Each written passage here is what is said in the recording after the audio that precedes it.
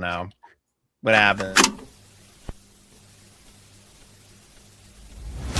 Global infrastructure is crumbling this evening as the Nintendo podcast continues its unprecedented rise. In cities across the globe, fans are rioting. The Pentagon has issued a statement describing the Nintendo podcast network as a pixel-based prophecy. Some say the rise was foretold, others say it's just a really good podcast. We're talking twisted nipples, milk, and a sock puppet who doesn't talk. It's dangerous to go alone. Watch this.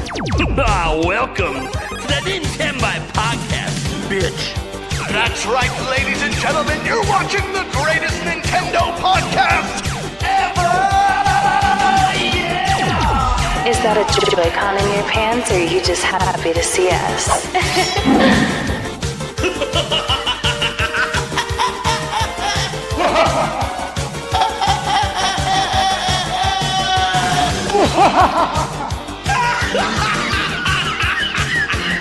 Shut up! Now feel the power. Everyone, do you feel that? Oh my god, I feel it! You feel it too, Gamer. What is it? It's the power of our podcast. I feel it! This is rad, Nintendo. So rad. Power.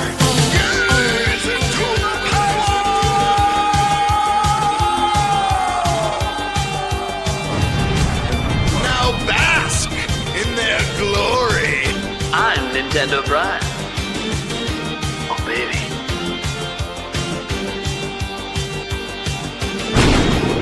I'm Thunderstash.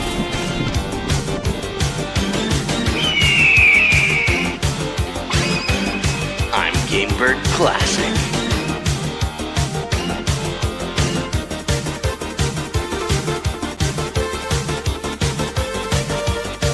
Nintendo rules. Let's rock.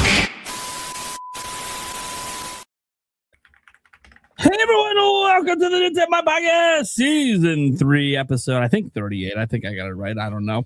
How you guys doing? Right. Welcome. We're going to have a killer show for you guys today. We got to talk about some Nintendo Direct business. Because, yeah, the leaks were true. The rumors were true. We have a Nintendo Direct tomorrow. So if you're listening to the audio version, it probably already happened. But, either way, that we're going to have a bonus episode, that means. So there will be a bonus episode tomorrow night as well. So, hey, if you're listening to this the day of the Direct, you can maybe you want to go back and listen to our Direct Bingo section to see how much we got right or just how awfully wrong all of us were on everything. And then we are going to be talking about Nintendo sales data because holy crap, we got some big updates there. Also, hey, are there any value in exclusive games? Seems to be a hot topic that was started by the Crimson Desert leaker himself, Kiwi Talks, friend of the channel, friend of the show. Looking forward to coming back on and to remind us that GTA 6 is never coming to Switch 2. And what other opinions does he have out there that make people mad? Pretty much everything. Metroid's a flop. That's a new one. So how are we doing, everyone? Welcome. Let's go around the room and introduce everyone. I was going to start with our guest, Paul Gale. Did you say introduce everyone? The hell? You cannot have a proper introduction without introducing Bayonetta first.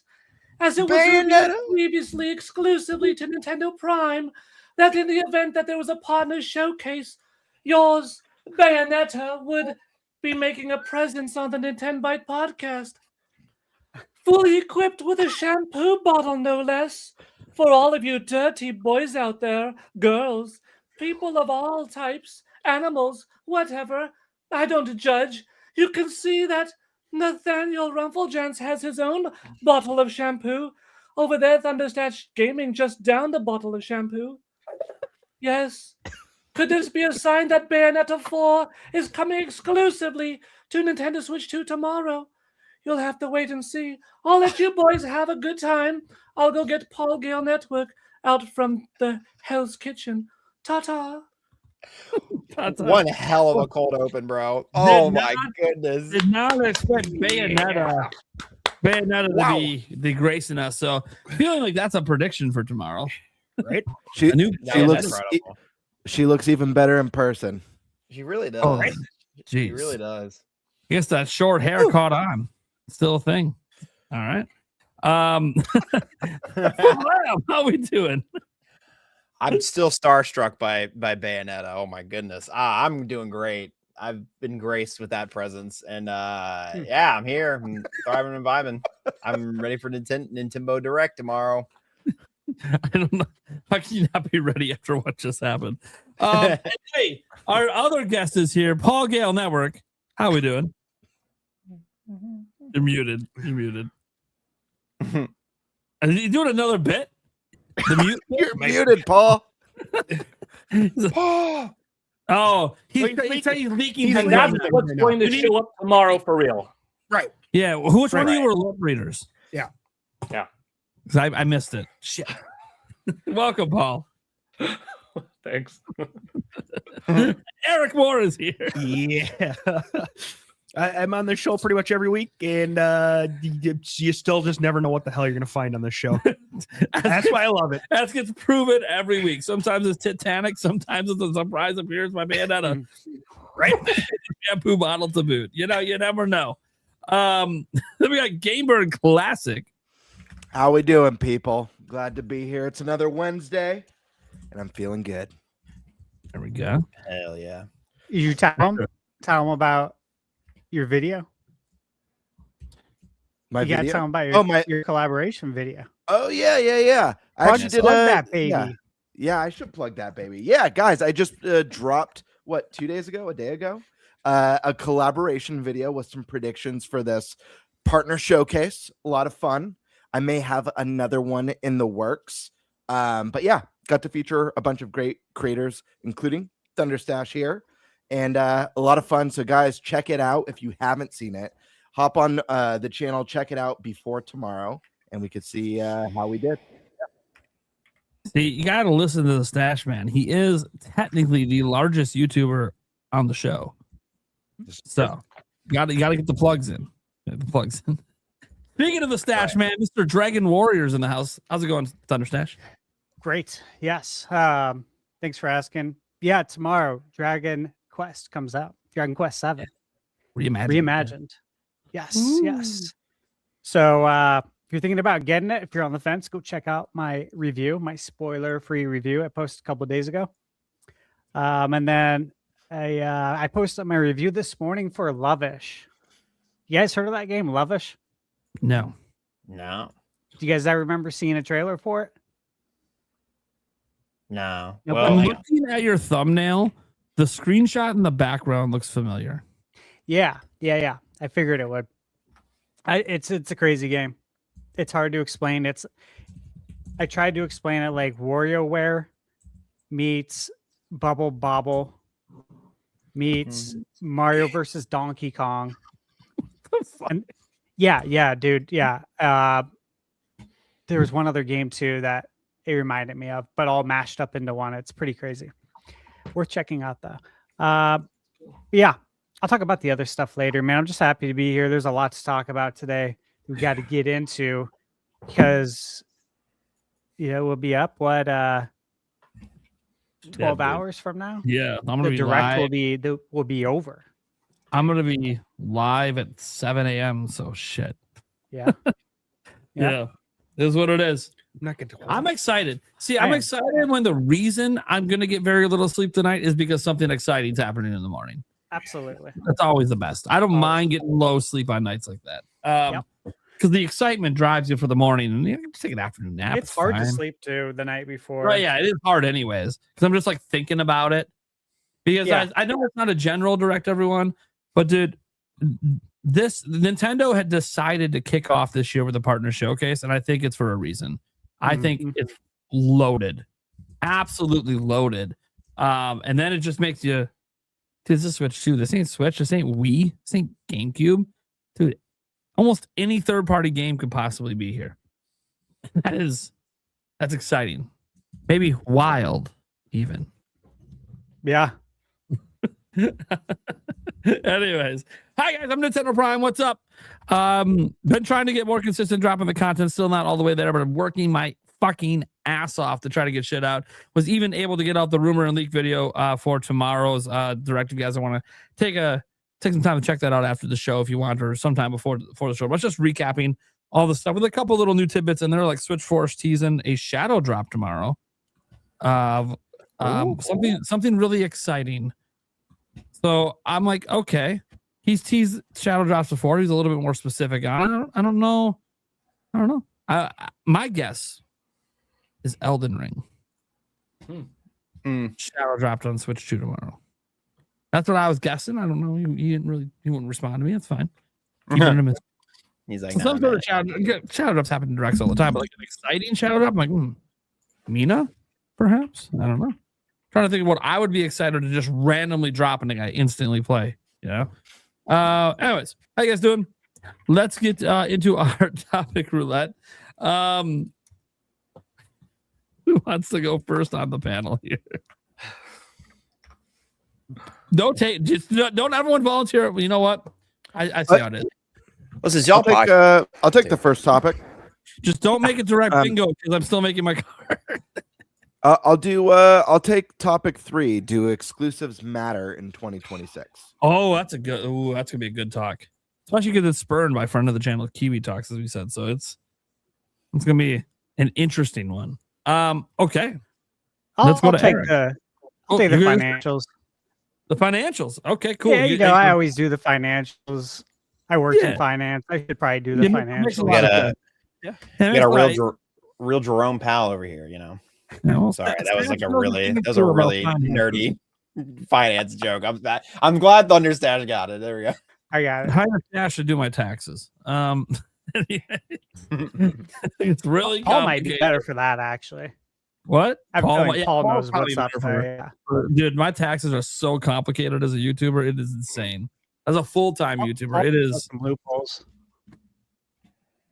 Yeah, like I was trying to get the 25,000 tip thing applied, and it doesn't because of the way YouTube pays you. It's a different form. They pay you as a royalty, which is stupid. John Ebo. Remember that's what he does for a living. Yeah, he does YouTube. So he'd probably be a good guy. Yeah. Anyways, I'm gonna be paying in. I think I underpaid my taxes last year. It is what it is. We'll see. There's a law that changed with what was it? What's the thing I'm waiting on? It has something to do with equipment purchases. That's not what it's called though. It's called assets or whatever. So when you buy equipment, it's considered an asset of the business. Well, the law has changed with it, so I can't actually add my asset purchases in yet. I'm hoping when I do that, it fixes how much money it's saying I owe. But we'll see. I don't need to owe any more money after all the medical bills I'm dealing with. So it is what it is. This is part of running your own business. Sometimes you screw up the taxes and you got to pay the tax man again, even though you're about to pay him again for quarterly taxes for this year. Anyways, all right, guys, enough bitching. Let's talk about video games, in particular exclusives. Because Eric, you're taking the last. I'll take the last topic actually. Birdman, sure, go. What are we talking about?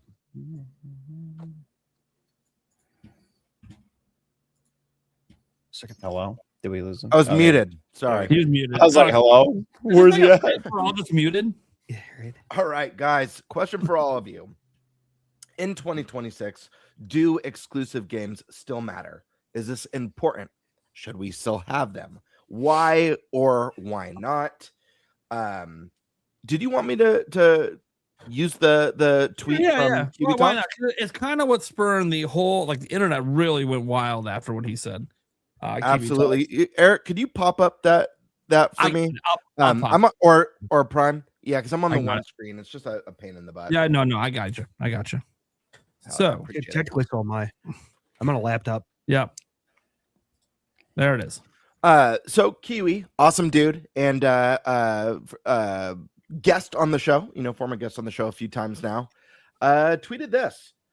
I've never liked the idea of exclusives. I think it's very anti-consumer, but I understand it from a corporate standpoint. Most of my inner circle only own a PS5, and they would love to play Zelda Breath of the Wild, but they're never going to leave PlayStation's ecosystem. Parentheses, Nintendo isn't very popular in New Zealand. It's a PlayStation/PC territory. And then he has a little Photoshop image of Breath of the Wild on PS5. So this begs the question for all of us today is, how do we feel about this? Not necessarily what like Kiwi's saying, but just exclusives in general. How do we feel about them today? Do we think they matter? Do we think we should still have them? We need them? Let's start with Paul. They absolutely matter. 100%. And I would say they matter even more now than they have ever possibly, because if Microsoft is starting to put their games, which were once exclusive to their brand, like Halo, Gears of War, Forza, Perfect Dark, for the little bit of time that it appeared on Xbox 360, on every platform, what is the reason that you want to get an Xbox? Okay. If PlayStation is putting their games eventually, like The Last of Us, Horizon, Spider-Man, and God of War on PC, available to play on Steam, do you have to buy a PlayStation right away, or can you wait? Here's Nintendo, who has such a big chest, Bayonetta size, of exclusive games that they have developed over the years. If those games aren't going anywhere, if Nintendo's getting the vast majority of third parties, comparable in quality, also being able to take it on the go, the vast majority of indie games, some of these Xbox games, how crazy would it be to get some of the PlayStation games? Yet they're the only ones to have their exclusive games held onto them. Fewer and fewer reasons exist to buy multiple consoles. More and more reasons exist to just buy a Nintendo. If that's going to be the system that plays the majority, in which everything is of a high quality and the exclusive appeal of Mario and Smash Bros., why get other stuff? You know, back in the day, if you didn't have the financial resources to get a Super Nintendo or Sega Genesis, you knew third parties were going to be shared between, but did you like Sonic more or Mario? Vector Man, Breath of Fire, Fire Emblem, well, maybe not Fire Emblem necessarily that far back, or The Legend of Zelda or Metroid. You know, going into, like, most people think of the last three, not as much as Super Nintendo, Sega Genesis anymore. You know, Nintendo, Xbox, Sony. Did you want God of War or Gears of War? Or did you value Luigi's Mansion? And then you have your third party spread across. I think exclusives absolutely matter. It's a little bit of a different conversation of third party exclusives made for companies like Street Fighter V, a well-established franchise that has been around from the get-go on everything ever since it passed Super Nintendo onto Sega Genesis. So there was that little time it was exclusive, you know.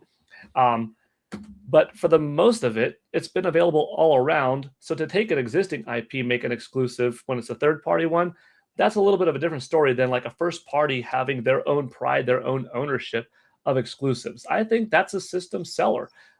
And like, I don't know if we're going to talk too much on the conversation of like, my friends would love to play Breath of the Wild, but will never leave the ecosystem. That's a little bit odd in my opinion. You could still be primarily a PlayStation gamer, but you could still go ahead and enjoy that other thing. Let's say you have an affinity for Nike shoes. You like Nike, you like the swoosh, but your favorite thing is Marvel, or your favorite thing is Zelda, and Reebok teams up with Mario or Zelda or Marvel. Are you not going to buy those Reebok shoes because you're a Nike guy? Or are you going to be like, I'm still buying the majority Nike, but I'm going to enjoy those Reebok shoes because I love Mario, I love X-Men, I love that Wolverine thing. Yeah, I'm going to get it. Like, you know, I don't really get that. And that's the best analogy that I come up with on the fly. Go ahead, do your trophies, do your achievements, do the ecosystem you like. But if there's something compelling on the other side, get the best of both worlds. It's not going to hurt anyone's feelings. You know, it's going to make you more varied if you have the financial budget. If not, well, then you've got to divvy it up. But that's where it comes back to exclusives. They do matter. That's what made you pick that platform in the first place. I don't know if that's too long of a talk, but that's all I've got.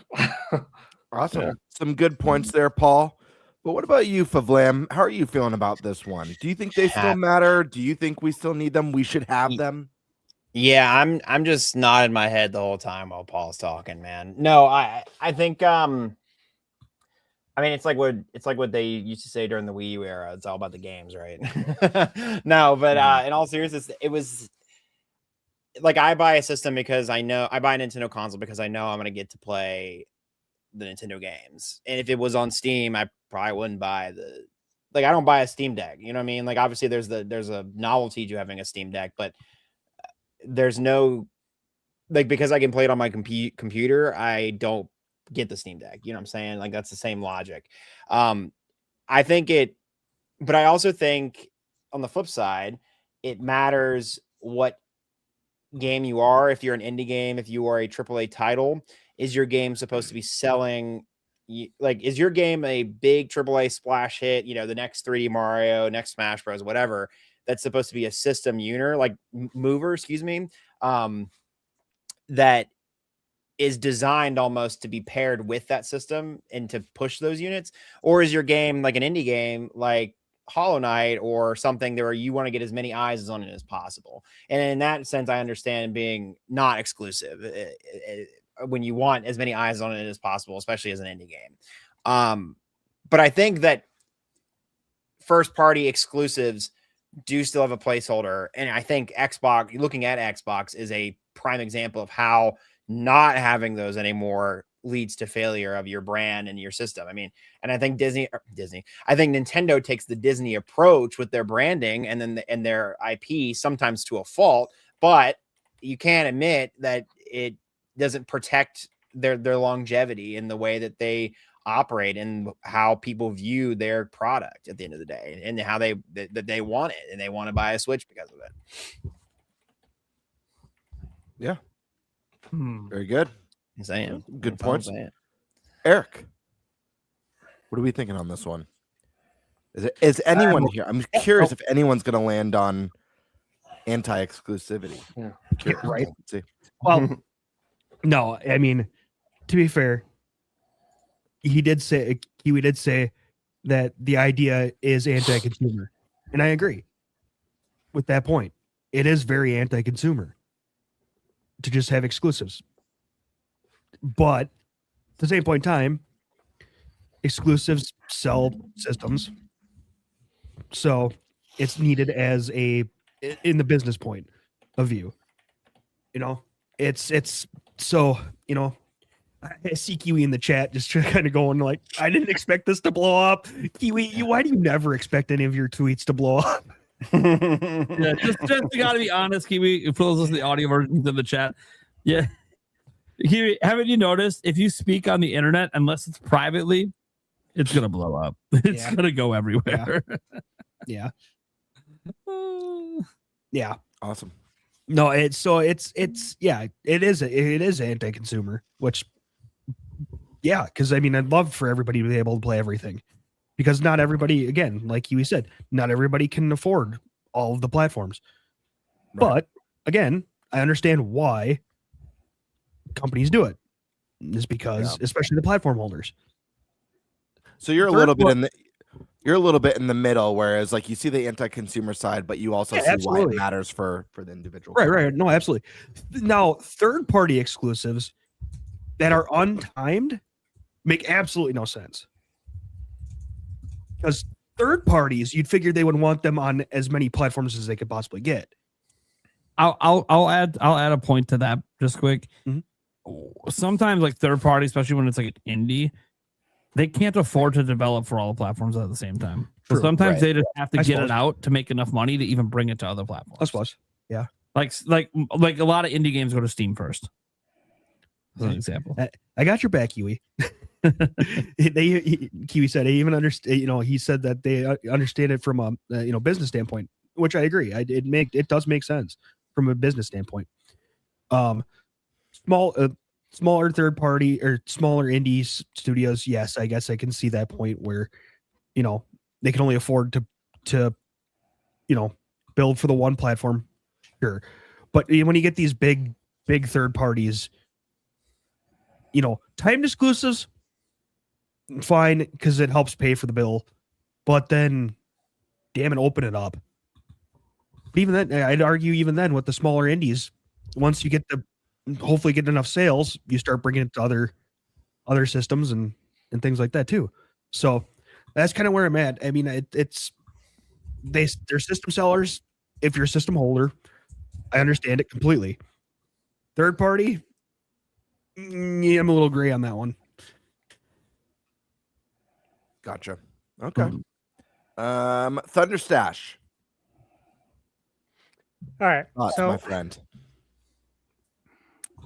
I think exclusives are not only good, but absolutely 100% necessary. I want to look at this kind of big picture, okay? There's a lot of different things we can look at. But let's take something that everyone has done before. And that would be fast food. Right? I was thinking the same thing. Every fast food place had the same exact menu. Right? McDonald's wouldn't have the Big Mac. Taco Bell wouldn't have tacos. Chick-fil-A wouldn't have their sauce. Stash. It's so funny you're talking about fast food because my first comment on this topic when it's my turn is a fast food analogy. It'll be different than yours, but I love that you're talking fast food. Thanks. Mind. You guys. I was thinking the same thing. Here's another one. Good. If exclusives didn't matter, Netflix, Disney, HBO Max, they'd all have the same shows.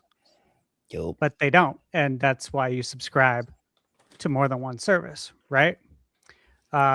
Here's another one. This one sounds ridiculous, but when you look at it in this frame, sports teams, right? If exclusive didn't matter, every sports team would have the same players. Why even compete? Why even play? To see Jordan. We just going to go shoot around? I'd love to see shots? Jordan. Dude, I'd love to see Michael Jordan versus Michael Jordan. That'd be sick. Yeah. That would be sick.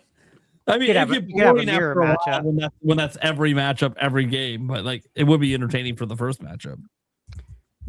Yeah, I mean, just you can go down the line, right? Cars, Tesla, they obviously electric, Toyota, reliability, Porsche, performance. They all do different things. If they didn't, it would be pretty lame, right?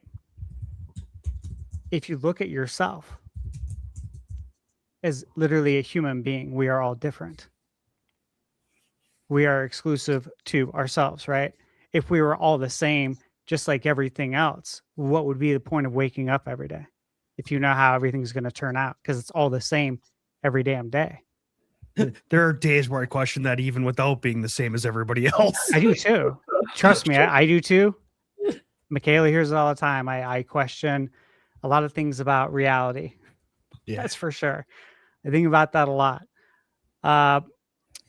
Another one, right? Stores. If every store carried the same product, you just shop wherever is cheapest. But obviously stores develop, like their name brands, their house brands, and those exclusive products stand out. Look at when you pre-order stuff. Over the years, guys, all the games we've pre-ordered, when someone has a good pre-order bonus, that's where you go, right? Oh, they got the Steelbook. It's the same price. I'm going to go there. It's exclusive to Best Buy. It's exclusive to GameStop. It's the same price. Might as well pre-order over there. I'm going to get a Steelbook. Again, you could talk about it for days. It's very important, in my opinion, in the video game space. Now, I think there's levels to this though, because when you look at third-party exclusives, I think that's when this becomes more debatable, right? Because exclusives from a first-party standpoint will always make sense to me. Like being able to only play Nintendo games on Nintendo will always make sense, unless you tap out, like Xbox or Sega. Yeah, they tapped out. They raised the flag and they said, "All right, man, like we're done doing this. We're gonna go third party. We can make more money this way. will be As they happier release this another way. console next year, according to AMD. So, this stuff, those things happen. And obviously, the lines are going to get blurred more because we've already had like the Lego Horizon, that Patapon on Switch, which of course are Sony brands. We're going to get more Microsoft games. We're going to get more Sony games. Nintendo's the only one who doesn't do this. But Nintendo's always been this way. They've always been super clear about how they build their hardware. I mean, Paul, like the N64 era, Miyamoto had talked in depth in the lead up to the 64 about how the creation of the controller was tied to the development of Mario 64. Yeah. The joystick and the fact that you can just tilt it forward just a little and then Mario will walk slow. It was things like that he went into detail about in interviews back in the day. So it's always going to make sense from that standpoint. But again, if you look at the entire big picture of the world, everything, theme parks, why would you go to Universal? If you could go to Disney and you could see Nintendo there, why would you go to Universal? Well, because Universal has other things you want to see, right? It's really important. It's about competing. It's about running a business. Otherwise, again, everything's just, it's the same. So that's where I'm at on that.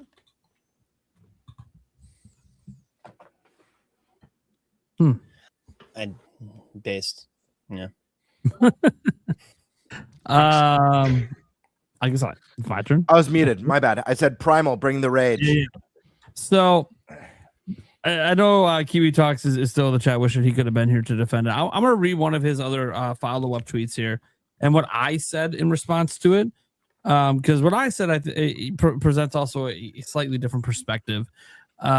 So what Reese said in response to, I think it was Player Essence, who basically was saying exclusives, sell consoles and drive competition, right? Which is kind of like what some of you guys were bringing up.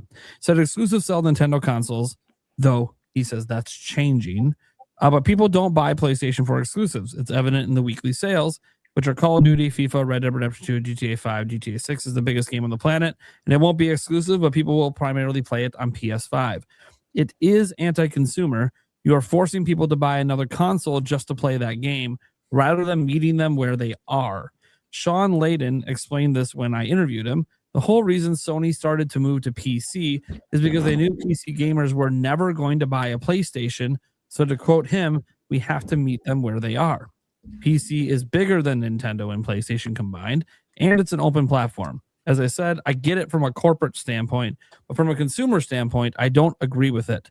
I would rather people be able to play everything on every platform in a perfect world, but it is what it is. Now, obviously, his point was about anti-consumerism, and maybe not needing exclusives to keep platforms relevant, as PlayStation has kind of proven. PlayStation can basically never release God of War, never release Uncharted, never release any other games, and probably still sell like gangbusters off the back of third-party games.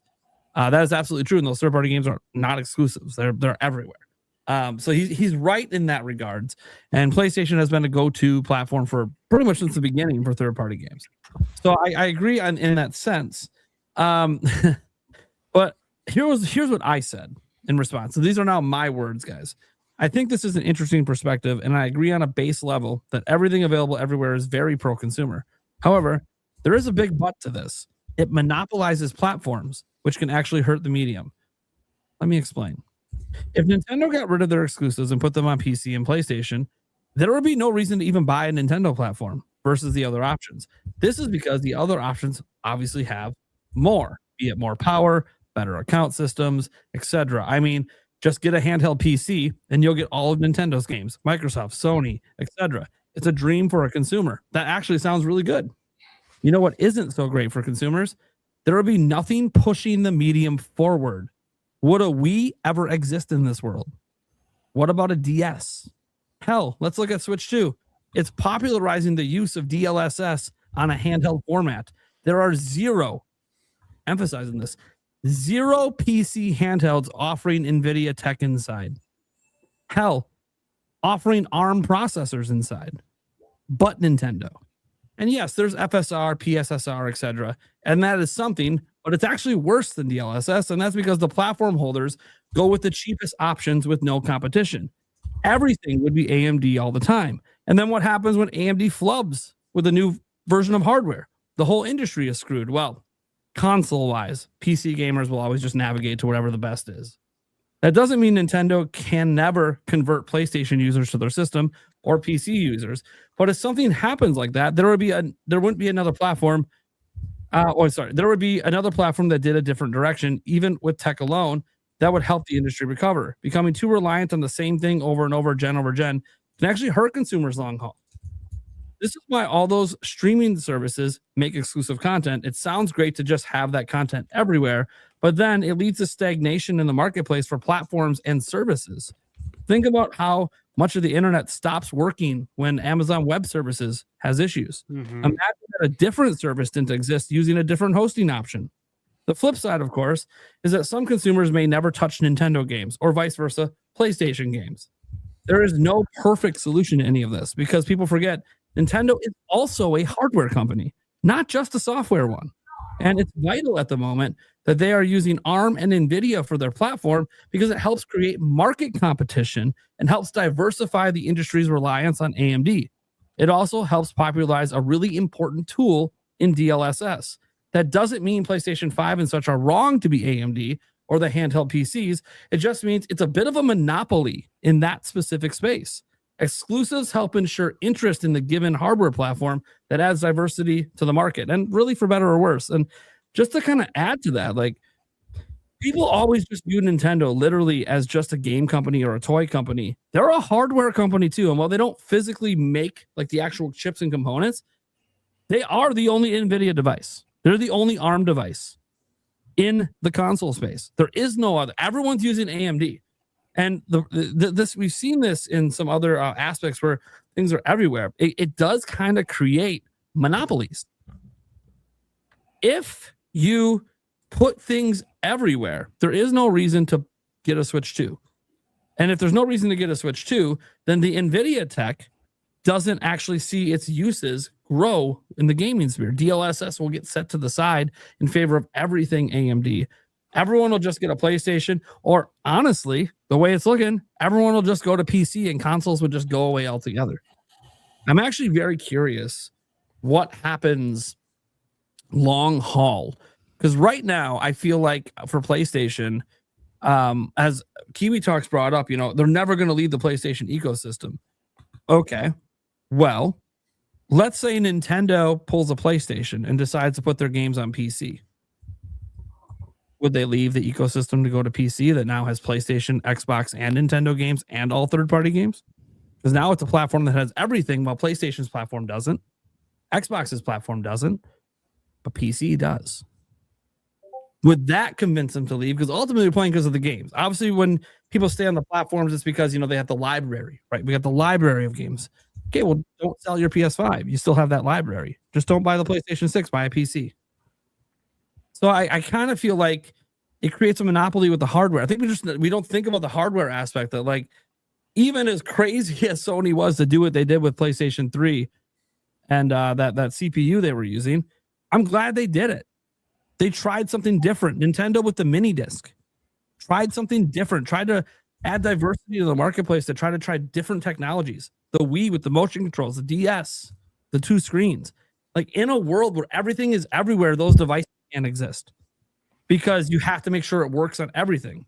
A Wii game like Wii Sports was not going to work on a PlayStation 3 at launch. They did not have motion controls. Wasn't even a thing. So Wii Sports couldn't even exist. So it's one of these things where I feel like it's not just, it is anti-consumer in that you should go to where the consumers are.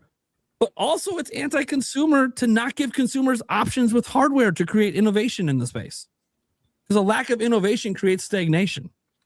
And I don't want that to be the case. Like, and that's actually one of the things people criticize about Switch 2 is, it's just another Switch. People don't feel like it innovated or anything. And it pretty much did. It's just a more powerful Switch.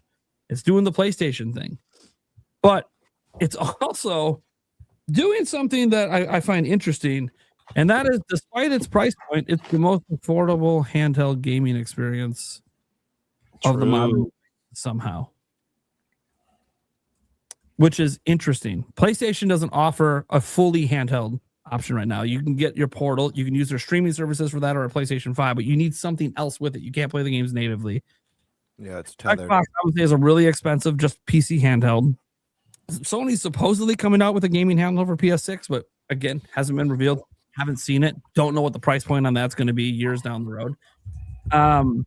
So like, market competition matters, because in a world where everyone just kind of leaves Nintendo because the account systems are better everywhere else and the games look better everywhere else, where's your affordable platform? There's no competition for it because everyone's PlayStation or PC. That's what would happen. Xbox has already gone the way of the dodo bird. Nintendo exclusive leave Nintendo. There's no hardware competition. It's just PlayStation and PC, and that's it. That's literally it. And I don't even know if PlayStation would survive if they're still putting all their stuff on, if they start putting all their stuff on PC day one. Because even PlayStation, like Sean Layden with his quote, hey, we got to go where the gamers are. Most of PlayStation's games don't go to PC day one. They still put them on PlayStation first. Most of them. And then go to PC later. They still see the value in timed exclusivity to help add value to their hardware, despite the fact that third-party games are primarily why people buy a PlayStation. They still see an inherent value in, hey, timed exclusivity before we go to PC. So I think it's a really interesting conversation because it's a tough one to have. Like, from a business side, obviously exclusives make tons of sense business-wise. But from the consumer side, well, it sounds good to just have everything everywhere. It actually leads to less hardware options and less innovation. So I don't necessarily think that is a good thing for consumers. So anti-consumer, but the other way around can actually kind of be anti-consumer as well, in the sense that consumers would never get fresh hardware experiences or hardware competition. It would just not exist. So that's kind of my take on it. Like, I get it, but then also I don't think about just the software. We got to think about that hardware, man. It really matters. Like, there's going to be an innovative piece of tech coming in the future sometime that's going to change things. And it's only someone's got to take that risk. Nintendo's usually the one that takes that risk, but even Sony with the DualSense, doing some crazy things with that and how it feels in the hand. Now, that hasn't caught on and gotten popular all over the industry, but imagine that when you're playing Astrobot, you don't have that controller that does that, because now everyone plays on PC and Sony didn't have a reason to make that controller. So like, I just kind of feel like, and I'm a PC gamer. I love PC gaming, and I get that PC can do everything. It can, but if it's not a standard, people don't develop for it consistently. You can use a Wii mode on PC. No one's making Wii games for PC. All right. Well, I think that's what you like to think. I got Strikers on my PC right now. Sorry. I said making Wii games. I know. I'm just being a jackass. I think you guys made a lot of great points. I do want to say, I don't, like, me personally, I don't think there's anything, like, I don't think Kiwi said anything wrong in his tweet at all. Like, anything wrong. He literally says that he personally doesn't like the idea of exclusives, but he gets it from a corporate standpoint, which I think most of you, if not all of you, defended kind of the corporate logic of having exclusives. Yeah, if you're Nintendo, so it makes total sense. Yeah. So I think Kiwi is pretty on with. He never actually asked the question on whether or not they matter. No, absolutely. So that is also something that we're spinning off. Yeah, I want right. Yeah, and I was going to get to that. I just want to make a point that Kiwi didn't say anything wrong or anything bad at all. And like, I think really makes sense. And a topic was created, a discussion was created, because obviously in the comments, there's been a little bit of a back and forth about how Kiwi feels. But I got to say, like, I'm reading his statement a few times now. There's nothing incorrect. It's like 100% true statement. He doesn't like the idea of it, but it makes sense to him from a corporate standpoint. 100% true. Yeah, and I want to be clear, this topic's not the pile on Kiwi. It was just to start a conversation. Yeah. It was not meant to be like, go after him. kind of thing. I just wanted to make that point before I dive into my thoughts, and I also understand from like the consumer friendly side. I agree. I mean, I think having the least barrier of entry possible is the most pro consumer. And I was going to jokingly ask at the start. Stash already had a fast food analogy, but I was going to jokingly ask. I mean, should the Chum Bucket be allowed to sell Krabby Patties? Should it? But jokes aside, listen, I personally think exclusives are good. I think it's good for competition, and I know this isn't everyone, but I'm just speaking for myself. I love being a multi-console owner. Like, I love it. I fully understand that that's not feasible. I loved growing up owning Nintendo and Sega stuff. I didn't wish it was just one. And I love having Nintendo, Sony, and Xbox consoles. I love having it. I get it's not feasible. And yeah, there were times growing up where I couldn't afford to have 2 different consoles or 3 consoles. And I chose the one that appealed to me, and then I'd put money aside and save so I can afford the other one. But I don't know. I also really hate the idea of any console platform going away. I was devastated when Sega left the hardware industry after Dreamcast failed. That was rough for me. I grew up with Sega Genesis, and not as much with Saturn, but definitely with the Dreamcast, and those are very special memories. I love how Sega was doing things that were so wildly different than Nintendo was doing. So that was very sad. And I'm going to be sad when Xbox goes away, because that's what, even though Xbox, like, I never owned the original Xbox. I wasn't interested. I didn't get it. Like, just like the Western console, I was like, I don't get this. I don't get the appeal. Xbox 360, I owned for a little while, and then I traded to a friend for something else. I forget, probably like a retro console. I got the Red Ring of Death. Right, there you go.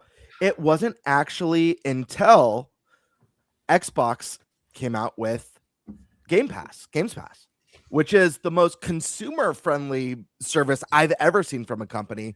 But I think ultimately that's kind of fast-tracked a little bit of Microsoft's demise, especially after like some of their insane acquisitions that they made. So yeah, like, even though I've never been the biggest Xbox fan, it's still going to be sad to see that go. And if anything, I wish there was a fourth. Like, I wish Sega came back and there's the console war of 4 consoles. That would be epic to me. But as far as third-party stuff goes, I'm 100%. I think third parties should just be on every platform. I think third-party exclusivity is dumb. I think the first-party stuff makes sense. That's part of your brand identity. Nintendo should have its Marios and Zeldas and Pokemon's exclusive to Nintendo. Sony should have its God of Wars and well, I would have said Crash Bandicoots, but you get what I'm saying. Microsoft should have its Halos and stuff exclusive as part of their brand identity. I'm not a big fan of the timed exclusives, third party. I know you guys gave a little grace to that. I actually hate. Listen, it's one thing if it's for purpose of in a small indie company that can't really afford to make and publish the game, and they need to cut a deal. But when you see big games like, I don't know, Bungie's Destiny strike a timed exclusivity deal with PlayStation that has content that's exclusive to PlayStation, and it doesn't come out to the other consoles for a year or 2 years later, I think that's lame and completely unnecessary and bad for the industry. I don't like it. Prime. I'm still going, but yeah. I agree that I personally don't like it, but I will say, having talked to game devs, a lot of it is to offset the risk of how expensive those AAA games are to make. Yeah, but this is like in the example of Destiny, it's a games of service that's super extremely high risk. Wouldn't it make the most sense to have a game like that on the most amount of platforms as possible to have the strongest player base out the gate? But having a company cut you a check lowers the risk of the development of the game. I guess so. Out of your pocket, because they went independent at that time, so it literally cut the risk of that company. Well, I'm almost positive that Destiny 1 had some sort of timed exclusivity. It did. It was some sort of exclusive Yeah. content. Or something. And But they were it- owned by Activision. Yeah. I'm just saying, like when you see stuff like that, I think I don't like. personally I wanna think be- that's just like a Sony thing, you know, where they just swooped in and wanted early rights, which is whatever. Sure. You know, they're entitled to do that. And Yeah, but Destiny, and that they could have said no. It's just it does lower the let's say it's a $300 million game, very high risk to be in a service place with a $300 million game. If Sony cuts you a check for 80 million, that just cut off 80 million of your risk. sure, but if you release it on multiple platforms, I look at it as goodwill to the gamers. There's a lot of people were upset when a decision like that happened. Oh, sure. And we're like, Sure. well, screw Destiny. I'm not playing it even when it comes. I don't know. Or maybe the game's dead by that point, you know? And then they're shutting down servers. Did they launch it Yeah, on like- PC and PS5 at the time? No, not the first one. For sure not the first one. Because I remember it was a big deal when Trying to Destiny remember. came to PC. So Destiny 1 launched on everything right away. It was just some Okay, so it's exclusive Destiny content. 2 then. It was like some exclusive content that PlayStation Okay, paid exclusive for. content. And that helps lower the risk because you're getting a paycheck that you might not make up for by selling it on all platforms. Sure. Either way, I hate with big AAA games where they do the timed exclusivity. I just personally don't like it. I think it's unnecessary. Doesn't matter who it is. Whether it's Nintendo doing it, Sony, Microsoft, whoever. Keep your first party stuff exclusive to your system. Third party should be everywhere. It should be as accessible to everyone as possible. Now, what about and then- something like Bayonetta 2? Bayonetta 2 is a special example because that game only exists because Nintendo published it. That's a special that's a special exception. The game wouldn't exist otherwise. If an IP is going to die because the original IP owner is not willing to pay for a new game, at that point, if it happens to be a platform holder that swooped in, then it is what it is. Like Sega owns the IP, guys. They're just not willing to. It doesn't sell well enough for them to keep funding it. So they obviously Nintendo and Sega talked like, hey, we'll fund it. It's just got to be only on our system. Right. Okay. Well, if you're fully paying for the game to be made, then Yeah. So that's a little. There's always exceptions, guys. Obviously, special Always, cases. yeah. You got to look at everything is gray. Like Destiny would have life- existed with or without the cut check. It's not all black and white. But ultimately, at the end of the day, another point that I wanted to make, and Stash actually, I didn't think anyone was going to mention this, and Stash kind of touched on it. But in the case of Nintendo with their first parties, there's a history of Nintendo games being designed based off of a new unique feature of the hardware, of brand new hardware. And he used a great example with Mario 64. I'll use another one. Who here in this podcast tonight is a fan of Nintendo Land? Me, Sure. it's me. Yeah. He It's did that for me, Chad. He said that one for me. It's the perfect Lamb game. I can tell you that right now. He said that one for me. Short attention fan, Nintendo Land. Or Wii Sports. Like these are games that exist because of the hardware there, or Ring Fit. You know, Nintendo Land is so good. Oh my god. Yes. We're thank never you. gonna get it back, but I love it so much. Well, you know what, Bird? Every Wii game, every DS game can literally only exist on that hardware. Yeah. And I understand that like not every company does that. But I do think that exclusivity with Nintendo games does inspire some of the innovation and craftiness of the company, you know? I'm trying to picture like Labo getting released on, regardless of what you think of them selling cardboard to people, what Labo looks like on Microsoft or Sony. What does that even look like? Doesn't get You know? greenlit. Right. So Never comes out. I don't know. No innovation. At the end of the day, like my last point that I wanted to make on this, and this is something I've kind of touched on when it comes to like the digital versus physical, is that this could be something where maybe it's just like I'm a relic of a dying breed, just like the physical media versus digital. You know, I grew up in the Nintendo and Sega days, and you know, Xbox entering the fray, and it was always so fun. Obviously, the modern console shit is super lame. It's like the lamest stuff. It's not like it was in the 90s where it was like really fun on the schoolyard and like playfully trash talking about it and the fun commercials that the companies would do against each other. It's changed a lot. So maybe I'm just a relic of that past. I'm a dinosaur. I don't know, but yeah, I don't know. Ultimately, I love the options. Am I the only one? How do you guys feel about being, if you are multi-console owners? I know Stash is at the very least. Do you guys like being multi-console owners? Because I've always really loved it. Yeah, love it. It's fun. More things to look forward to. Yeah.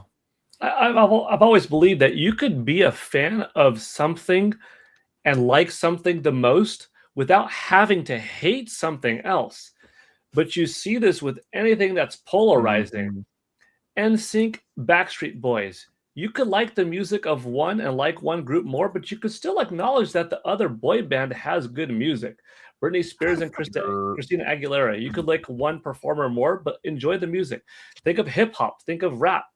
You could like one artist the most and enjoy multiple songs. You could prefer one cheeseburger at one type of restaurant and like a lot of different cheeseburgers. We can have multiple cakes, guys. We can have multiple cakes. Do you have to hate DC because you like Marvel or vice versa? Or hate Star Trek because you like Star Wars more? You could enjoy everything and you could just say, this is my favorite, but everything is like pretty cool, you know? But it gets into tribalism. It gets into, a lot of it gets into, I think, if my team that I invested my money in is losing, I'm going to hate the other one more, you know? When you could have just said from the beginning, I like all of it, but I like this one the most. But a lot of folks don't work that way, you know? It makes people feel lesser than if you're... We have a lot of... lost. There's a lot of tribalism, Paul. There's a lot of it. I mean, I've seen that exactly what you're talking about. Like I've known people, I'm not going to name any names. Yeah. You really mean, but I know someone, and this one kills me the most as a major Lord of the Rings fan. I like someone who's refusing to watch the Lord of the Rings trilogy because they love Harry Potter. Like, dude, you're killing me. Insane thing. Insane. You're like, it's literally the greatest trilogy. Full stop. Yeah. Anyways.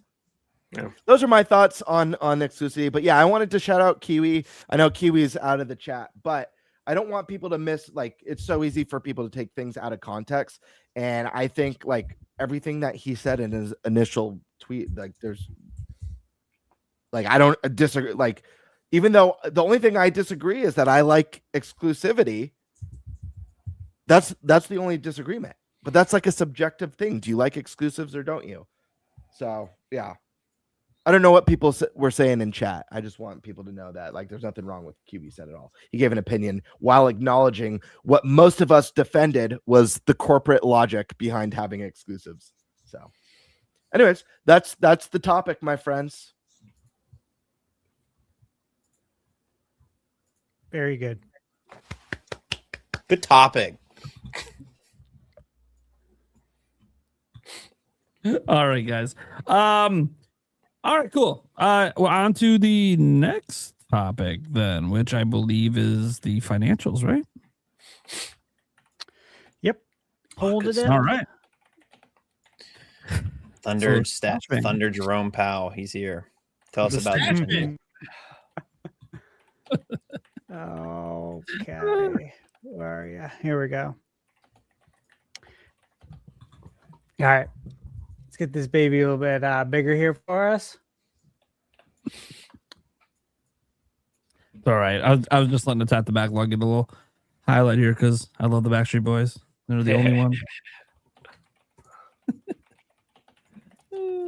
Anyways, all right, guys. So obviously we're going over Nintendo's financials because they dropped them for the holiday season for Switch 2.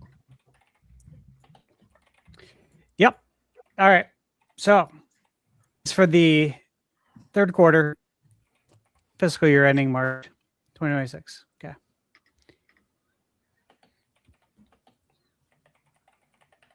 All right. Now, look, guys, I've went over these numbers a lot on this podcast. There's going to be some stuff that is not super interesting, okay?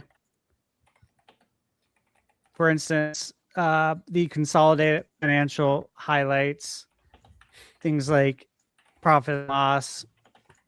Probably not super interesting. We probably want to get into the actual nitty gritty of some of these things. The only interesting part on that last slide was Nintendo's profit ratio dropping like 10%, which is to be expected because they launched a new platform that is not as profitable as the old platform. Mm-hmm. Marketing costs would have up dramatically as well. All pretty obvious stuff if you think about it. You can see here as well net sales, dedicated video game platform, IP related income. And again, this is for last year's comparison, same time frame. Net sales, obviously, they went up 99.3%. Dedicated video game platform went from 895 to 1851 billion yen, 106% increase. And then IP related income is down 10%. Obviously, with the Mario movie coming out, something like that is going to skyrocket. But that won't be this next quarter. It'll be the quarter after. It'll be the new fiscal. But yeah, on the next one, and just like next year when Zelda comes out, the movie IP related income will shoot up again. So a lot of this is very predictable. Here we go. The fun part is seeing, this is where we get to finally find out how many units the game sold, right?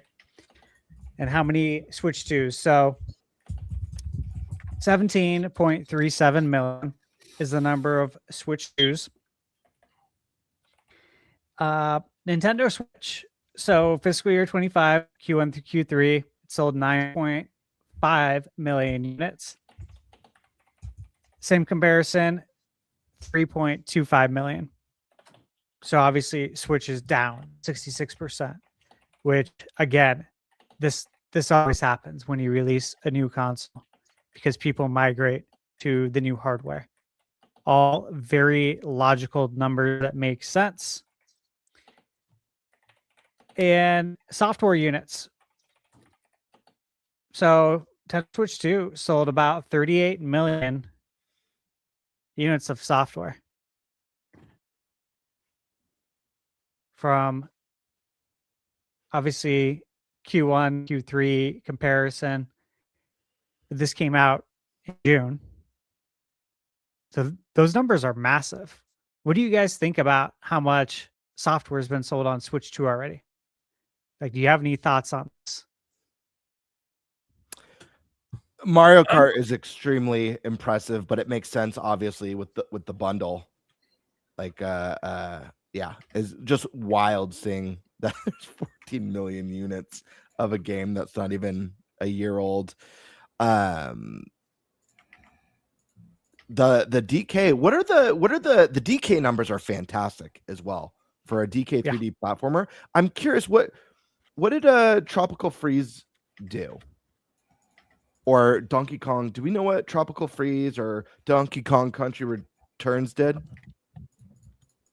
You know, those numbers might be in here, so I might be able to actually look at them in a little bit. We might come up on them. I'd love to see that comparison. I mean, I see like over 4 million in such a short period for like 4.62 total for Tropical Freeze on Nintendo Switch. That is wild. So this is gonna pass that. Yeah, easily. And obviously it came out in July, so it wasn't a launch title. I mean, do you think that this game, I'm so curious, do you guys think this game is going to be evergreen? Like, does this hit 8 million? Do the numbers double in a year as more Switch 2s, you know, as that number doubles? Yeah. I think it'll sell pretty well on pace with Nintendo Switch 2s. Yeah. It'll never fully leave, like, well, I shouldn't say never, but I don't think it'll ever, well, for a while, it won't leave, like, for instance, the Japanese top 30 Famitsu chart, where if it's not in the top 10, I think it's going to be in the top 30 for a while. And you wonder, well, okay, what if it's selling like 10,000 a week? Is that anything? That's 40,000 a month. Oh, all of a sudden that becomes a few 100,000 a year in one territory, multiplied by multiple territories. 1.5 million a year for multiple years down the road. I think that's what you're looking at. Like, I wouldn't be surprised if this is eventually a 7 million seller. I want it to get to 5, one step at a time. But Yeah, one step at a get time. to 7. But if this doubled its sales, just lifetime, doubled what it is right now, I think that's remarkable for. I think it sets up a really good future for DK to have. You know, I talk about on my channel the 2-pillar strategy. We get it with Mario. You got your 2D Marios, your 3D Marios. You get it with Zelda. You got your isometric top-down Zeldas, your big open world 3D Zeldas. Are we going to get with DK? Is 3D? Is it going to be like the Mario thing now, where it's like we got the 3D one, maybe in a few years or a couple years we get the next 2D Donkey Kong, and then 3-4 years after that we get the next big 3D, and then we have this nice rotation. So I don't know. This is exciting stuff. I really loved Bonanza. And I think this bodes well, for 3D Donkey Kong's future. Yeah. Bert, I do think that happens. Obviously, we've talked about that. You and I we have on the podcast. I think you continue to get 2D as well. There's no reason to abandon that. Maybe it's a different developer. Maybe it stays with retro. Either way, I think you continue to get it because you're leaving money on the table. A lot of money if you don't do a 2D Donkey Kong. Yeah, I think this definitely hits double digits. I would expect that, especially with the Mario movie. It's going to get a boost there. It's going to get a boost when the DK movie comes out. There's a lot of boosters planned in here. Can you imagine Nintendo could bundle it if they have Kid Pauline in the movie? Good. That would be I insane. think everything's made to work together. Yeah. Like, so much of their IP is made to cross-pollinate, just like we've talked about. Just like I brought up with Mario Kart. It's literally, I expect to be the driver. A lot of Nintendo's other IPs to cross-promote, which is why, again, it's got 14 million units already. Massive. You know what's Any other interesting points? to me? I want to say one more thing. It's slightly on topic, slightly off topic, but it's just something interesting to me is that I feel like Donkey Kong could have actually done better than this if they had developed the DLC, like the extra content differently. If they had kept like the core game mechanic, but brought you back to, your island. Instead, they did that roguelike timed collectathon.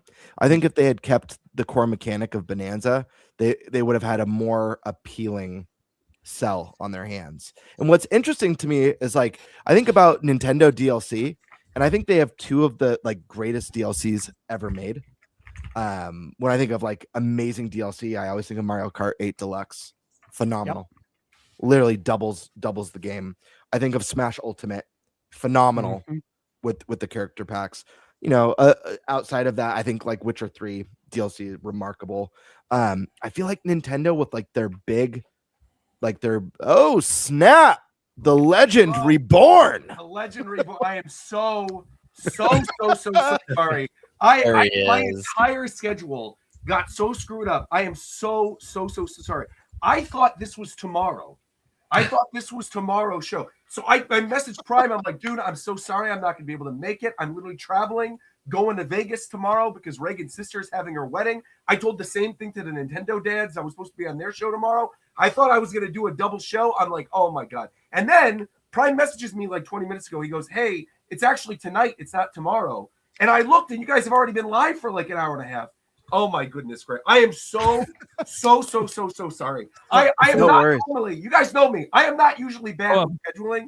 For a moment, we were joking behind the scenes. We were never going to mention your name at all. It has not been mentioned. Thumbnail, there's a topic in the title that's only for you, and we're just like, hey, you know what, guys? I am known as a clickbaiter. The ultimate clickbait was saying Roger.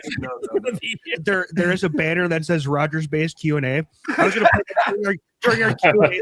Just have that as the list for the show. No, I sincerely apologize. I feel so bad. I've made my title Mismanaging Sickly Boy because that is what I am. I literally was at I was at the Nintendo New York event, obviously. That was like apparently the worst kept secret in the world. So I was at that, and then came back from that. So I was in Chicago for Frosty Faustings, flew out of Chicago to New York for the event for one day, then flew back to Chicago, recorded my preview video, went to bed, and then 3 hours later the embargo lifted.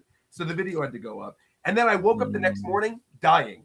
I was like so unbelievably sick. I was sore, coughing, like just sickly, the works. I was so bad. So I slept the entire day. And then this morning, poor Reagan, she went to go to work. She came back from work. She's feeling atrociously sick now too. We have to drive to Vegas literally tomorrow, right after the direct in the morning. I'm like, how are we going to manage this? It's rough. Anyway, I'm sorry to take up so much of your time. I'm sorry to have messed everything up, but I'm here. I named myself Rogers Late instead of Rogers Base. Oh, yeah. I hope you've all had a lovely show.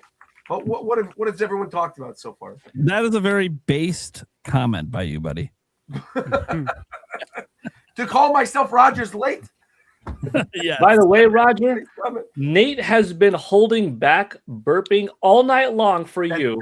Nice. The poor man is about to burst. That's good. You know what? I will say, because of the fact that I am so late, because of the fact that I messed stuff up, I give you full opportunity to burp right in my face during this episode. Normally, I go right ahead, man. Normally, I would be like, how dare you, I'll never come on this again. You hear that? I apologize. We better hit the streak to chug the beer. That's all I'm gonna say. Oh my goodness. All right, but I'm here. I don't know how long it can stay, but I'm here at least. So hello and welcome. All right. Back to the financials. Yeah, oh, okay. Financials. That's what we're on. Okay, perfect.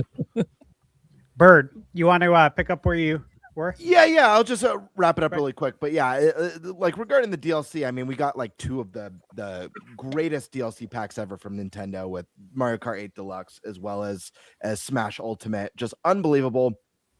I do feel like if I wish they'd go as all in on like their big IP like Mario, Zelda, and Donkey Kong in this example, because I think having that core mechanic that Bonanza was built on and being able to be in the original island, would have been so cool. I think it would have been a lot more appealing of a sell. Just like I feel like, with Breath of the Wild when they did all the DLC, I feel like a little bit more story DLC with like proper dungeons, or Mario Odyssey, adding a new land, a new world to that would have been really cool. But really happy to see DK crush 4 million. I hope to see that number double, and I really hope that 2-pillar strategy of consistent every few years we get a 2D DK followed by a 3D 2D, just like how they do with Mario. I would really like to see that. I think it would be really great for the gamers. I think it would be great for the series as well.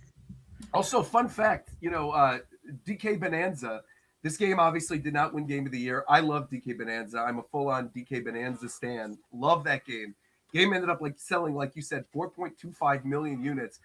I think by the time these financials ended, this was through the end of Q1, right? So there's 3 months that are unaccounted for sales, right? On this financial, after the holiday, it would be right December 31st. Yeah, right. So what's kind of interesting is that by this time with Donkey Kong Bonanza, if you look at the sales trend, it is apparently on track right now to have already sold as much as Splatoon on the Wii U, which was one of the top 5 best games on the entire system. So not only did Switch 2 completely obliterate Wii U in terms of hardware sales in the first, 6 months or something, but also the defining game of the Wii U era being Splatoon, Donkey Kong Bonanza's managed to outsell already. It's wild. Crazy. And another little fun fact, because I'm an Nintendo and I want to bring this up. Just wanted to bring up that in the 6 months it's been on the market, Donkey Kong Bonanza has sold double of Astrobot. That's all I'm saying. I'm very happy. Yeah, that's bananas. Yeah, bananas indeed. Yeah, obviously great points. And again, Roger was at the Switch 2 experience. I was there, got to talk to Roger there. And I know I made a video on DK, and everyone in my comments was talking trash about the game. There's a few people who liked it, but a lot of people were talking trash. And I said in my video, this is going to be a Game of the Year candidate. Yep. It's not going to win it, but it's going to be a Game of the Year candidate. Mark my words. And here it is, 4.25. Exactly. Beautiful. Also, so Pokemon. Legends there sold 12.3 million combined. And again, that came out October 16th. So we're looking October 16th to 12/31. That's also extremely impressive. 2.5 months. Especially for the amount of people that are like, oh, Pokemon's dying. Pokemon, at the end of the day, people are still buying the Legends games. People are still buying the Pokemon games, And Pokemon only dies if we die. Yeah. To be fair, I think Pikachu outlives all of us. Every single person on this call, I think, will be outlived by Pikachu. I think so. That's a very painful to hear, but it's most true. likely true. Yeah, definitely. And Pokemon Legends Arceus, it's at 14.83 million. Now, the last time they updated it was March 31st of 2023, so it's probably north of 15, maybe 15 and a half. But this is tracking faster, so that's also good for people. This bodes well for the future of the Legends series and Pokemon in general, especially as we're building up a base for the eventual Gen 10. Yeah, I mean, listen, for a game with like a $13 million budget, these are really great numbers. If you're running Game Freak right now, you're pretty. That boardroom is pretty happy, as well as the shareholders. But yeah, this one's fascinating because when we were seeing a lot of Pokemon Legends ZA. Oh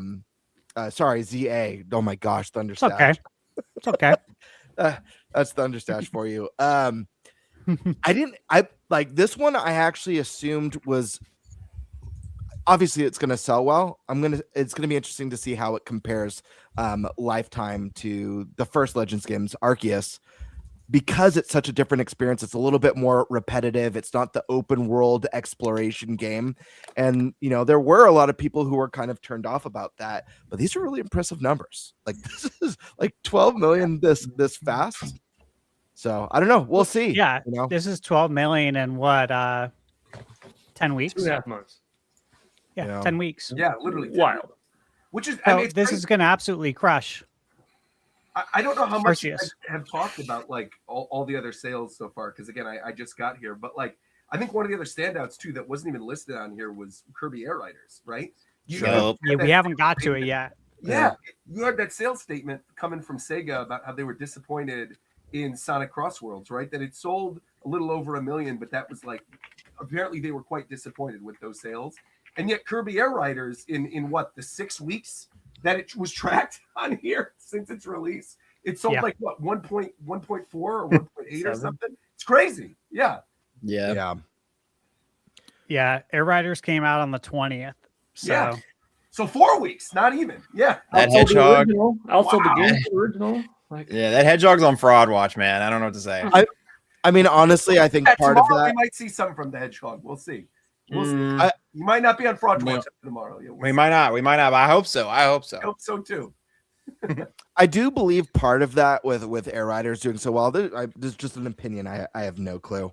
I feel like part of that is Sakurai, just himself being the guy behind it. It's kind of like the Kojima effect, Like I grew up playing Metal Gear Solid. I loved Kojima. I don't love everything that he's done, but he's made such a big name for himself that it's like, regardless of when he announced Death Stranding, I was like, it's like a walking simulator, but like it was the talk of the town because it's Kojima's next game. So I think Sakurai has gotten to that point. Like he's just at such a legendary status now. Everything that he's done with the Smash series, that like anytime he touches anything now going forward, people are going to pay attention. I think if he did a Kid Icarus, like let's just say he didn't do Smash next and he did Kid Icarus, I think it would probably be the best selling Kid Icarus game ever. Oh, most It's definitely. got that star power behind it. But I don't know. That's just a thought. Technically, No, Sora is a partner. Maybe that Kid Icarus Uprising port that's always been rumored, maybe that shows up tomorrow. Because they did say Switch and Switch 2 games. Who knows? Maybe it ends up popping up on that partner showcase. I also think we underestimate how much GameCube kids love Kirby Air Ride. Like as a self-proclaimed GameCube kid, I mean, the amount of hours I spent on Kirby Air Ride is probably only rivaled by like Melee and maybe Star Fox Assault's multiplayer. So the fact that we actually got a new one and then he packed it with so much stuff, and the fact that like at the end of everything too, he just straight up was like, There's not going to be extra DLC for this. It's one and done. I packed everything into this. Don't expect a sequel. This is it. Like, I think it's kind of cool that he has a platform for the system now. Couldn't agree more. Yeah. Point. All right. Let's get on then to the next slide here. For me, I am always interested to see the physical digital split. And of course, I was interested in this split long before key cards existed. But that is another wrinkle, I guess, is the key cards. And maybe, you can cipher what these numbers mean. But Nintendo has been shooting like about 50-50 when it comes to physical versus digital. If you look at every financial report over the last, 3 to 5 years, right? I think during COVID, there was, of course, an influx in digital. But overall, it's right around 50-50, give or take. And you can see here, it was 51% fiscal year 25. Now it's 50.4. So again, it's still like a 50-50. And it's interesting because if you think about it, you look at Sony and Xbox. We've talked about that. Xbox is 90, I think close to 95% digital, 5 physical. And Sony, I know their number continues to go up, but the last I remember was like 80-20. So Nintendo, again, they're holding down the fort when it comes to physical. And, key cards really not making a big difference in that number, despite people's overall disdain for key cards. That's what I take away from it. Yeah. I think that's a good thing to bring up too. Like, you look at something like Final Fantasy VII Remake that just came out, right? I mean, there's so many people I know, even personally, that like bought a physical version of that game, even though it's a game key card, just because the idea of having like a physical version of Final Fantasy VII on a Nintendo platform, is something that's just worth having. Even if you're not actually technically using it, right? You're just getting like the digital download. But at the end of the day, people still want that physical, tangible thing in their hands. So it's symbolic. Yeah, it is. Yeah. For sure. Yeah. Like especially for any of us who lived through, of course, Final Fantasy VII releasing on PS1, and you were a Nintendo owner. Like there's a lot of feelings involved with this, right? And so magazine ads. Yeah, it's a big deal. Right. Remember, it would take 1,000 cartridges to fit this game, like that kind of stuff. Those gigs. I remember getting this here. I think it's part of a generational shift that not a lot of people necessarily care about. That I don't have all of it on a game key card, or I don't own the disc anymore. Back in the day, people wanted to buy the whole season of Smallville, all 10 seasons on DVD. Do you think everybody who's that same audience now cares about, I have to buy all 5 seasons of Stranger Things? Or they're like, nah, I'm streaming it, whatever. Exactly. Back in the day, Netflix. Yeah, right. People needed to buy every piece of CD, every DVD, every Blu-ray. How many things of Terminator 2 do you own? Nowadays, oh yeah, Wrecking Crew came out on Netflix. Cool, I'll watch it. Whatever. I don't need to go buy it later. It's a different shift. So even though a lot of us are like, dude, I want to have that physical, game key card is a way to have both. You could also sell it, or digital. A lot of people are like, yeah, whatever, dude. I just want to play. I don't need a whole grand shelf of 1,000 things. Don't get me wrong. I like the tangible, but we're also in a faster moving world than ever before. And nothing is slower than getting off your couch, putting in a cartridge, putting in a disc, coming back to your couch and sitting, when so many things are, people don't even go drive to eat anymore. It used to be pizza was delivery. Now everything's delivery. Yeah, right. Now everyone's got DoorDash. Yeah. Right. So you got to slow down video games by not allowing them to go forward. That's why you're seeing this digital shift, I'll always prioritize physical, but I cannot doubt the advantages of digital. I'm sorry. I gotta say, it's wild to me that people will pay $50 for one combo at Taco Bell just to have it Uber delivered. Dude, I know. Wild. I know. Wild. It's crazy. I don't know. In the city, it's like you're gonna pay that much to go find parking, to go pay the gas. Like, It's unfortunate, but like if you live in the city, like DoorDashing costs maybe $10 more than actually going in person. If you're driving. I said the only other reason I could think to do it would be like you're working. I mean, you just don't have the time to leave work to go, you know? Yeah, time is money. There's a lot of stuff more money to leave to go get it than it does to just order it in because of what you're doing. Yeah, there's a lot of stuff on DoorDash that like also has good deals that are specifically now made for DoorDash because they want people to actually order on the app. We know that more people are using DoorDash, but yeah, for a lot of BOGOs. I listen. I get it. I use your house. Yeah, a 2 cheeseburger meal, $40. What are we doing? Hold on. Yeah. So just to clarify, you know, I lived in LA most of my life. I did delivery and DoorDash and all that stuff all the time. So I get it. I specifically meant like to spend $50 on a Crunchwrap Supreme and a large Coke. Right. Insane. I mean, he did say he has a bad diet, right? He likes junk. That's true. It's true. It is also just wild to think, like, I think I've even talked about this on the show before we were getting into the Switch 2 like generation. And we were talking about the idea of like maybe if there was going to be a model of the Switch 2 that was going to be digital only, and like what my thoughts on that would be, and like if I would be willing to get that one. And I said straight up, I remember even talking about it with you guys that like I would have totally been cool with like a digital only version of the Switch 2. My PS5 is a digital only PS5, and literally since the Switch 2 has come out, I'm looking at my list. I have 2 Switch 2 games that are physical. One of them I got because I was in Japan and I wanted like a cool nostalgic thing to have from the trip, which was Hyrule Warriors that came out. And the other one was Mario Kart World, which wouldn't have been a physical one because I had the pack-in one, but Nintendo sent me one. Those are the only 2 physical games I had Switch 2. Nothing else. Everything else is digital. So I don't see that changing anytime soon. Nintendo notes that digital sales increased year on year, mainly due to an increase in sales of downloadable versions of packaged software and add-on content. And they give some examples right here. I mean, the trends are yeah. It was trending on Switch. During the Switch 2 era, it was going to get to 50-50, and it's eventually going to be heavily favoring digital by the end. Yeah. It's been 50-50. It's been 49-51, and then it's been 51-49. If you look at all the numbers over the last probably 5 years, it goes up, it goes down. Yeah. But hey, compared to any other platform, this is the strongest physical easily group, period. This is why I talked about the whole idea of, hey, if Xbox wants to exit retail stores and Sony's only doing 80-20 at best, which I think that number is more digital now, there could be a scenario where Nintendo literally owns the retail sector. They're the only video games you can buy at a retail store.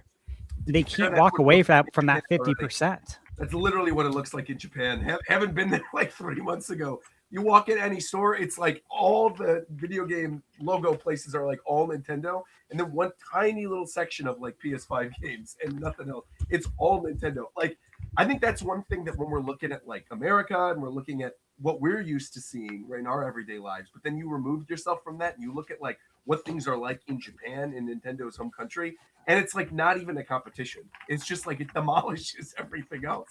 And a lot of the time, the PS5 games that are on the shelves aren't even on the shelves ever, right? Because people put in the pre-orders. The stores don't ever want to like stock them or overstock. So they just order enough that they have for the pre-orders. And then maybe they'll have like literally one or two more copies that they'll like keep behind the store shelves, and everything else is digital, which is, it's just nutty that this is the situation that we're in now, but it is. It is. It's very interesting. And, you know, from my vantage point, it looks to me like wait, can I give a shout out to Reagan real quick? Yeah. Both of us are literally dying. Really? Are you sure? I don't need to rush or anything? No, I don't care. You're the best. Literally, the reason that you guys are going to get me on the show tonight is literally because she allows it. Hell yeah. Love you, Reagan. Thank you, Reagan. Hell yeah. Claps for Reagan in the chat. Warm tortilla soup, so I'm not dying on the show. Oh my goodness. Hey, man. The whole reason I can even do this show as long as I can is my fiance said fine once a week. That's literally what happened. Yeah. And then I'm like, well, honey, we got a bonus show tomorrow. She's like, Fuck you. Fine. Twice this week. Well, because like I said, I had you guys and the Nintendo dads scheduled, and my dumbass thought it was going to be Thursday. And then when I saw the direct was tomorrow morning, it was just a mess. Actually, I gotta say one thing. When he said, "No, I know I promised I'd be on the 4th. I'm so sorry I messed it up." I'm like, "It is the 4th." I know. My brain ain't working so hot right now, Nintendo Prime. Hey. You're in 3 different time zones in 72 My hours. life is topsy-turvy. Did you ever got to tell me, man? I'm lucky I remember to wake up in the morning. So. That's fair. This is fire, by the way. Oh my God. That's really good soup.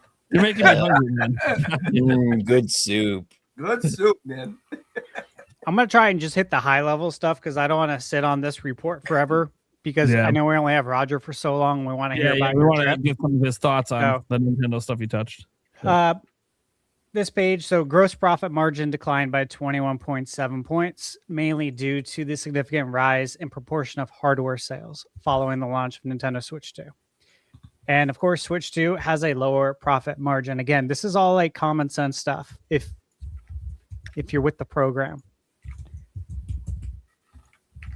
Selling, general admission, this stuff I don't think is very interesting to everyone. This is when we're getting into like literal like line items on a P&L. So not fun. Yeah, again, profit, net profit.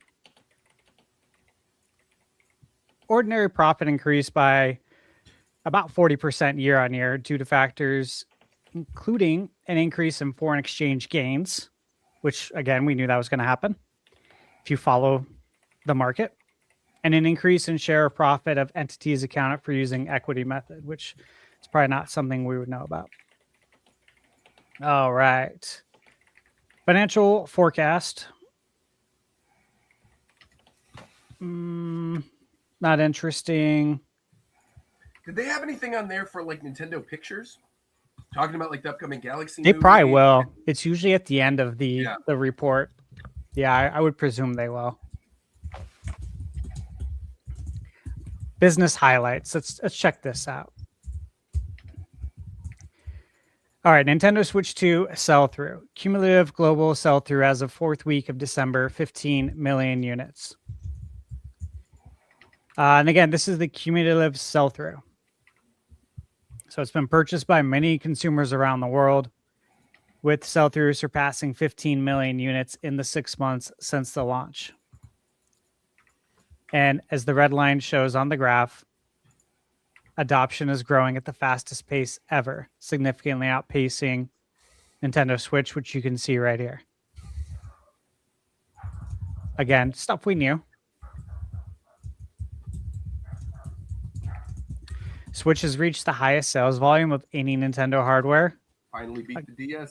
Yeah, we're going to see a lot of this stuff. And, I think for anyone in the chat, if you guys follow Paul Gale, Paul's always talking the numbers. He's always giving his expert analysis, and it is always dead on. Always has been. No, I mean, it has. It's true. So I think for me, I can take... That's something I could take as pretty damn close to gospel when it comes to the actual numbers. I haven't seen you been off on these at all, Paul. So if you ever want the numbers early, or if you want a forecast, Paul usually gives his forecast too. Yeah, you said 15 million as of December 5th.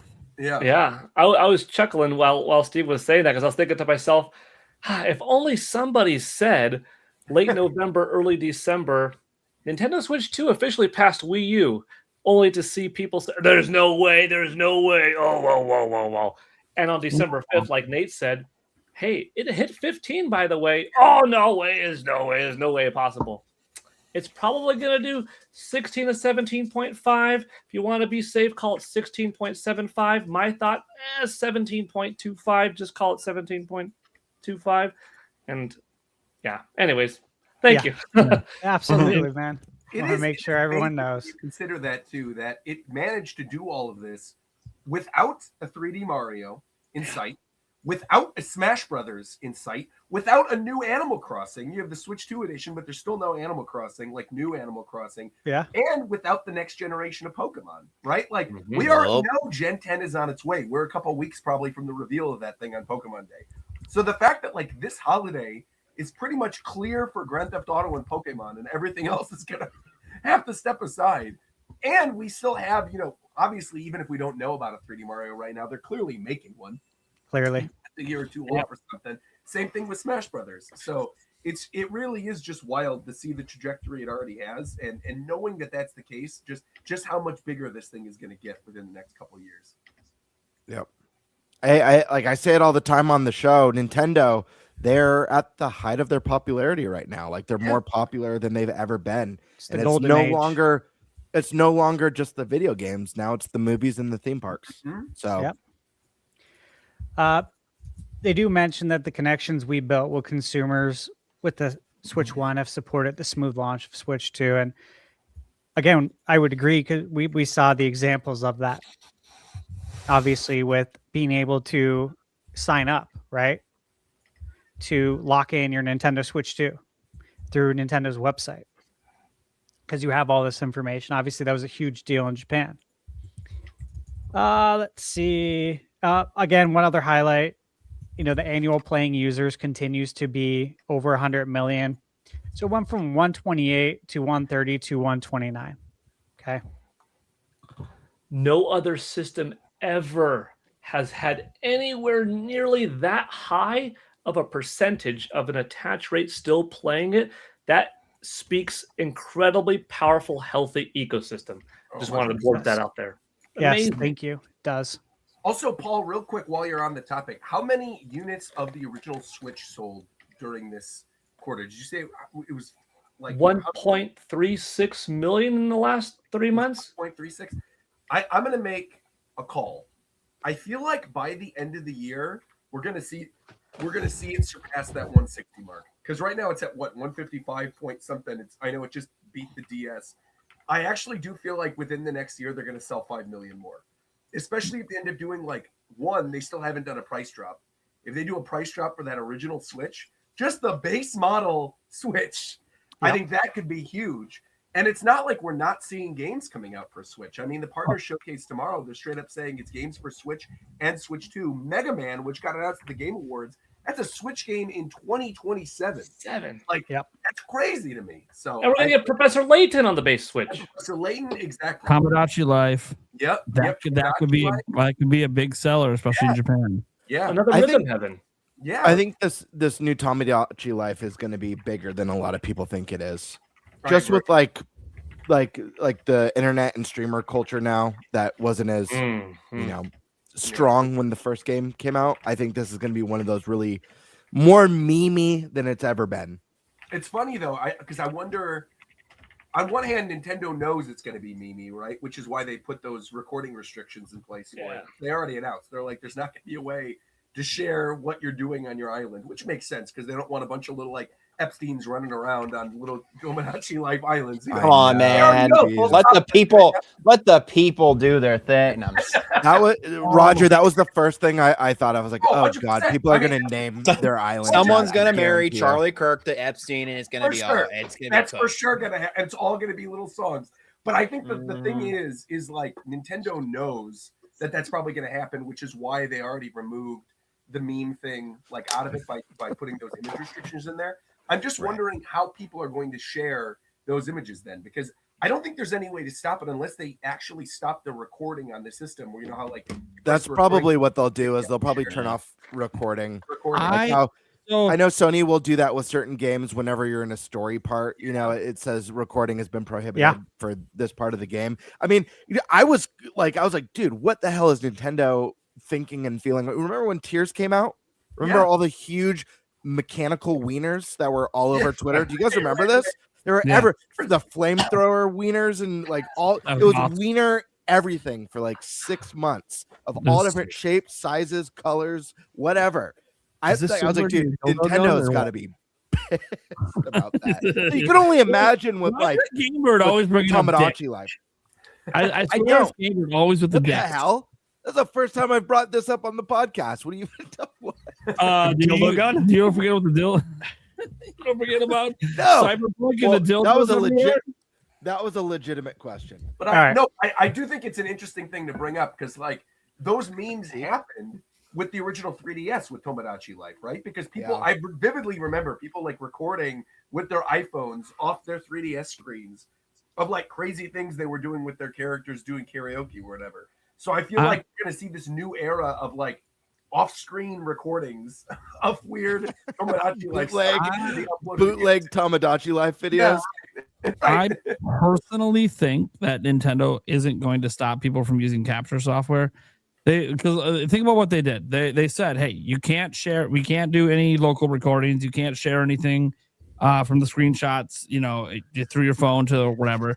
I think Nintendo's just like, hey, as long as it's not being shared through our app to the internet, sure, we're not going to try to stop it. It is what it is. It's going to exist. We just don't want to attach directly to, hey, they got it. Recording, that would be crazy. That would kill the game at launch. I mean, that would be ridiculous. Yeah. So like I think it's still going to get out there. You're still going to get some crisp videos and clean screenshots from people. You're just not going to Nintendo, like for all the people mad about it, it's like you got to understand it's an image thing, man. Like they know it's going to happen. They don't want it to be like, oh, how did they do it? Oh, we used the screenshot button and then we shared it through Nintendo's app to social media. No. Right. Nintendo doesn't want their name attached to it like that. Right. 100%. All right. Getting back. So planned titles for release. First party. Nintendo's, this is what they're showing right now. Yep. This is what we got on deck for first party right now. Again, I can't wait to ask Roger Base about. This should tell everybody about Mario Tennis. I watched his preview on it. I can tell he's got more he wants to say. I'll reserve it. Yeah, it's fine. This should tell everybody though how much more we have coming this year. I've heard a lot of people say, there's pretty much enough Nintendo games to fill out the calendar this year. I don't think we're going to get much more. It's like there's literally nothing with the release date past March. There's nothing with the release date past March. I know, and I see these takes all the time. I'm like, dude, there's going to be a lot more this year. Come on. Yeah. Come on. This is the first full year of Switch 2. Listen, people just say shit. People just there's impatient. Here's the thing. Remember when Nintendo used to tell us about games years ahead of time, then people bitched that we had to wait? Right. Oh, so now they're waiting to reveal it till it's closer to launch, and now that's a problem. I also think the thing that's crazy, which I'm seeing more and more, and I guess this dives a little bit into like that preview event too, right? Is that like they had Resident Evil Requiem there and Pragmata, and the new Yakuza Kiwami is going to be coming out day and date, right? Like there's all these new games that are now coming out day and date on Switch 2. Yep. Whereas before we'd be waiting for all this stuff. So absolutely, there is a demographic of Nintendo fans that are like, if it's not Mario or like something first party, I don't care. But I'm like, if you look at the lineup of this year and you remove the first part, or like this past year, and you remove just the first party stuff from it, like you look at your Silk Songs, your Hades 2s, like there have been so many good third party games. Even one I played literally the last week. I don't know if anyone's even played this yet. It's called Escape from Ever After. I reviewed it. Bro, it is this not the best Paper Mario since Thousand Year Door? That's what I said in my review.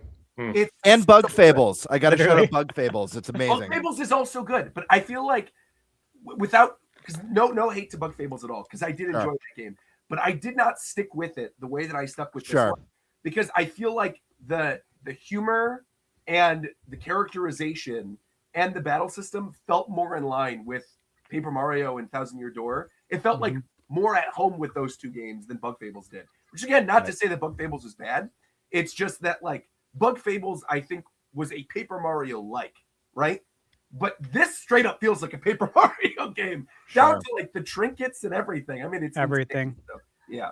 Here's the thing, Roger. I think you made a really great point about people. A lot of people just caring about the Marios and the Zeldas and the Animal Crossings. The thing is, though, is that Nintendo's popularity has outgrown that. I mean, a lot of us are around the same age, so we grew up playing 64 and GameCube and like the Wii U era. A lot of us are lifelong diehard fans and have a deep passion for those games and get the most excited. But the fact of the matter is this: Switch 1 sold 155 million units. Those are not all like a majority of those millions of players are not like, I'm just waiting for the next Mario. Right. Those are players who are like, oh, this shit's cool. It's a hybrid console with great first-party games, strong third-party lineup, and now we're getting, like you said, the day and date, which is like the biggest thing that I've been praying for generations. Day and date third-party, because who cares once a third-party game's been out for 3 years? It's not an exciting announcement anymore. Finding out that we're getting Resident Evil day and date, that is huge. Enormous. Among other games that have been announced. So I mean, we look at these, like even these early releases that are planned for this year. If Nintendo can just keep up the momentum of consistent releases with strong AAA games, AA games, and consistent third-party and indie releases, I have no fears about how Switch 2 is going to perform. No way. I mean, does that mean it's going to sell more than Switch 1? No. Doesn't mean that. But it's I'm feeling really good about the future of this console right now. And we haven't even, like Roger said, we haven't gone into Mario, Smash, Zelda, Animal Crossing, those huge juggernaut titles. So it's only going to get better from here, unless it gets worse. But I don't think it will. I don't think it will either. Because again, look at even tomorrow. The fact that their partner showcase is 30 minutes. Like have they ever had a 30-minute partner showcase before? The longest one I remember was, I think, the one that ended with Persona back in like 2019 or something. Like literally pre-COVID was the last time I remember one of these being that big. So the fact that we have like a 30-minute one, and I think people also forget there's like a whole demographic of people out there who don't care if it's not on Switch. Like my fiance is the perfect example of this, right? Expedition 33 was hyped to all hell to her. I know she would love that game. She literally listened to me crying and screaming in the other room as I played the whole thing on my PC and streamed the whole thing. I adore that game. And she was like, I will check it out when it's on Switch 2. But until then, I don't care. And she has no desire to play it on PC. She has no desire to play it on our PS5 in the other room. She doesn't care. She's like, I don't have time for that. I want to play it in bed before we go to sleep. I want to play Expedition 33. And that's one of the things that could happen tomorrow, right? High likelihood of seeing Expedition 33 there. Look at Final Fantasy VII Remake, right? The sales numbers coming out after the first weekend. It's selling out in stores. Yeah. Like it's crazy. And that's Remake. That's not even Rebirth. That's Remake from what, 2020? Yeah, PS4. 2020.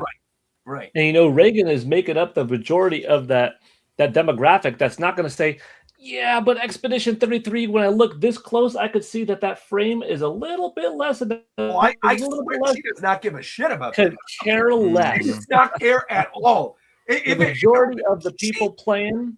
She played 2 million people Violet on the original Switch and was like, I don't know what people are talking about. This game runs great. I think Paul, I think that's something that. Oh, go ahead. Sorry. I'm saying it's 200,000 people at most that like to complain and look on the internet and say, up. That hair strand is not in 4K. Whereas other 150 million are like, that's sweet. I think graphical fidelity should be low on the totem pole personally. And I say that with a caveat. I think it did make a difference with Switch 1 because when you get a big port on the Switch 1, like, I don't know, Harry Potter, sure, it's packaged with an apology. The apology is that the game doesn't run very well and it looks like there's Vaseline on the screen. It's all muddy and murky. Whereas, this is a different generation with the power of Switch 2. It doesn't have to be packaged with an apology. Yeah, maybe some games are going to run at 30 instead of locked 60, where they maybe will elsewhere. But it's the compromise is so small now that you have the freedom of choosing, like, oh, does the fidelity matter the most to me, or does the portability matter the most to me? The hybrid nature. I could say for myself, I'm a family man. I got a busy schedule. Having the Switch is a godsend. I love my PlayStation Portal for what it is. I wish it wasn't tethered to. I wish it was more of a dedicated system, to be honest, because I love PlayStation. I want to play more PlayStation games. It's just really hard when you share a TV in a house of 5. It's very difficult. Whereas Switch gives me the freedom to enjoy games at my own pace. So I think this is a huge. And I know we're in sales and we've kind of derailed a little bit, but ultimately, I think what we're getting at is like this is going to speak volumes, because at the end of the day, it's all about the games. And if Switch 2 can continue to deliver great first party stuff and third party day and day and indies, like I mentioned, like we're going to be looking good going forward. It's going to come down to the games, period. I also just realized while you were talking that it says TBD for Splatoon Raiders, which is crazy to me because I thought that was going to be a spring game. So that's wild that's TBD, and yet Fire Emblem is dedicated 2026. I feel like when we saw Splatoon Raiders, I assumed it was like 6 months out. I didn't think it would be like that big of a deal. So the fact that that's TBD, and you don't want to be in that TBD situation, that's where Metroid Prime 4 lived for 8 years. Yeah. That's the same thing. Yeah, that's a little strange that Splatoon is sitting there. All right. Let's see. So again, real quick, these are the titles coming out, of course. Mario Tennis Fever, Pokemon Copia, Mario Wonder. And again, that comes out a week before the Mario Galaxy movie. Yoshi and the Mysterious Book. Again, we all presume that is going to, be positioned somewhere around the movie. We should be getting an update on that, presume, soon here.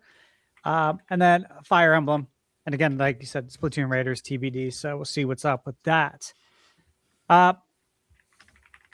Roger, you want to touch on Mario Tennis Fever just while we're here for a second? What do you want to know? I love that game. I'll tell you right now, I am not somebody who cared about this at all when this got announced. You go back and watch my reaction during that direct. That was I vividly remember this. That was during the Paris previews for ZA. So a bunch of us were together and filmed our reaction to the Nintendo Direct together. And we, this was at the time where they were announcing the big 40th anniversary plans for Mario. So we're like, this is cool. Mario Galaxy 1 and 2. That's great. Like, oh, what is this? This looks like it's a new Mario sports game. And when we saw it was Mario Tennis, we were like, okay, I mean, that's cool. But you had aces already. I'm like, there's all these other Mario sports. Like you could do a hoops. You could do a baseball. I'm like, you're going back to Mario Tennis? Really? And, I love Mario Tennis 64, and I love the GameCube one, and I like the Wii Play Edition of the GameCube one.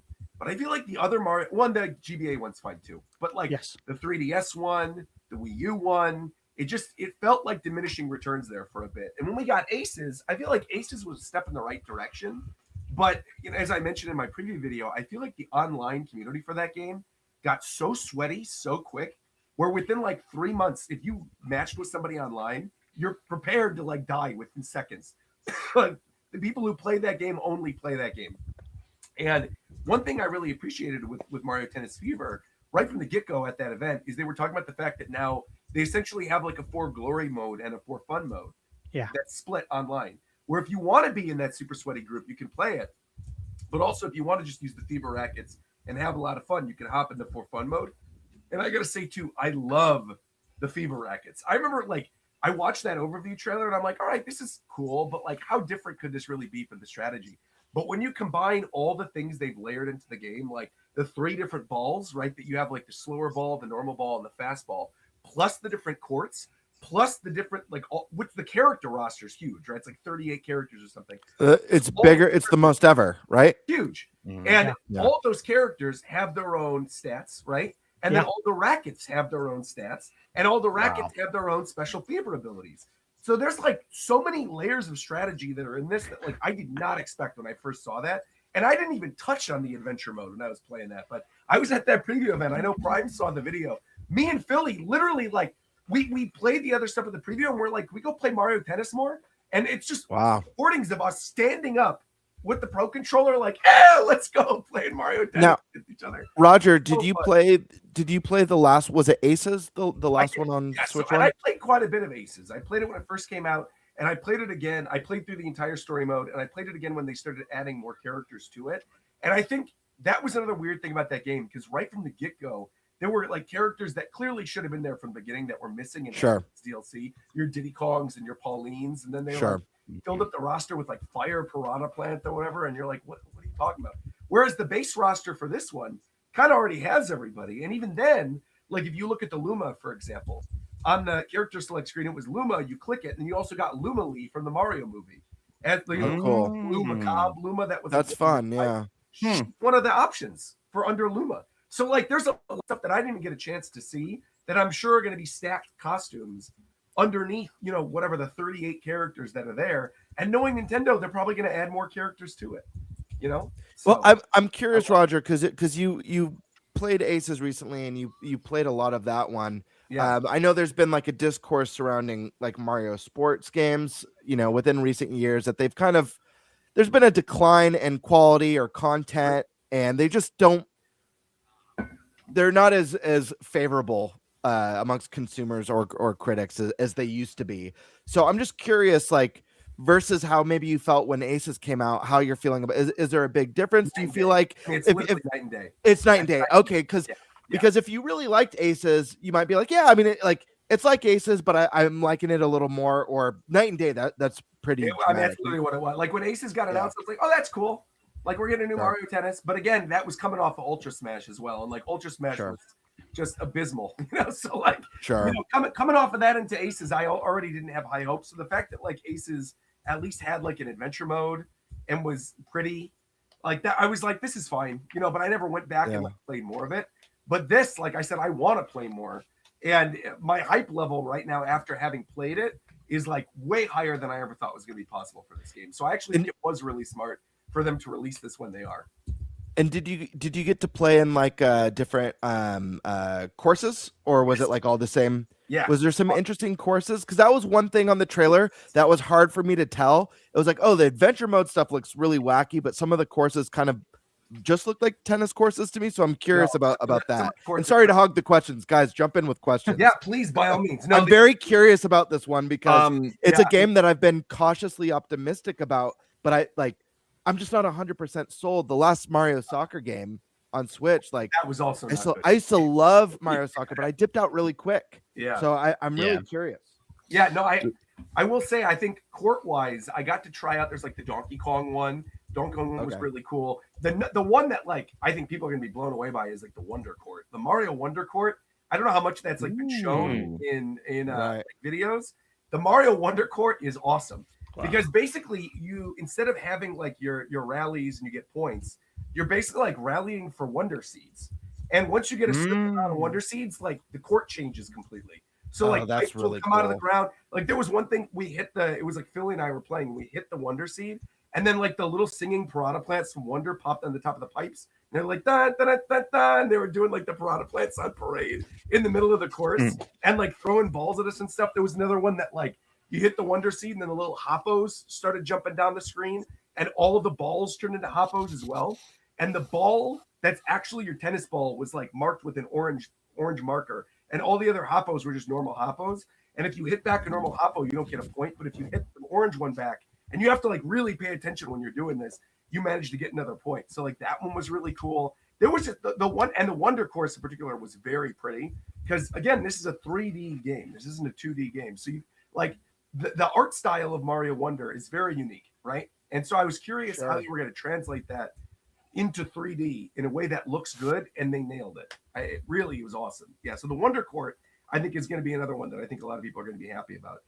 The rackets are also another thing that like I haven't seen that many people talking about because they're just assuming, oh, you got your fire racket and your mud racket or whatever, and you know you're able to do special abilities, and that's about it.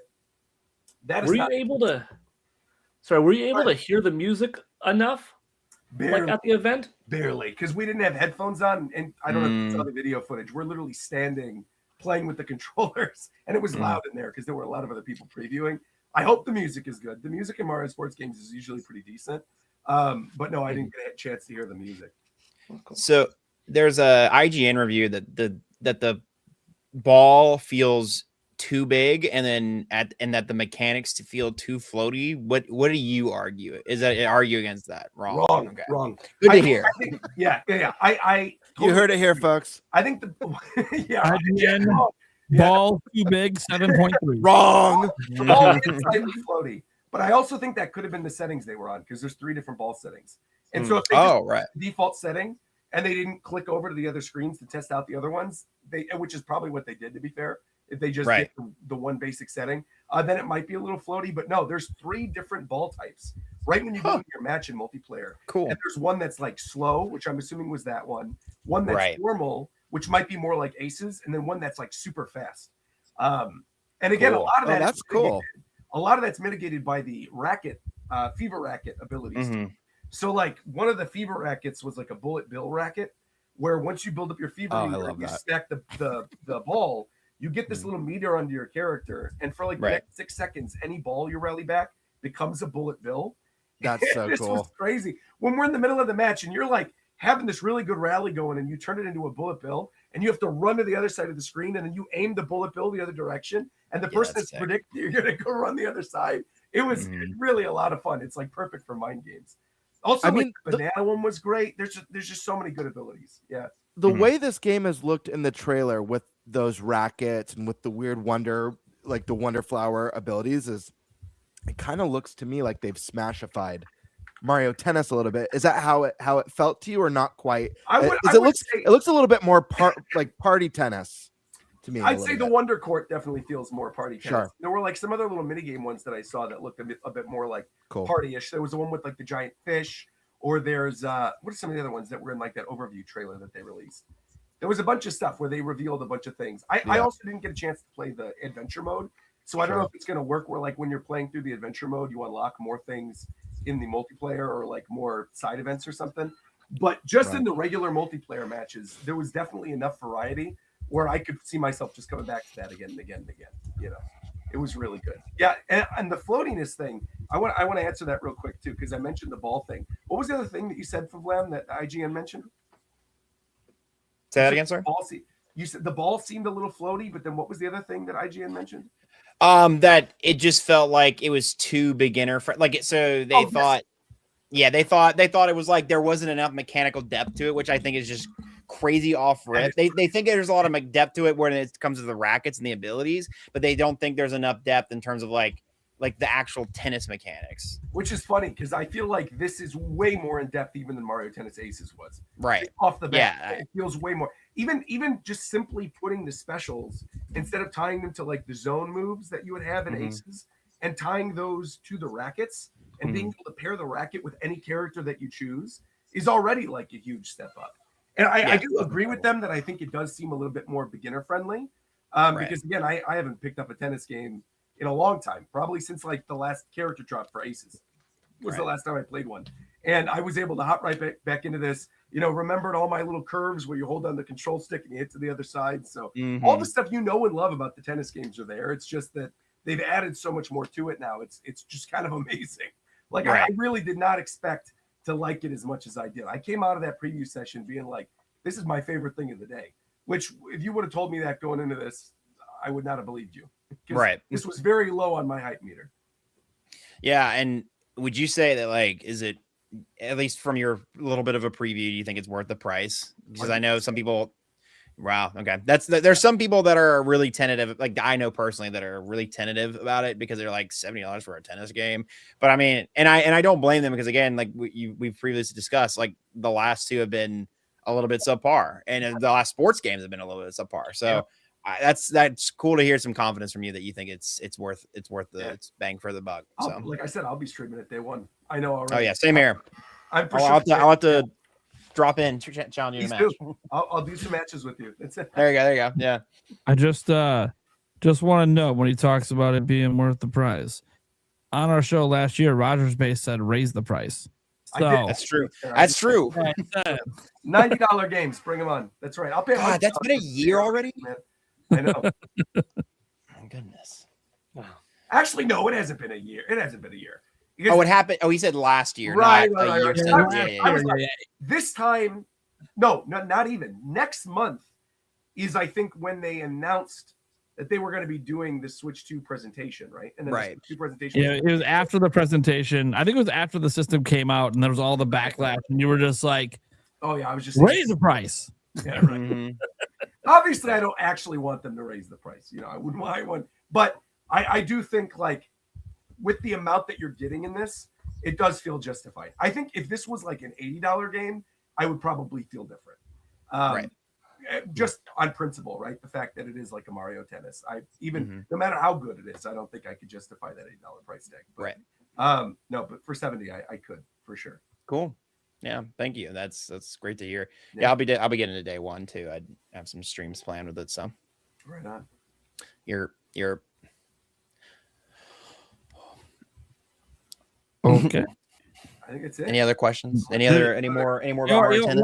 While he's still here, do we have any questions on any of the other games he played? Because he played like a gambit. Yeah, what else did you play? Yeah. So I got to play Mario Wonder. So The Mario new, Wonder yeah. New edition. It's okay.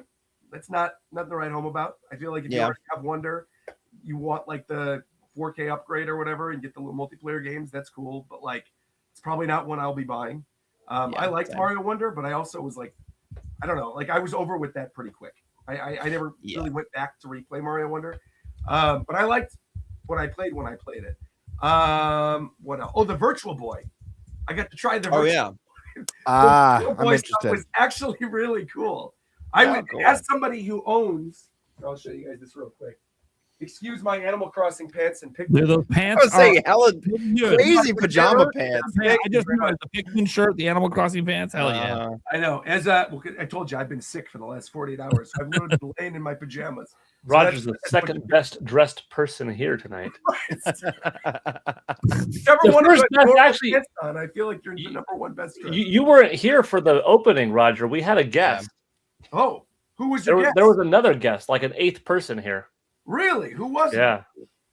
It was Bayonetta. It was crazy. Yeah, She I don't don't hear know. it. There's you want a hot take from me? I hope the Bayonetta franchise stays dead. I hope it stays dead. Whoa! I hope it stays dead. I think they killed it with Bayonetta 3. Bayonetta 3 was garbage. I think the Cereza game or whatever was cute, but realistically, when you look at the sales for that series, I also don't like Bayonetta and Smash. If they're going to cut anybody from Smash Brothers, get her out of there. Boy, these are some hot takes. Wow. Wait, the absolutely Bayonetta do and not Smash like one is Bayonetta. not a hot take. That character, especially in You Smash just need 4, some was Castle Crush so stupid, quick. busted, and Wash unfair. that mouth out. Like Bayonetta was so busted in Smash 4, it literally killed the game. Like even more so than like how busted Steve is in Smash. Which is crazy because Bayonetta 2 was so good. So to Right. go from like so good to so bad so quick. I think Bayonetta Origins is actually wildly underrated. I've heard that it's very good. It's awesome little puzzle adventure. It's cute, very fairy tale. I mean, it's obviously wildly different than the trilogy, Yeah. but it's a deeply underrated game in my opinion. Yeah. I'm sorry. Why did I say Bayonetta should die? I don't remember. What was? Why did I say? Why I don't even remember what brought. Because Paul had a guest on. They had the Bayonetta. guest. Yeah. Somebody in YouTube chat had to have clipped that. That was crazy. That was so good. Paul, I commend you. I don't care what. Yeah, there was a tonal change in Roger. Like his like everything changed. I just really don't like those games at all. I don't. I don't like those games. I don't like that character. I don't like anything about it. Oh my goodness. Which is crazy. Like I said, I love the first two, but nothing else. Anyway, Virtual Boy, right. Going from one piece of garbage to another. No, I'm joking. I love my Virtual Boy. No, I will say, today. No. As somebody who owns an original Virtual Boy, I was genuinely amazed at how well done the little stand is for the Switch 2. Like it Cool. really is like 1-to-1 a Virtual Boy. It had all the little buttons on the top that like don't do anything, but they're there. It had like the same little weird iPad that's like this squishy little iPad that's available in the other one that came with it. I mean, I don't know if they just like went back into like their archives and just like reprinted and 3D printed the actual Virtual Boys, and then you just did the thing where you lift it up and put the Switch 2 in. But man, like I had a lot of fun with that. And there was stuff on that Virtual Boy thing that I didn't even realize like even came out. There's like a horror game on there that was Japan exclusive called Mansion of Innsmouth. It's like a Lovecraftian first-person horror game. Cool. Super sick. Never even knew that game existed. They had Wario Land, which looked great. They had Tetris 3D. The what's the Mario one where you're throwing the shells, and it's like Clash shells. Thank you. There was that Red Alert, I think, is the other one, the one that's like the cool Star Fox looking one. And then obviously they announced while we were there that they are bringing D-Hopper and Zero Racers, which were like notorious lost media for years, right? We'd only seen glimpses of these games from like CESs and Space Worlds. And now they're actually going to be playable on this thing. It's awesome. Also, you can play it with Labo VR. That was something that a lot of people have been talking about. Of like, how can you play this without the accessory? You can literally just use your Labo VR accessory. I'm sure if people can't get their hands on the Virtual Boys, because again, they're already sold out. They were $100, and you can only buy them if you're a Switch Online user. You still can't get your hands on one. You don't have a Labo VR. I guarantee you, within like 2 days, there will be some type of 3D printed cardboard thing that you could just print out that you could slide your Switch in to be able to play it. But it had all the features that you would expect. It's got the rewind feature, so just like all the other NSO apps, you can rewind if you mess up. The only thing that I thought was weird is that I accidentally clicked home when I was playing off the Virtual Boy controller. And when it does it, it doesn't let you exit to your Switch screen when you're in it. It says, please remove your thing from the Switch 2. And then from inside the Virtual Boy and continue from there. So there's no way of like accidentally playing other things while you're in it. That's probably to like prevent eye damage, honestly. Yeah. Flashbang yourself. For anyone wondering, I have Virtual Boy pre-ordered. Same here. I'll be reviewing it, obviously. I'm really excited. Cool. Like I said, I had a lot of fun with it. That was something I was actually looking forward to when I was there. Mario Wonder. I brought. The Capcom games, man. Whoa! Talk about Pragmata. 60 FPS Requiem is insane to me. That they got that running 60 FPS on a Switch 2. And the Requiem, they've already been previews out. I went to the preview that was like the one with the Leon Grace one. That was like from 3 weeks ago or whatever when they had us go to Capcom and play it. But those were on PS5s. And so this was the first time, I think, anywhere that people were actually able to play it on a Switch 2. And this was the demo that was like behind closed doors at Summer Game Fest last year with like the Grace segment. And dude, like I said, it ran so well. But Pragmata, like I didn't know anything about this game really going into it other than a little bit that I saw in like State of Plays and some of the little trailer drops that they've done in like other presentations. I literally forgot the fact that this is even coming to Switch 2. It's coming day and date. It looks fantastic. I played in handheld and in dock mode. I believe in handheld it was locked 30 and in docked it was 60. But in both, it looked really, really pretty. And I don't know if you guys have had the chance to play the demo that's like already on Steam for it, but I believe this is the same demo that's on the Switch 2 that I got to play. Yeah. And basically, like, if you don't know what this game is about, it's like an action shooter game where you've got this little robot girl on your back, and you basically, every time you try to shoot an enemy, you open up this little hacking mini game, and you, like, using the control stick, hack your way through these little nodes into little combos to then open up weak points on the robots to do more damage. And at first, I was like, I don't know what the hell's going on here. I'm in the first room. I'm, like, hitting against the walls. But by the end of the demo, and I was only playing it for, like, 18 minutes, by the end of the demo, I was making my way through those little hacking nodes. I, like, had a giant, like, rocket launcher-looking thing, like a heavy artillery kind of gun. And I was, like, hacking into this giant boss and blowing up the gas tank on the end of it. That game was awesome. And again, it visually just looks really, really pretty. I was amazed that game runs as well as it does on Switch 2. Yeah. So both of those games were really outstanding. It's great to hear. Great to hear. Glad I drafted Pragmata. There you go. And our fantasy critic. You have a fantasy critic going on for Pragmata? No, we do. The podcast does. I drafted. Wait, really? Yeah, I drafted Pragmata. That's so funny. Yeah, it's awesome. What are people expecting from it? I'm curious.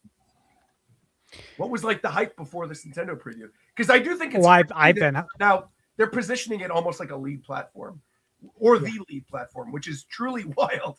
When you think about like when that game first got announced at like a State of Play presentation, like when was that? 2020 or something? I mean, it was a long time ago is when that game got announced. It's been in development for almost 7 years. There you go. Yeah. Which is a very long time for Capcom. Yeah, yeah. Especially. And now they're like, anyway, Switch 2, here we go. Day and date. Here's the specialty amiibo we're doing for it as well. Yeah. Which they had there, by the way, too. They had that amiibo. They had the Monster Hunter. My brain's not working well. What's the little talking flower? Yeah, what's his name? The Wonderflower, yeah. Wonderful. Yeah, Wonderflower. Was he Yeah. cool? He was very weird. That's awesome. I don't know if I would buy a Wonderflower. Dude, would he be a good stream bit, you think? Like just having him there? I don't know. It was cute. Like they had him on display at the Wonder segment. We were all Right. playing together. And he just had like these little pre-recorded phrases, but then they showed us a video of all the different things he could do. And they were like, look how fun this is. He tells you when his batteries are dying. And they showed a clip of the talking flower, and he's like, I don't feel so good. I'm getting tired.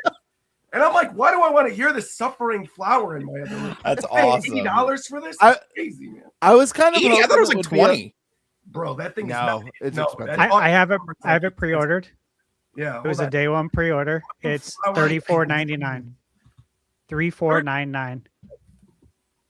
Yeah, I thought I it was was gonna say- surprisingly cheaper than I thought it would be.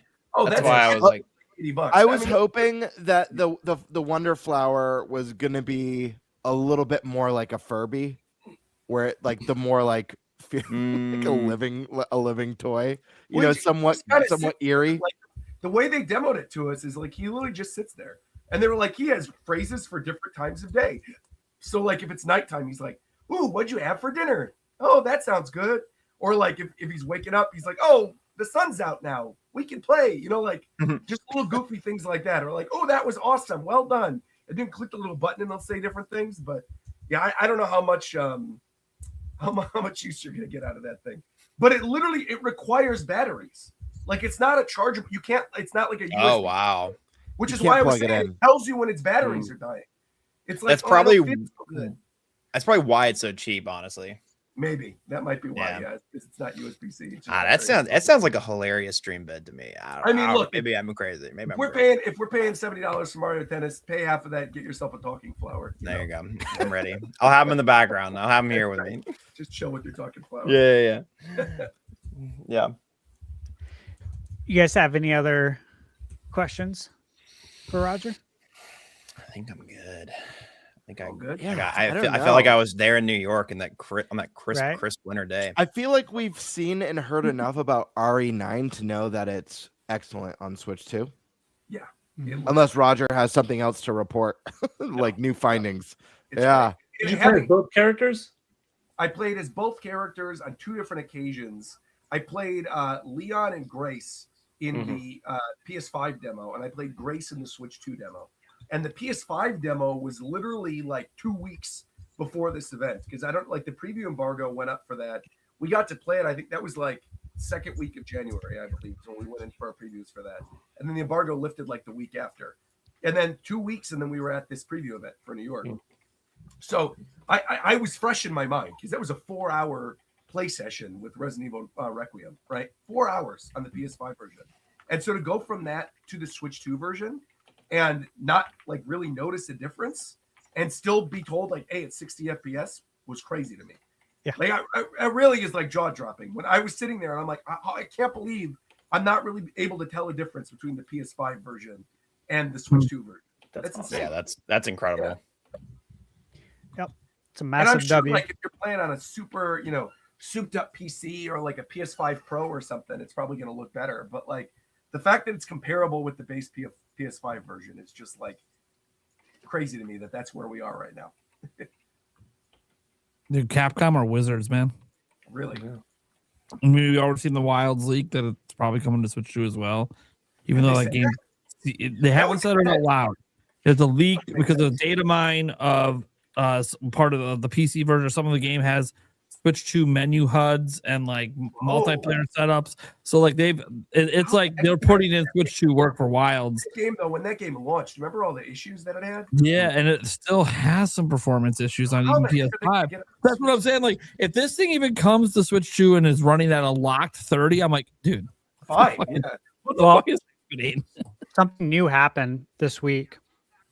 They just released a patch. Oh. I was actually talking to Capcom about this directly. So you can't share a ton of details, but it was just optimized for Steam Deck to run at 60 FPS now. Interesting. Which again, I played in the beta on PS5, and I'm like, this is not encouraging. And so now it's changed a lot. Say that? Interesting. Are you telling me there's an outside shot at 60 FPS on Switch 2 now? Yes.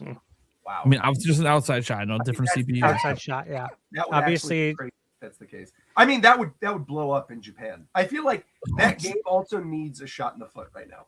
I feel like it does. Wild came out and died almost immediately, and I think everyone's kind of expecting whatever the G version, right, the Sunbreak of Wilds, to bolster and bring in some new fans. But I'm almost wondering if maybe if they do announce Wilds tomorrow, maybe that's where they announce like the Sunbreak, right? Maybe they announce like the G rank next big expansion. They announce it during this, alongside the fact that like they're bringing it to Switch 2. I mean, that would be crazy.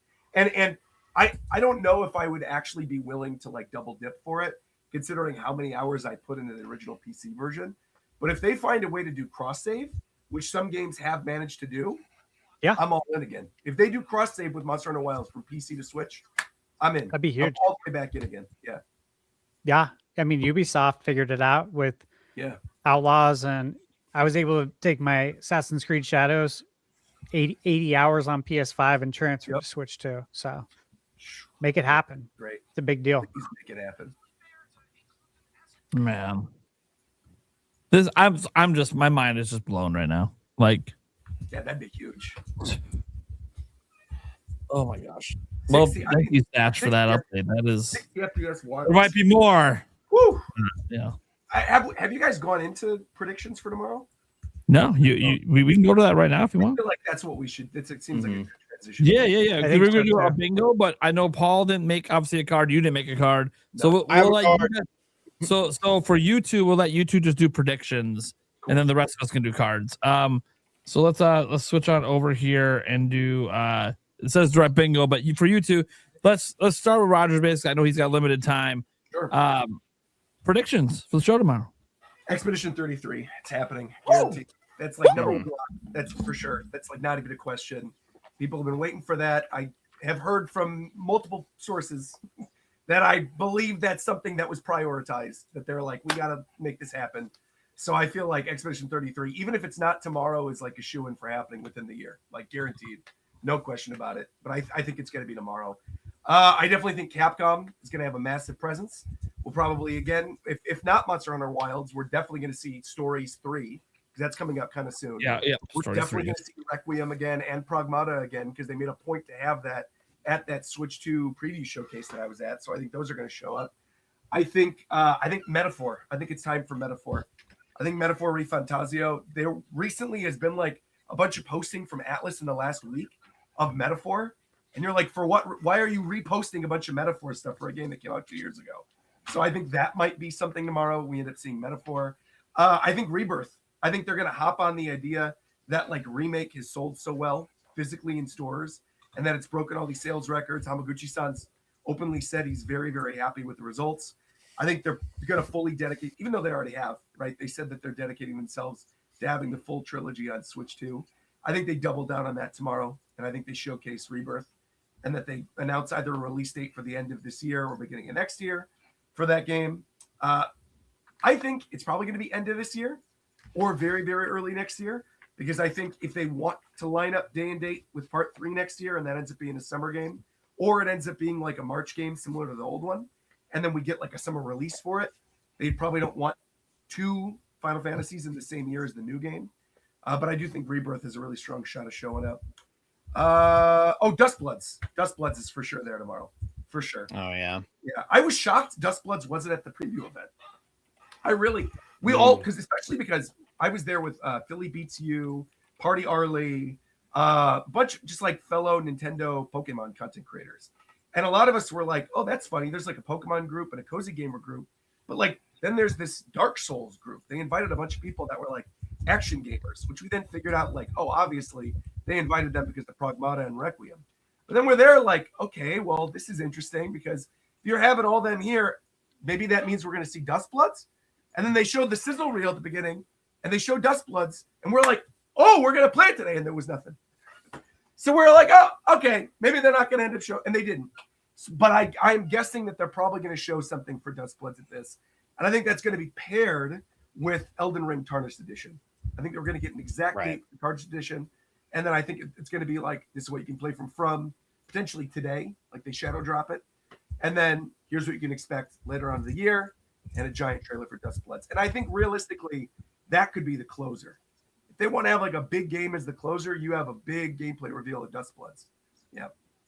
But, and honestly, Expedition 33 for the beginning and Dustbloods is the ending, or vice versa. Dustbloods at the beginning, Expedition 33 at the end, I think would make for a really solid show. Hell yeah. Okay. Very nice. Yeah. That's solid stuff right there. Dude. That I'm so excited for tomorrow. Me too. I actually think this is going to be a really solid one. I hope so. I mean, look, Nintendo coming out when they're not oblivious, folks. They read the room. They know that people are getting a little antsy. You know, you had no big exclusive for Switch 2 last holiday. Nothing really big outside of maybe Pokopia can end up being bigger than people think, but also that only really hits them. Because I'm thinking I think they saved that for Pokemon Day. But I think that's a Pokemon Day type thing. I also think Gen 10 will be on the 27th, I'm sure, on Pokemon Day. Yeah. I also think Pokopia is going to print money. I think that game's going to make so much money. But it's I like, think it's going to be stupid. you can't have like the only big games this year be Pokemon IP. It's like Nintendo, and there's going to be more, guys. We're at the beginning of the year. It's just people feel weird that like we're getting a partner showcase and not a general direct. I'm like, wait till the end of I think before we get to the end of March, there's going to be a general direct. Just wait. Just wait. Nintendo, I think, is doing this partner showcase because, like, guys, I think they have so many big third-party games to reveal. It would have been like a 2-hour Nintendo direct. So they're like, you're right. Hey, we got to split this up a bit. Oh, I got one more prediction for tomorrow. I think this is going to be a Sega blowout. I think there's going to be a lot of Sega stuff. Because I don't know. New 3D Sonic reveal. Did you guys even pick up on the news about Virtua Fighter that dropped like in the middle of with Tomodachi? Like that now Virtua Fighter's coming to Switch too. Yeah, I tweeted that. People are talking about the next Sonic game. This would be a great place to reveal that for the next. It's the anniversary too. 35. Obviously, a lot of people are waiting for. Speaking of Sega, oh my God, Bayonetta's how back. about Bayonetta's back launching tomorrow? What in the world? Because one of our established guests, #Rogers Late, said that he would not like to see me show up anymore. How dare you talk about Sega showing up and not include Bayonetta? He's vomiting. Bro, you're gonna kill him. Oh my God. I'm gonna tell you this right now. I'd rather a Bayonetta game be made with Paul as Bayonetta than another Bayonetta game be made with actual Bayonetta. Now you're talking. I've gotten way more enjoyment out of this little 10-second bit than I did out of all of Bayonetta 3. That's you have redeemed yourself, Roger. That's crazy, man. Very well then. Yeah. I'm sorry that I'm a Bayonetta hater. I don't know why that came up. I've always been. I'm not even you just like, hey, you guys want another hot take? Hey, you know what? I know. Yeah, it's okay. You know who Nate hates? Who's Nate? Oh my God! And it's so oh random. my gosh! He hates all hamsters, but that's not my problem. From Super Mario RPG. He said he wants to punch him in the face. Yeah, he used to draw pictures of Gino when he was in school and then draw him dead. What? That's what he said on a podcast like a few months ago. It was bizarre, dude. Yeah, like he hates Gino. Get the hell out of here, Gino. Yeah, so not a fan, dude. One of the worst character designs of all time. He's annoying as shit. Get him out of here. That's one of the craziest takes I've ever heard. That's not what I said. You don't like Gino, but do you like Mario RPG? It's okay. Okay, that's fair. That's respectable. You didn't say you I enjoyed it more when I was younger, but when I went to replay it, it was just okay. Okay. Another question. You replayed it. Would you replay it, I know. Would you rather they do a Super Mario RPG 2 or another Mario and Luigi game? There's a correct answer to this, by the way. Which options? A new Mario. I would say a new classic Paper Mario, because I think they were testing the waters with those re-releases all in the course of 1 year, right? Thousand Year Door. They dropped Mario RPG. They dropped Mario and Luigi all in 1 year. I think that was for a reason. They were probably like, which of these three are we going to continue with? Which one does the best? The one that did the best was Mario RPG, and then Paper Mario, and then Mario and Luigi. But I am Mario curious. RPG outsold Thousand Year Door. That's actually incredible. Who's predicted on this podcast several times we're gonna get Super Mario RPG 2? I think this guy. Paul. I wonder, could it be the person bringing it up? This guy just reminded you. I expect that to happen. Yeah. I'd rather get a new Paper Mario like Thousand Year Door, but if I have to choose between Mario and Luigi and Super Mario, look, the last Mario and Luigi wasn't great. That's great. So I would rather take another shot with Super Mario RPG 2. Hot take. Hot take. There have only been 2 good Mario and Luigi games. Maybe 3. Yeah. Yeah. Actually, right. no. Yeah, it's actually maybe 2 is what I think there's 2. Yeah. It's Bowser's Inside Story and Super Inside Story. Yeah. And Super Story. Yeah. Yep. Correct. Right. I kind of like the Partners in Time one. That one's pretty okay. That's the third one with the babies. Yes. Oh yeah. That one's like that one's like that would consider the that'd be your maybe maybe 3. Yeah, that'd be the maybe 3. That's what I was thinking of for maybe 3. I was like, that one was okay. That one that one was pretty. I like the babies mechanic. It just dragged in some places, but anyways. I was very let down by the last Mario and Luigi. I'm like, damn. Yeah. That's same. Crazy Same. because visually I thought it looked really good. Oh, I didn't visually. see that trailer and being like, whoa, you're actually gonna get me to play a And then I was Mario. like, the concept, the islands, we chain them together. This isn't bad. Then you play it. Yeah. I'm Like, good. oh, this is not good. This is not what I was hoping for. Can I interrupt because I need to go? I need to leave in like 4 minutes. Can I I'm not- interrupt and throw my bingo card up on the Yeah, board? toss your bingo card up, buddy. Let's go. Let's see what you got. Let me see if it'll. Blam. Yeah, let me make sure I'm sharing the right window. Here you go. Boom. Let's see this. Yeah, well, don't worry. I can preview it to make sure you're not, about to get us copyright claimed here. All right, here we No, go. you would just be seeing the video. I like this clean bingo card. Look at that. Thank you, Very thank nice. you. All right, so first off, of course, we got Mina the Hollower, right?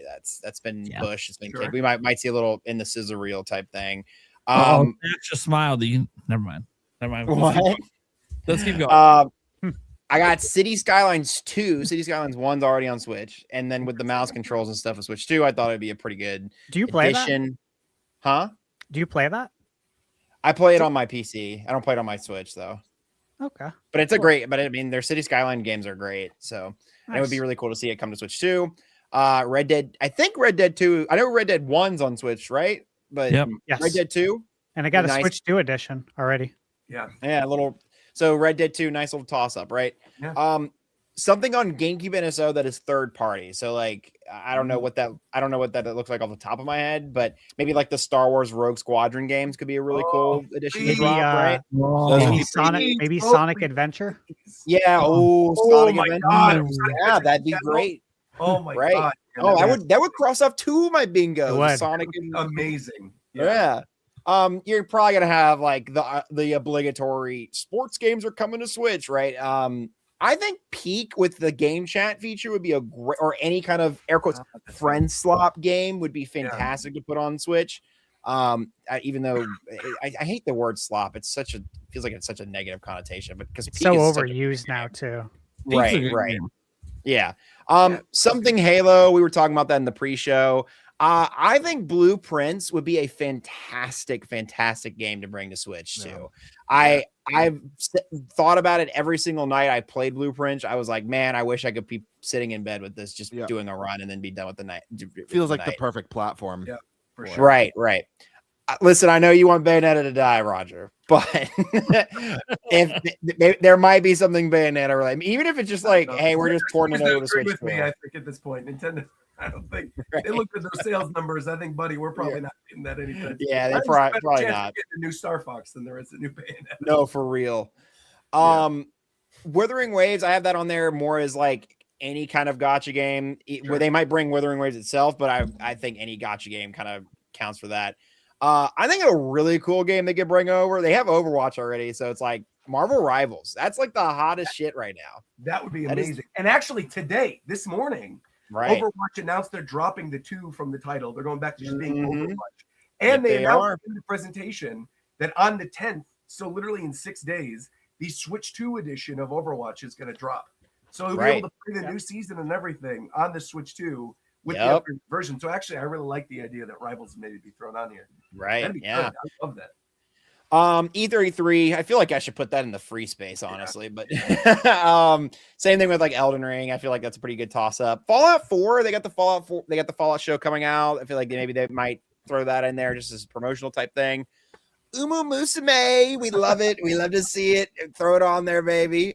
Anything from Square Enix, anything from Sega / Sonic. I think Oblivion Remaster would be a fantastic toss up on the Switch too. Like that one. I love Oblivion, and it was a great game. I threw the Indiana Jones thing is kind of just an obligatory. Like I feel like it's probably gonna come a version of it's gonna come to Switch too. Yeah, they announced it last year. So did they what? They announced it for Switch 2 last year. Well, then I'll take that off and No, maybe they'll show it. Maybe they'll show it. They might show it. Yeah. Something from Valve I think could be fun. I don't know what exactly, but I just put Valve there just to kind of we're starting to kind of I was running out of things to think of, right? Kind of in the same vein as City Skylines, put Planet Coaster 2 on there. I think again, mouse controls, all that kind of stuff would be fantastic to put on the Switch 2. A big long pull. I think they would save this for our main direct, to be fair, but I'm a big, if you guys know me, if you're from my channel and stuff, I'm a big Deltarune person. I would love to see a Deltarune Chapter 5 announcement. It would be fantastic. It's almost Valentine's Day. Toby's very well known for giving the Valentine's Day newsletter update about his games. So yeah, I think it'd be a great place to announce, hey, it's coming this late spring, early summer. Did you put the Muppets on? Yeah, something related to the Muppets. Big crazy. This is my like really big ass pull, right? I love anything related to Muppets because they just remade that show on Disney Plus, and it's actually really fucking good. The one with Sabrina Carpenter, right? Yeah, I want to actually watch it. It sounds awesome. It's really good. If you like Muppets, if you like, it's a really good, fun special. It's awesome. And then same thing with the Game Boy Advance NSO that I said with the GameCube. They'll put something on there that's third party, but for Game Boy. And that's my bingo card. That's my bingo card, baby. Not bad. Very nice. Not bad at all. And with that, I'm actually going to dip for the night. I unfortunately have my 9 to 5 to go to in the morning, so except I have to get up really early. Thanks everybody for having me. Thank you, appreciate it. I will plug one thing. I just released a video about Mario, the evolution of modern kart racers. So how did we get kart racing, and then how did we get to the ones we have now? Please go watch that video. I had to kind of just thumbnail it a couple times. Go watch it. Go support it. If you do anything here today, go pull that up. Go watch it. It's a good live it's a good while we're on the call right now. Look at this. There you go. There you go. Look at that. Yeah, Okay, and there might be one about a Nintendo Direct coming sometime this weekend as well. Evolution Nintendo Direct. No, but yeah, thanks everybody for having me. Roger, it's always a pleasure. Same with you, Paul, and of course all the podcast boys. You're always a pleasure. Yeah, thanks everybody. Hope you have a fantastic night. Thanks everyone, man. Bye. Au revoir. I don't know why I did the Mario voice at the end. Yeah, I don't know what you were doing. No, that is just Mario. whatever comes natural. What? That wasn't even Mario. I don't know what that was. Yeah. Who's French? Do you see the Nintendo Today app today? No. With the 40 questions for Charles Martinet? Oh, no, I didn't see No, that. I didn't see that. Super cool. They have a special thing on the Nintendo Today app, and it's 40 questions for Charles Martinet. And today is questions 1 through 10. How tall are you? Well, and he's just speaking as himself. I'm about 6'3" and stuff like that. And he do the voices, and he goes, "It's me, Mario. Have a rotten day, Mario." Is it in video form? It's in video form, in vertical form. What was your favorite Mario game? Well, I love Super Mario 64 and Sunshine, and yeah, it's a whole thing. It's a 4-part series. They're going to be dropping them tomorrow. Presumably, will be 11 through 20, and yeah, it's pretty awesome. Oh yeah, what the heck? Nice. This is Charles is the best, dude. Like 40 questions of Charles Martinet. All right, That's awesome. That's cool. So, Paul, what you got some predictions here?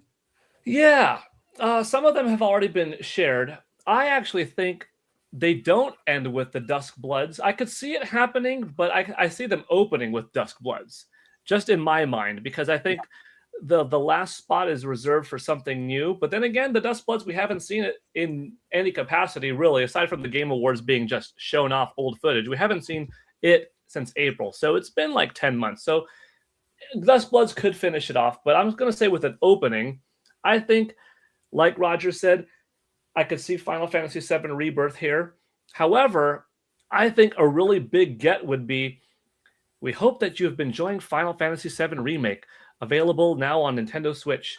Please, or Nintendo Switch 2. Please enjoy the next footage of another Final Fantasy game coming this year. And it goes into Final Fantasy VII Rebirth, dropping this September, something like that, a little bit of a buffer.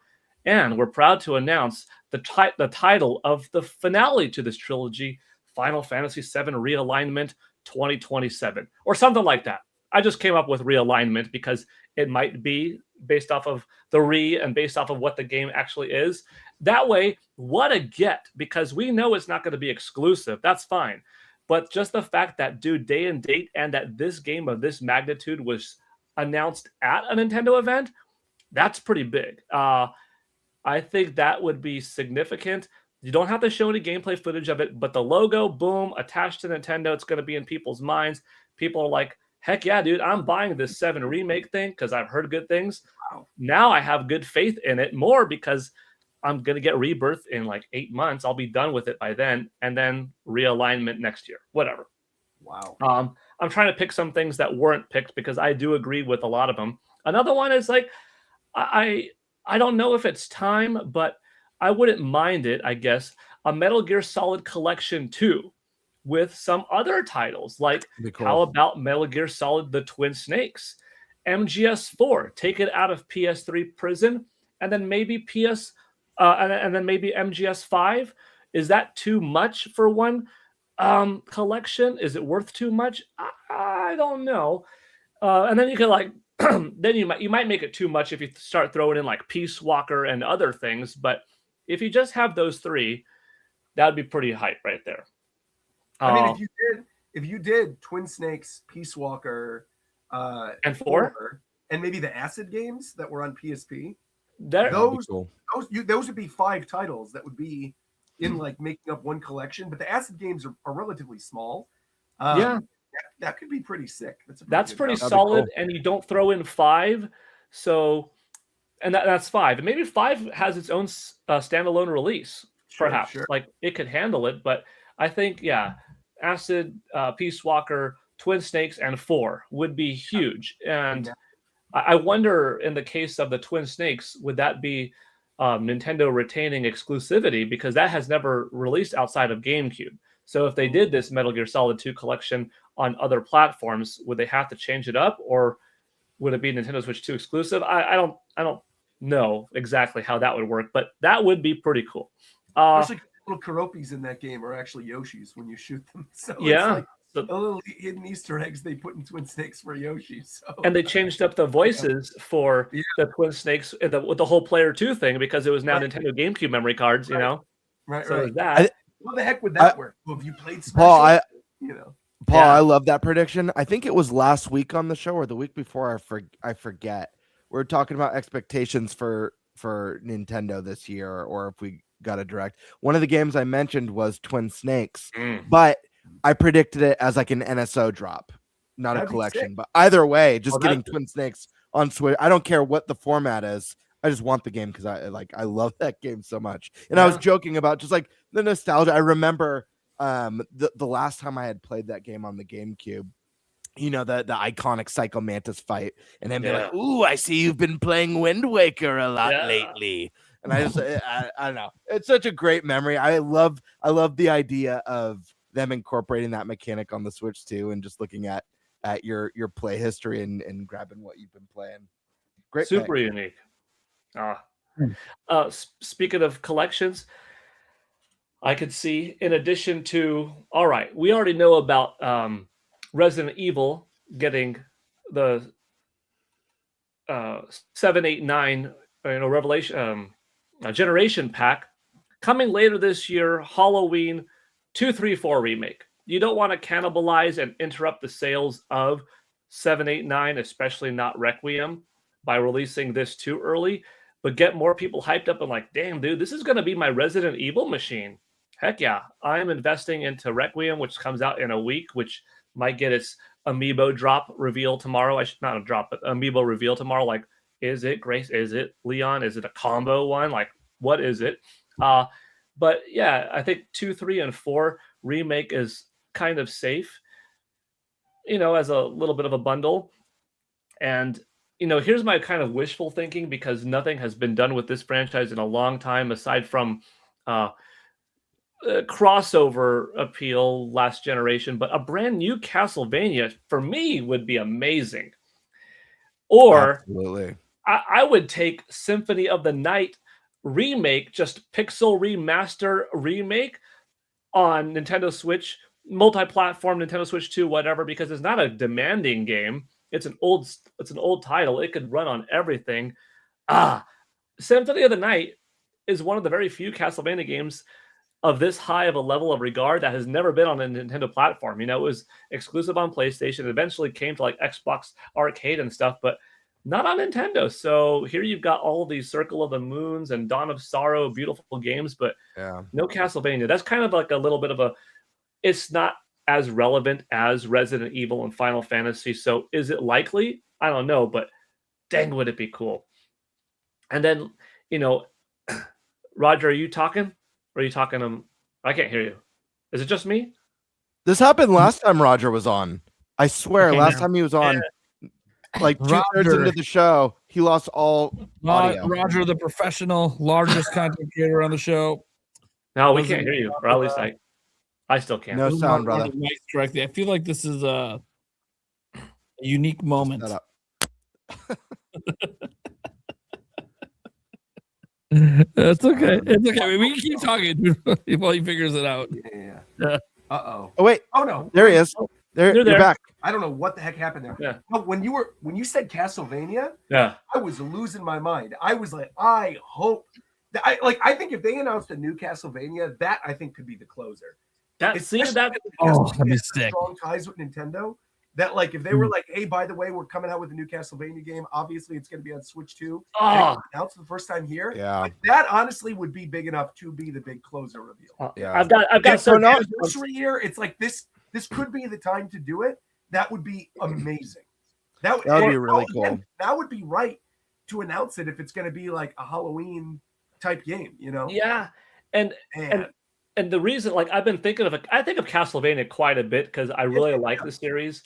It's one of those that I think all of the 2D ones are kind of like all of the Metroid ones, where it's very hard to find a bad Castlevania game that's 2D. Not all of the 3D ones have hit necessarily, but it's time. But when we were watching that Nintendo Switch 2 Nintendo Direct April 2nd last year, and I saw Dusk Bloods for a moment, I was like, Castlevania? And I'm like, I don't think you were alone. There were a lot of us who were like, wait a minute, this might be Castlevania. Yeah, I was hoping it was. And it was something new, and it's from Software, so it was another big thing. But a new Castlevania, especially if they open with the Dusk Bloods and they end with Castlevania, crazy. It's pretty cool. And I know that probably a 3D Castlevania would be more hype for more people out there, because I think more people just play 3D games than 2D games. But for me, I would be down with a 2D masterpiece. Like, let me see what you could do nowadays. Tech has evolved so far. But a 3D one, like, I would be equally happy with. Like, that's kind of my closer. Unless, and this, I will give you my real closer if it's not a new Castlevania. Nothing would be bigger, regardless of how much you like this or not. I don't think anything would be bigger than Grand Theft Auto 6, because it would make the internet lose their minds. You don't have to like it, but GTA 6 is going to be the biggest best-selling game of 2026. We know that Call of Duty is coming, so like if that shows up or Halo shows up, those are pretty dope. But we don't know about GTA 6. If it's there, then what does Nintendo Switch 2 not have? It's got it all. I think that would be the best closer. I just don't know if it'll happen, because Rockstar is very big and they operate very much on their own, kind of like Nintendo operates on their own. But man, that's kind of my thing, because a lot of, a couple of you already said some of the things that like, one more, because I mentioned this on my live stream today. Okay. Only because I have a good inkling it's coming based off of a conversation or two that I've had with Ed Boon, but I have no way confirming this, that it's legit happening like this year or nothing like that. Injustice 3. Something like that, a totally unexpected game to make its announcement, to make its reveal here. That'd be cool. Would be really, really cool because like you guys were all saying, we're not in a time anymore of, oh yeah, this game came out several months ago. Now it's on Nintendo Switch. Okay, that's cool. Oh, this game came out several years now for it's that coming. matter. These are day and dates. So Yeah, that's Injustice 3. the weird position we're in. Is like almost all the stuff that we've brought up is like ports of stuff we've already talked about. I don't think there, other than that Castlevania thing you just said, I don't think there's anything we brought up that's like this new game from this new developer that's coming out on everything, but it's going to debut here. And I think there is possibility for that. This is the first time we're like entering in for one of these partner showcases in which that could actually be a thing.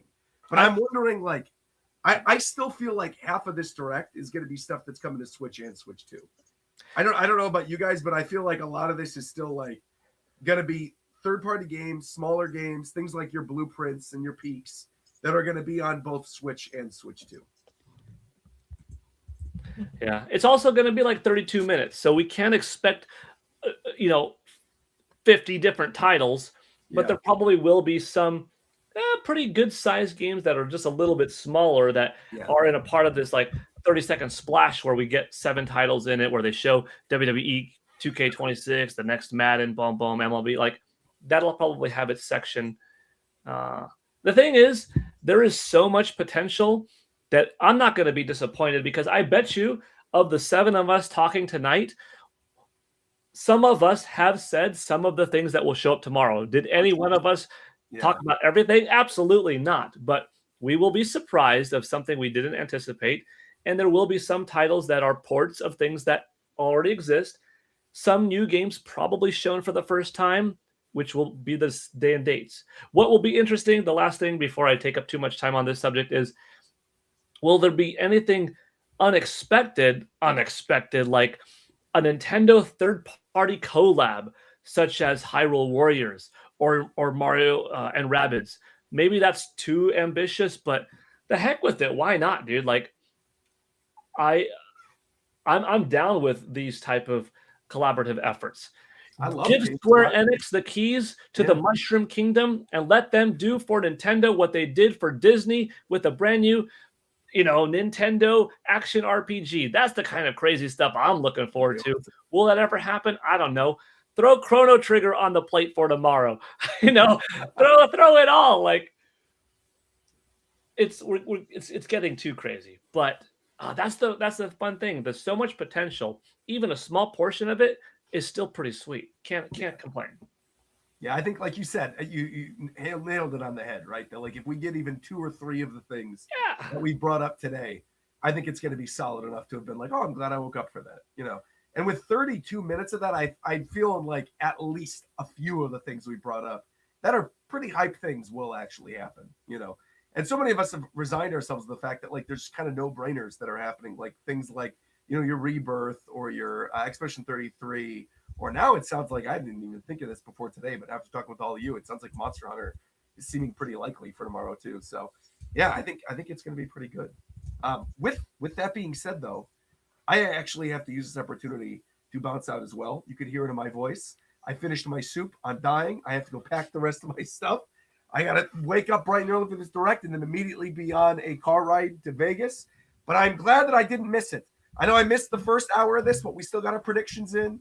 I still got to talk about the preview event. I'm happy I was able to make it. Again, I'm sorry for my mismanagement of time. I totally screwed things up. Like I said, I got you nearly fucked me, Roger. I really almost did. And you didn't even burp at me once. I'm so grateful. Look, we didn't hit the goal to do the beer. I've been holding it up, telling the chat, come on, guys. Thank you very much. I appreciate that. Well, Roger. Always, it's a pleasure. Yes. Roger, really quick before you leave, yes. I got a super chat in, and this person asked me, like, hey, if Roger leaves early, can you just read my super chat? So I told him I would. Sure. So I'll pop it on the screen right now. Yeah, let's hear it. Oh, Roger, dude, bro, I have it right here.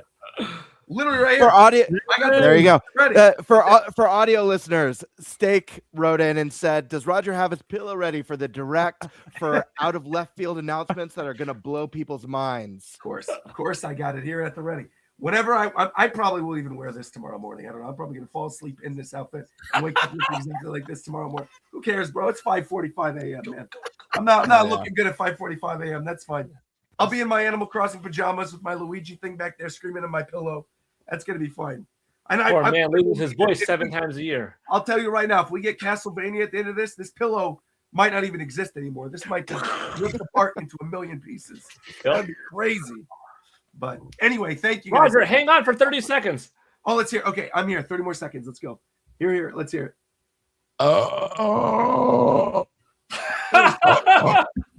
That was fake. That was fake. Oh God. That was all right. That one was okay.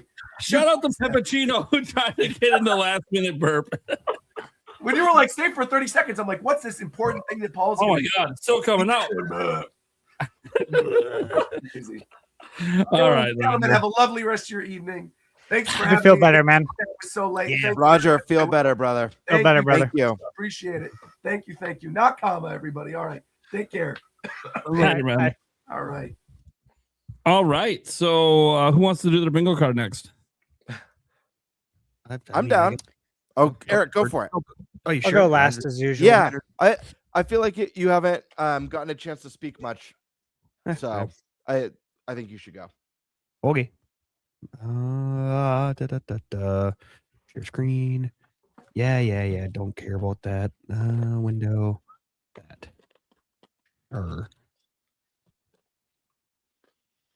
Dude, you all did fancy cards. Yeah. Well.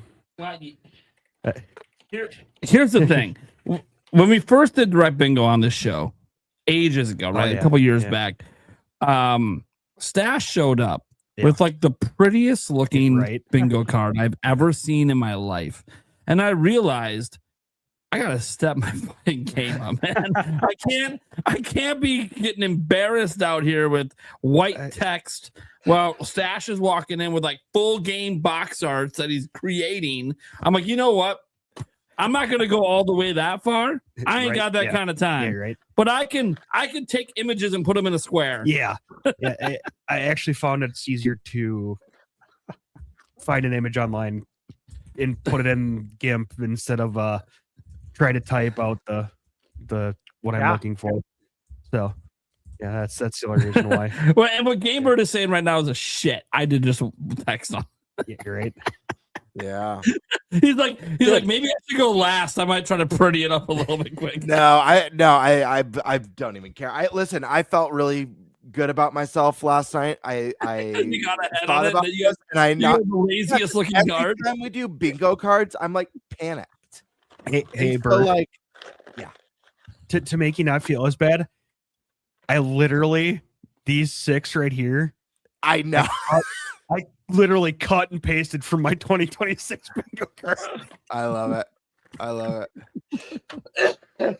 It's all right. Yeah. All right, here we go, Eric. Go over the card. What we All got? right, Yeah, okay. Go kick some butt. Yeah, I have Metaphor in the first spot here. Resident Evil Requiem, Kingdom Hearts, and I think they're going to show some sort of native version, whether it's a collection or just bringing them all individually natively. Halo Master Chief Collection, Diablo 4, Baldur's Gate 3, Starfield, Horizon Zero Dawn, might be a WTF game, you never know. God of War, Red Dead Redemption 2, Gears of War E-Day. Yeah. New Doki Doki game. Orbitals. In free space, because as Nate pointed out, they pretty much said they're going to be there. I'm really hoping again Backyard Sports comes. Some sort of Castlevania something. Crimson Desert. Flight Simulator. Elden Ring. Final Fantasy Rebirth. Dustbloods. Batman. Lego Batman, sorry. First Light, Assassin's Creed, some sort of Assassin's Creed something, Blueprints, and Death Stranding. Very nice. Interesting card. What I got. I literally just. Listen. I really like this card, Eric, because I think you have some like ballsy predictions in here. And you guys know me, like I'll do my good predictions, but I always got to throw a couple wild cards in there because I think as much as I like to win, I think it also makes it fun. Because if you nail it, like if God of War gets shown tomorrow, like people are gonna lose their shit. And it's gonna be like, holy shit, Eric put God of War on his bingo card. That's nuts. So I like this a lot. Yeah, but like I said, these top 6, the Halo, Diablo, God of War, Red Dead Redemption, Backyard Sports, and Castlevania were literally copied and pasted from my 2026 bingo card. I'm like, I don't have enough time or brain power to put into this right now. So cool. There's 6 third-party games. Yep. All right. It's all right. So my prediction is that I'm just gonna throw this out quick. The Rogers base actually shows up. It looks like this photo looks like he's doing a promo for 007. Yeah, whatever, like a fancy drink or whatever the fuck he is. It's just a watch. Oh, it's a watch ad. It's a watch ad, is what it is. Yeah. Anyways, who wants to go next? I'll jump in. Okay. I'll display my. I'm sure Stash has like 70,000 games on his bingo card, so we'll save him for last, like usual. Yep. Yeah, I'm gonna present mine Stash style, super zoomed in, so you guys are shocked. Yeah, it's more fun, man. I like it that way. So what I did with this one, I'm gonna pop it up in just a second, but I decided, I'm like, listen, there's a lot of really safe predictions we could put. This could possibly be the easiest bingo card, but I like to shake things up. So I went some easy guesses, some a little bit wishful thinking, maybe. But again, like I told Eric, like if any of these land like that, it's going to be just fun to be like, dude, that was on my bingo card. Holy crap. It is. I don't think I put anything as big as God of War, but I'll explain everything. Metaphor. This is one we've all, talked about since the reveal of Switch 2. It's not a matter of if, it's just a matter of when. I think now makes a lot of sense. Monster Hunter is going to have a presence, whether it's stories, additional stories like the features and gameplay, or, this could be multifaceted. It could be wilds. This could be a specially crafted version of Monster Hunter for Switch 2, built from the ground up for Switch 2. I don't know, but Monster Hunter is going to be there. I was stuck on these two because I was like, man, there's an opportunity for Hyrule Warriors DLC, which a lot of Warriors games get DLC. We've seen it across almost every Warriors game that's ever come out. Or there's also an opportunity for another collaboration, another Warriors game, whether it's a lot of people have wanted whatchamacallit, Xenoblade Warriors, or a new Fire Emblem Warriors, or Mushroom Kingdom Warriors, or whatever it might be. But I think there's something Warriors potential. I had to add both because I don't know if it's a new game or DLC. Diablo 4. This is one that just makes so much sense. We have Diablo 2 and 3 already on Switch. Diablo 3, in my opinion, the Switch version's the best version because you have it on the go. It's such a great way to play it, especially it lends itself to couch co-op, which is just really awesome for these top-down ARPGs. Diablo 4 also has a huge expansion coming, so this is a great opportunity to announce that not only do they have expansion coming, but this game's also landing on another platform. I think there's Diablo 3, there's like a Ganondorf armor set that you got if you got the Switch version. So again, fun collab opportunities right there. Deca Police. This is a game that's been delayed. Originally was just on Switch. It's multi-platform now. I'm ready for a release date. I think Switch. I think Deca Police is ready as well. Orbitals. We already know this one's coming. This game looked beautiful. I'm hoping it plays as good as it looked. A new East game. This one's a little bit wild card. I know we have Nordics coming, but the Nordics Deluxe Edition, I guess Proud Nordics. It would be Proud Nordics. It's a deluxe edition of an East game that already exists. Maybe we'll see a new East game as well. Get teased here. Trails in the Sky 2. I was kind of thinking the same thing. Trails in the Sky first chapter was phenomenal, one of the highest rated games last year. The second game has been announced and is coming this year. Would not be surprised to see it land in this direct. Professor Layton, we've been waiting for a direct to feature this game with a release date. I think it makes more sense than any of the other platforms to announce when this game is officially coming on a Nintendo showcase. So I'm hoping to see that there. New Platinum game. Again, a little bit of a riskier choice. I feel like the safe one that I don't know if we're going to see from Stash or Prime is some sort of Bayonetta Upres, or not Upres, sorry, Bayonetta Switch 2 edition, or a Astral Chain Switch 2 edition. But I like to go a little bit more balls to the wall, and I'm going to say this could be a new Platinum game. I don't know exactly what that means, whether it's a new IP, whether it's Bayonetta 4, or the long-awaited Astral Chain 2. People have been waiting for an announcement. I would not be surprised to see Astral Chain. I don't think that's out of the realms of possibility. So new Platinum game, I think, can and might be announced. Dustbloods, I use this as my bingo space. Eric made a good point. Maybe Orbitals was the better pick, but I think it's time to really show what Dustbloods is all about. Resident Evil, I believe, will have a presence. Obviously, the game lands. Maybe we'll get a demo. I mean, how sick would that be if we got like a Shadow Drop demo, as well as just like a reminder what people have in store for them with Resident Evil. Is this one I put on my last 2 or 3 bingo cards, and I'm just gonna keep putting it because, again, just like Metaphor, I feel like this it's just a matter of time. The classic Sega reboots. We know they're doing Crazy Taxi and Golden Axe and Jet Grind Radio. Tons of great Sega games are coming back. This, like Nintendo, come on. I feel like this would be really cool to see there. Persona 4 Revival. We know this game exists. Let's get a Switch 2 trailer, baby. We already got Persona 3 now. This is one where I think it makes the most sense to see footage of the game either at a Nintendo or Sony conference. I'd really like to see it at Nintendo. Also, I'd like to add, this is my favorite Persona game of all time. I think it's the best of the series. And so highly anticipated. This next one's a little bit of hopium, but with the support that Capcom has been, did I skip? I skipped games, didn't I? I skipped Okami. I didn't mention Okami. It's up there next to Orbitals. I jumped to East.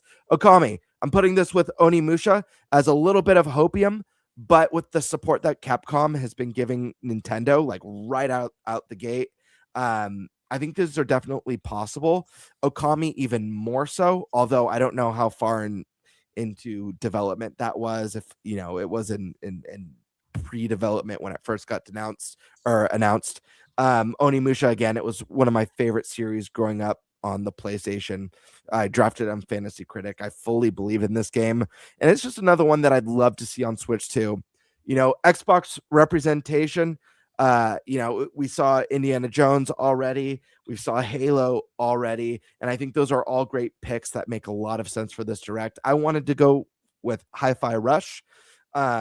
It's just, to me, this game makes so much sense to land on Switch 2. Not only that, this is like a really beautiful and special game with such a unique premise that has like kind of the rhythm aspect with the beat 'em up and really cool boss mechanics. Just makes sense on Switch. Final Fantasy VII Rebirth. And I think we're probably all going to have this game with a this year announcement, and that's going to be a great draft pick for Prime at the end of the day. Project M. I'm surprised no one mentioned this one yet, but Project M is on my bingo card. This could be a time to get another look at this game. One I'm very excited about from the Bloober team. Bloober team has done amazing work with Silent Hill. They've declared on Twitter that Project M is going to be kind of a love letter to horror games. It's going to be very satisfying for fans of the Eternal Darkness series. These are all the things that you want to hear. So Project M would be a really big one. Here's a little bit of a wild card. One of my favorite games announced at the Game Awards this past year, Bradley the Badger, with music by Grant Kirkhope. This game looks badass. Maybe it's too soon to put this on a third-party predictions for Switch 2, but I feel like this is a game that needs to be on Switch 2 because I guarantee you, out of any of the platforms that this game will land on, it'll sell best and perform best on Switch 2. Romeo is a dead man. Again, this one's probably a little bit of hopium. It's probably a little bit too soon. Everyone here knows how much I love Suda 5-1, how much I love the No More Heroes series. I've been a fan since Killer 7 of his games, and I cannot wait for this game. He's had major support for Nintendo consoles in the past, and he's expressed interest in getting this onto Switch 2.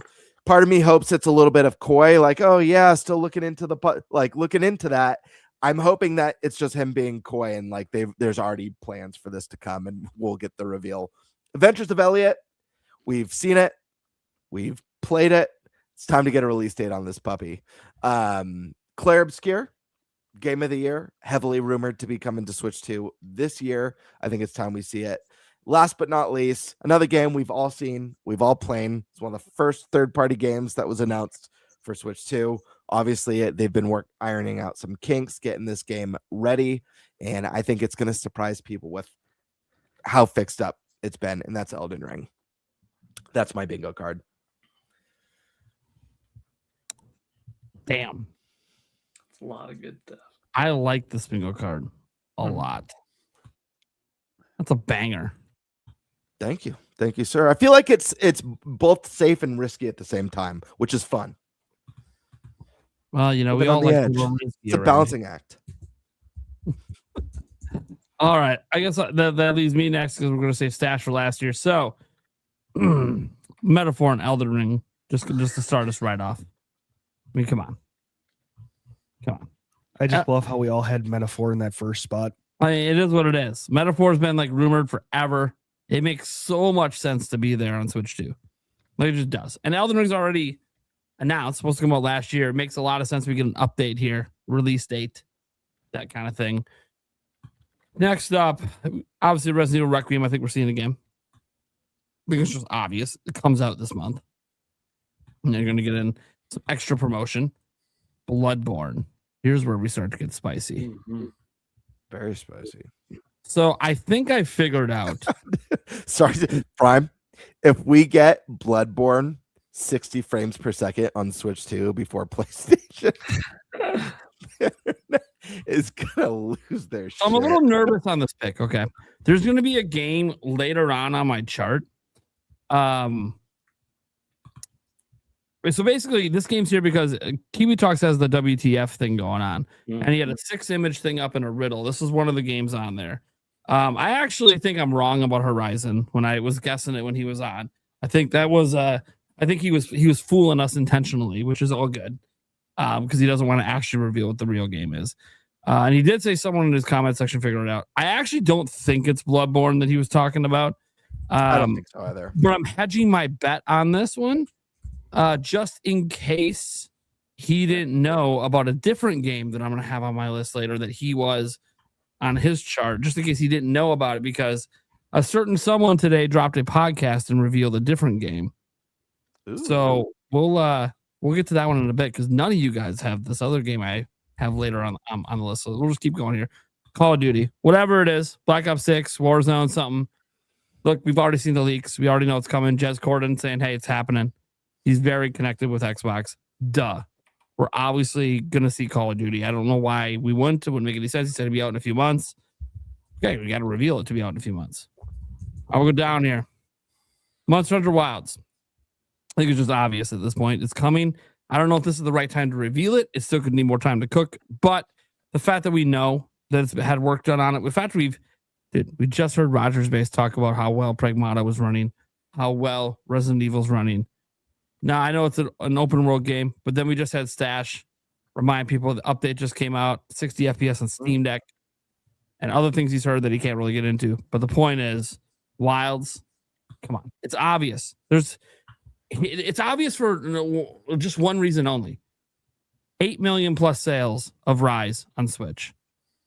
The audience for Monster Hunter on Nintendo is basically as large as a Nintendo game. You're just being dumb. When you made this game, you had to have been planning it to come to Switch 2 from the very beginning. Like, you're just literally leaving sales out to dry. And as people were saying, this game kind of had a weird reception last year. It kind of came and went. lots of performance issues, which really was shocking considering that World didn't have those issues. Rise didn't have those issues. Very weird to have Wilds come out and have those issues. And then all of a sudden, patch comes out and is running better on Steam Deck than PS5. That's weird. It's weird. It's almost like they're like, hey, the people that really want this game are on Switch too. So it's probably going to be significantly optimized to run pretty well. So we'll see. Witcher 3. So I figured this is either going to be like a Switch 2 edition. There's rumors of that DLC is coming as well to help bridge to Witcher 4. So one of those two I think could get revealed here, or maybe both at the same time. Switch 2 edition with the DLC coming later this year. I can see that being something that they decided to do. CD Projekt Red, we know it's going to be physical for starters because they love physical games. And dude, they love Nintendo. They were the de facto third-party game at launch, the showcase game with Cyberpunk. So I fully believe anything they're working on, including Witcher 4, is coming to Switch 2. I just don't think they're going to reveal it. And I think Witcher 4 is still 2-3 years off, so it's going to be a little bit before you hear about it for Switch 2. But yeah, CD Projekt Red loves Nintendo. They need to get this game updated. It's one of the best games they've ever made. And Switch 2 can now run this. Like, you could basically get an almost on par version if they want to put in the effort. So let's do it. Might I add a reminder too that they were at the Switch 2 experience on site? Yes. Like CD Projekt Red. I mean, I got to talk to them there. That the same can't be said for other companies. So you are dead on that they do love Nintendo. They got a lot of respect. Yep. Rayman, look, if Rayman's coming back, we got 30th anniversary stuff going on. If it's coming back, I don't know what it is. New game, anniversary collection, beats me. If Rayman's coming back in any way this year to the anniversary, it's coming to Switch 2. That's just my theory there. I don't know if it's actually going to have anything, but I don't care. If Rayman's coming back, why wouldn't you put it in a Nintendo event? Mina the Hollower, this is just a shot in the dark. The game still might not be ready. Still not be ready to show. We know it's on an indefinite delay. Probably not till 2030, as it says on the eShop. But yeah, so it would be one of the larger indie games to pop out. They could save this for a general direct. They could save it for an indie world as well. It's going to pop up at one of these Nintendo events when and only when they're ready to give the final release date. I don't want to get into too many particulars, but there has been some public statements and some public reports that a lot is riding on this game for Yacht Club. And let's also they're an indie studio. People forget that they're an indie studio. Like, just because they were mega successful with Shovel Knight, that was a while ago. That success was a long time ago. So they need this game to do well, and we know some things about this game that aren't public yet. And I'm telling you right now, unless people just hate mice and mouses and they just won't buy it because of that, to this game, I can't say definitively because I haven't beat it or anything, but I think it's going to end up being even better than Shovel Knight. Oh, yeah. This would be actually a really hype reveal if we get a release date and new trailer. And if they reveal even a smidge of the stuff we were shown. Crimson Desert. Look, Kiwi Talk said it. We kind of heard it last year. GameStop leaked it. It comes out in March. I don't think the Switch 2 version will be day and date, but I think letting people know before the game comes out that it is coming to Switch 2 is vital in case people want to hold off. Or this would be even better if they reveal it here and announce cross saves, so you could feel confident to buy it on your PC or whatever, knowing that you plan to double dip on Switch 2 later for portability.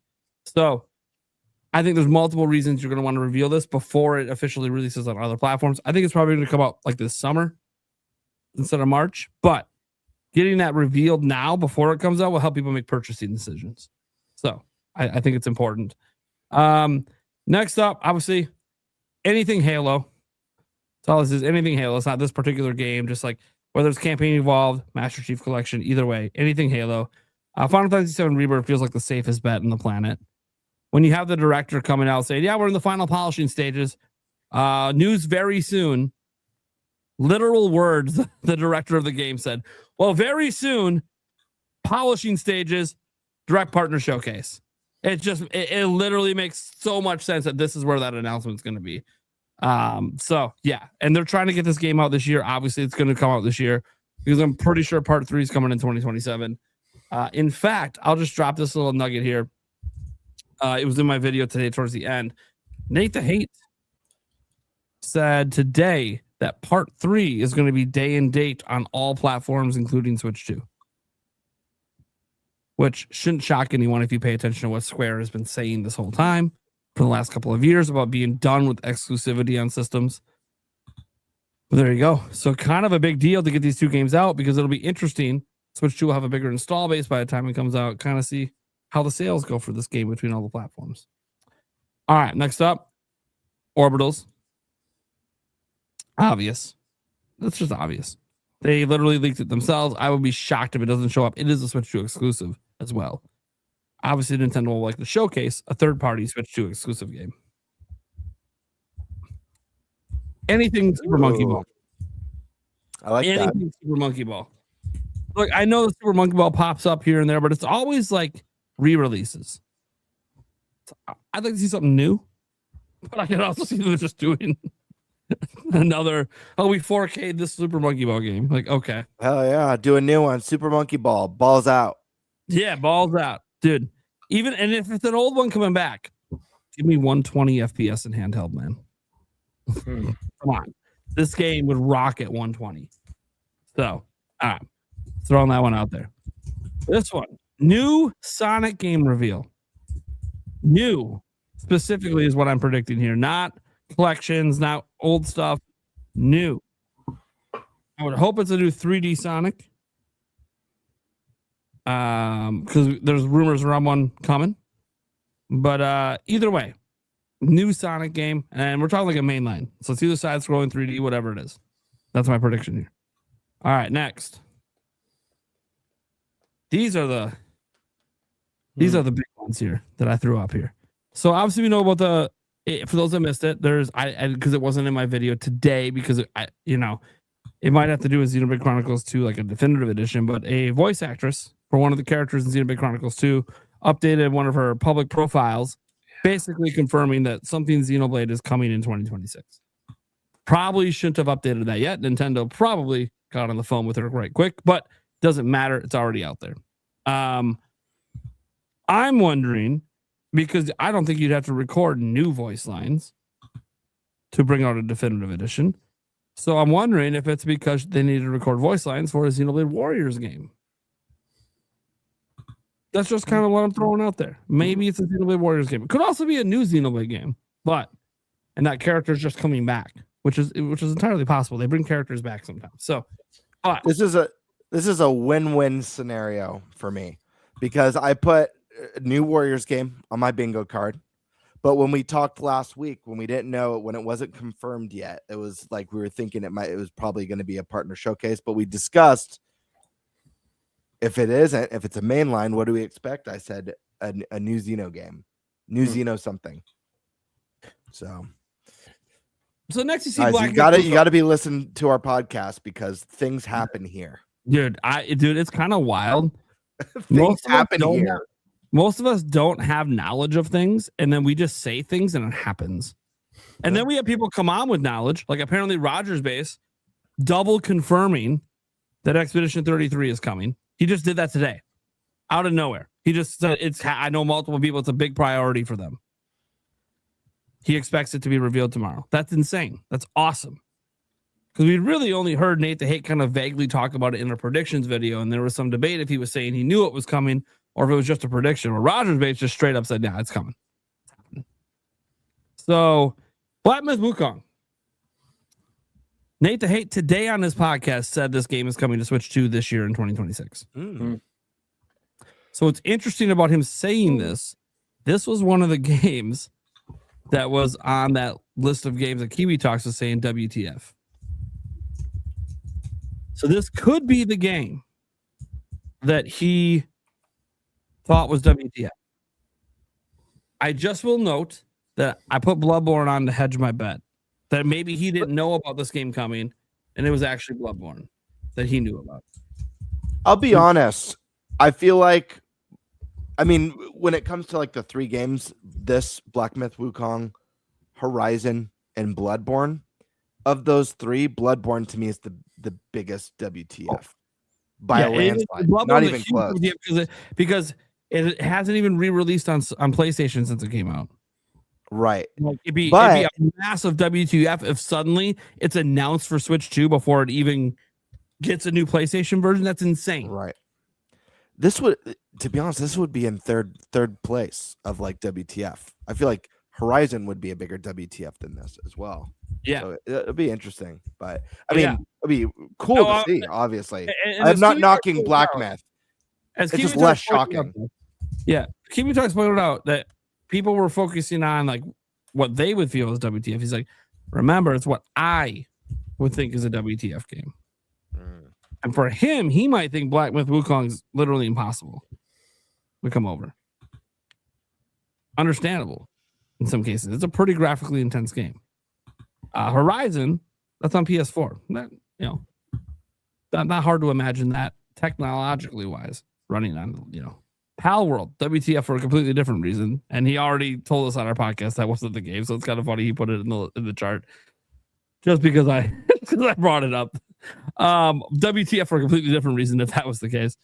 And then Bloodborne, well, technically it's a PS4 game. Like that could easily run right on a Switch too.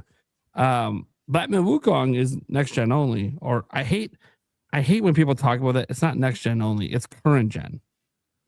As soon as a console releases, guys, it's now current gen. That's not next gen anymore. I hate that we keep using the term next gen while the platform's out. Next gen's about what's next. It's not about what's already here.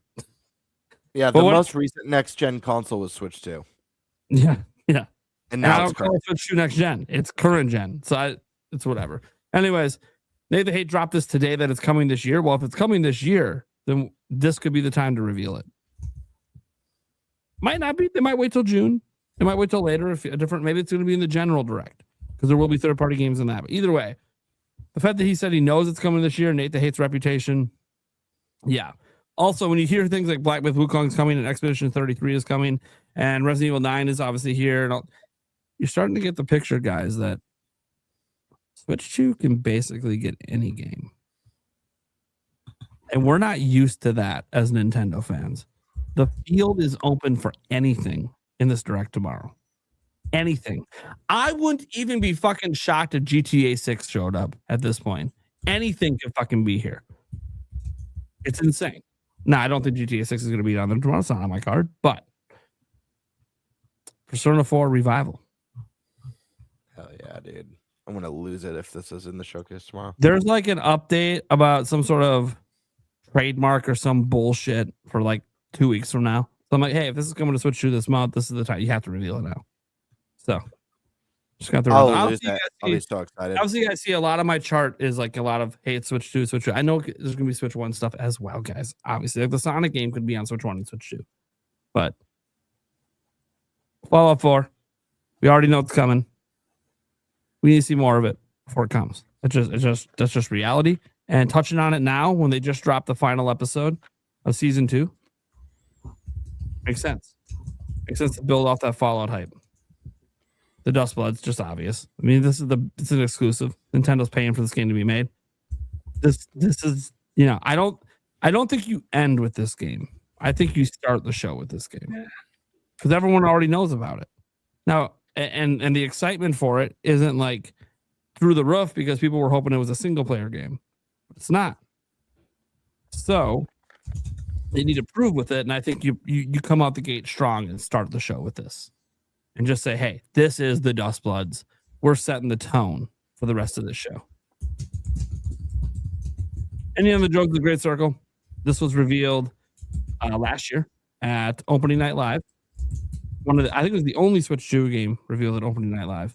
And they made a big deal out of it, too. A little special edition when they were showing off the DLC. They added a little bit extra at the end. And made a big deal out of it coming to Switch 2. Now, the crowd didn't give a shit. But us Nintendo fans, the few of us that were live streaming Opening Night Live, because believe it or not, most YouTube channels for Nintendo aren't streaming Opening Night Live. They missed out on an epic moment. Me and Stash were going crazy that this game was coming over. Not that we didn't expect it. It's just we have been waiting. When was the veil going to be revealed and we're going to get one of the best Microsoft games? And Sash and I have both beat this game. It's insane. It's literally better than recent Indiana Jones movies as a video game. It is so good. Super excited to see this come over. It's still used to this day as a technical showcase for PC hardware when they're testing it. Hell yeah, dude. We know it's coming. I think they said summer. Okay, then we got to see it again. Kingdom Come Deliverance 2. This is kind of a shot in the dark. We know Kingdom Come Deliverance is obviously already here. I just want this game. That's really all it is. There's no rumors. There's no leaks. I just want this game on Switch 2. I just want it. It is what it is. I'll pick it up. If it comes to Switch 2, I'll double dip. Doom the Dark Ages. Look, we've gotten every other modern Doom. Come on. id Software. We know it's coming. There's no way. I don't think there's no chance in hell that this game doesn't come. I don't know if it's going to be here, but come on. Expedition 33. Look, I was smirking when Rogers Base said it's covered. He expects it tomorrow. And Rogers Base didn't just say today it's coming. He said it's a priority. Okay. So then it's got to be coming this year. They've obviously been working on it very hard. I hope this isn't like the game they end with. I think you got to end with something new. But this is a great middle of direct reveal. The game of the year from last year, and we're only 2 months out from that year, coming to Switch 2 in the next 2 months or something. We'll get a big pop. There'll be people who double dip. And I'm telling you right now, third-party companies, when you're bringing over ports of games from the prior year, offer cross-save compatibility, and you will get people to double dip. It should just be a requirement if you're going to be bringing over old games from a year prior. Whoops. All right, give me a second, guys. I don't know what happened. I clicked something wrong that I can't even see on my screen. Hold on. Oh. We will fix it. Awkward. Technical difficulties. Very awkward. Very awkward. That was not supposed to happen. Let me zoom back in here. I got it back open. Where was I on my list here? I was on the bottom row. Okay. So we only got two left, or one left. And it's pretty obvious. I will get this shared here. It's pretty obvious. Lego Batman. This isn't obviously the Dark Knight one. This is the other Lego Batman they have. But I figured other people would use the Dark Knight one, and I just like his grin. It doesn't fit with the game, but I don't care. I like it. This is the Lego Batman we all laugh at. The Dark Knight one's a lot more serious. But that game looks so fucking badass. We know it's coming to Switch 2. We need to see it again. And just to give you kind of a zoomed out look here, that is the card. And I gotta say, it's a good card. If even half of this card is in the Direct, it's the greatest third-party showcase of all time. Yeah. Yeah, none of us are saying all these games are going to be in the Direct. Yeah, the point of the bingo card is to try and get 5. Yeah, you're trying to get a bingo. Lined up. You're trying to get a bingo. We're hoping that at least 5 in a row of our picks are in it. There's a cross right here, this diagonal, going from left down to right. I am very confident in that. Metaphor, Mina, Orbitals, Black Myth, and Lego Batman. That feels like a bingo. That feels like a possibility tomorrow. I strategically place things to try to guarantee bingos. Like at one point, I had Kingdom Come Deliverance in the bottom left corner, and I'm like, no. Okay, that's a pipe dream one. We can't be blocking off 3 bingos with that thing. Yeah, but I wouldn't rule out Kingdom Come. I'm not ruling it out. I do think it's a possibility. Enough to put it. But still, that row is really solid because you've got Kingdom Come, Fallout 4, Final Fantasy, Mina, and Elden Ring. Dude, 4 of those feel like a lock-in with a 50-50 on Kingdom Come. I think that's a solid row. I almost wish I would have swapped Expedition 33 for Kingdom Come over there. Sure. Then I feel like that would have been a locked-in row because Monkey Ball is kind of a shot in the dark. Witcher 3 kind of a shot in the dark. Bloodborne is definitely a shot in the dark. So, but I'm like, you know what? It's fine. I'm feeling pretty confident in a couple of rows. I'm feeling pretty confident in a couple of my rows, and that's all that matters. So, all right, that was my bingo, and now we get to see Thunderstash Gaming's 30 game bingo. The man who doesn't care about rules. I will put as many games on this card as I want. That's right. That's right. And remember, he does this, and we all just don't care and let him get away with it, because the bottom line is there's nothing really on the line besides pride. Although on this show, pride's a big deal. We're all pretty competitive. But more than that, he predicts things. Forget the bingos. He'll just randomly say something, and then the next week it's revealed. And no, it's not because he knew. That's the crazy thing. It's not because he's reviewing games or talking to companies and knows. It's just something he wants to happen, and then it does. Well, the way we balanced it out is he has to get 10 in a row to get bingo. That's fair. All right. Go, Stash. Floor is yours. All right. So Final Fantasy VII Rebirth. So Gamebird, on your video, the collaboration that I recorded, I think 3 weeks ago. I had specifically mentioned, which is so funny, and I'm only bringing this up because Paul said exactly what I said, and I don't want you to think, Paul, that I'm saying exactly what you said. Oh no. But I said in detail in the video that Square Enix is going to pop in and say, I hope you all have enjoyed Final Fantasy VII Remake. And once again, they're going to confirm for the masses that, because we already know this, but everyone else needs to know crystal clear that the entire remake trilogy is coming to Switch 2. And here is your first look at Final Fantasy VII Rebirth on Switch 2. Coming, of course, I think later this year, because I think part 3 is going to come out, and I'm gonna credit Rogers Base on this because he mentioned a date a couple weeks ago, and I'm like, dude, that's the date. That's the date, and it was 7/7/2027. Because that's my birthday, Is it? Yeah.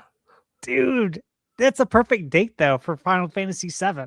Be pretty freaking awesome. I'm not gonna lie. No bias here.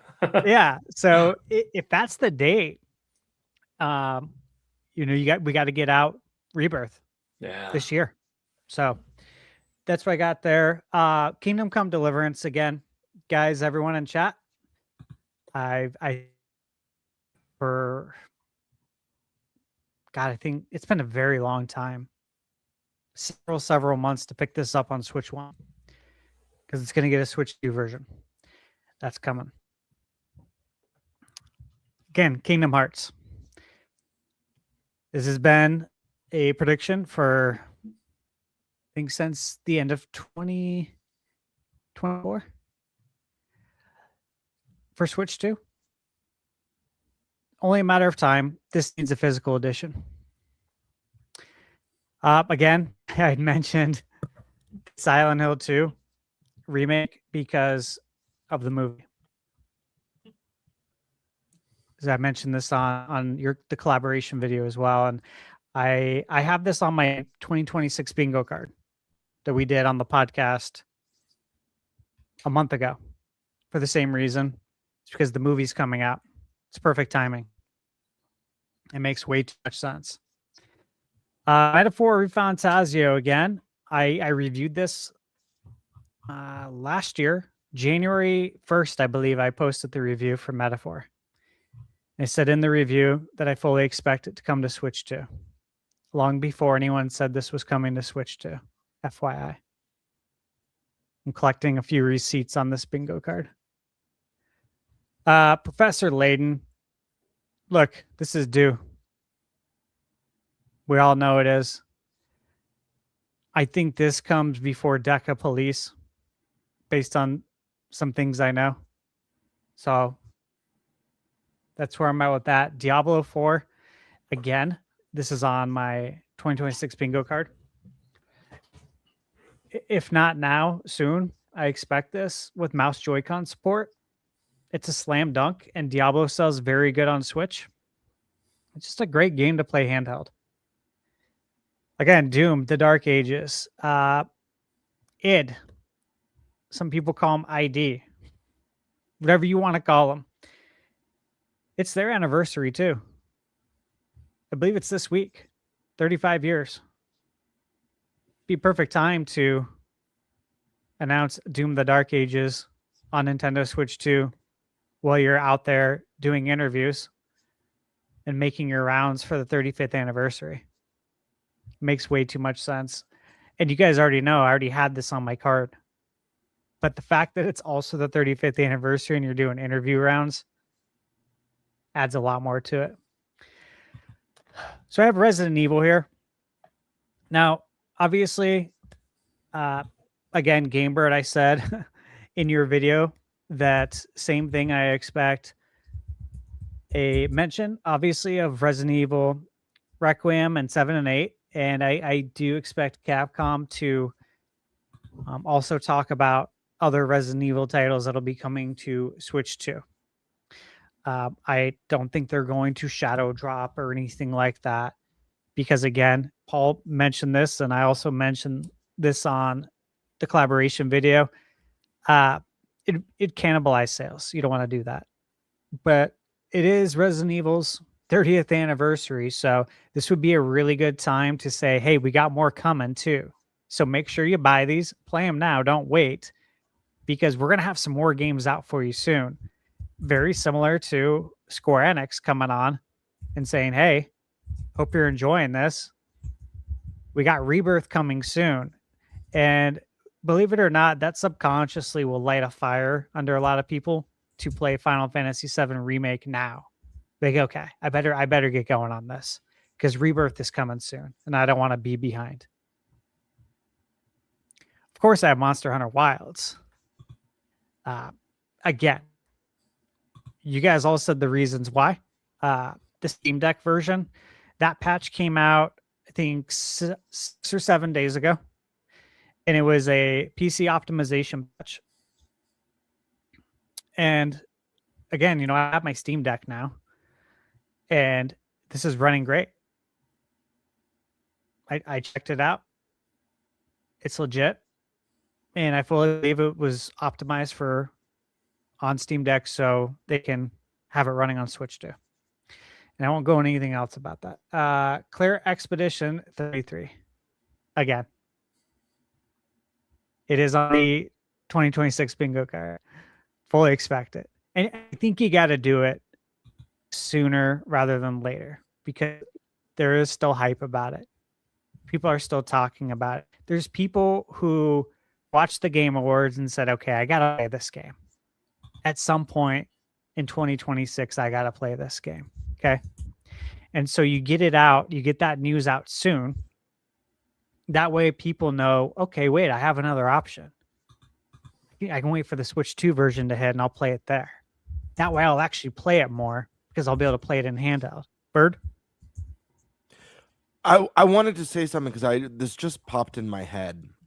Obviously, like I agree with you, Stash. I think just like the fact that this game is still constantly in the conversation makes this such an opportune time to announce it. But for anyone who's played, or if you haven't played, this game features like multiple like costume choices for the different characters in the game. I was just thinking, man, it would be so cool if there was some sort of like little Nintendo Easter egg, like how we got with Skyrim, you know, on Switch, and how we got with Diablo 3 on Switch. If it, you know, if you get like the overalls and a Mario hat that you could put on your characters, or whatever it may be, but some sort of like Nintendo Easter egg that makes this version, that would you be know, cool. a little bit special. I was just like, oh man, that would actually really work here with the some of the costume options that are already available. But yeah, not to jump in, it's just a thought that popped in my head. Yeah, that's a good point. So Star Wars Jedi Fallen Order. Again, this is my 2026 bingo card, and we've talked about this a lot. I think both games are coming, and there's a third one in development. So you want to get this out ASAP. So when the third one is ready to come out, it can ship on Switch 2 day and date with the other platforms. So at this point, if you're EA, you got to get everyone else up to speed. I don't know if it's going to be a single release or a double pack. Not sure how they're going to handle that, but I expect both of them to come out soon. Again, this is one that I feel like for almost a year, I probably have talked about on the podcast to buy this on Switch 1. It's going to get a Switch 2 edition. And I think this Direct could be a really good opportunity to finally announce that. And again, this is something you can add to your wish list and just wait for it to go on sale. I got the complete edition for $4.99, $5. And same goes for Kingdom Come, $5. Okay. Obviously, when the Switch 2 edition comes out, it's not going to be the same price. So capitalize. Blueprints again. This is on the 2026 bingo card. This is a slam dunk. I don't know if we're going to get Oblivion yet. I do believe it's coming. Okay. This is one I'm just not sure if we'll get it at this Direct because there's already some stuff coming, which I'll get to next, which is, and again, I mentioned this last year that I believe Fallout 4 will come to Switch 2 to coincide with the Season 2 finale. Perfect timing. The Direct's tomorrow. I really think they should release this tomorrow, or at least give us the release date. But this is a game that I could absolutely see Shadow drop tomorrow because of that. And again, I was talking about this last year, guys. So I really hope I'm right on this one. We'll also say this: I platinum Fallout 4 on PS5. That takes a lot of hours. I enjoyed like every second of this game, and I guess let me rephrase. I played it on my PS4, okay, and it was a bit janky, and it was so much fun. But the version we're getting is not. The version we're getting looks very, very nice. So just saying, that's going to be a great game to play in handheld. Orbitals, look, this should be a free space. I just threw it in there. Slam dunk.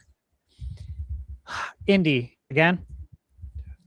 I reviewed this last year in January.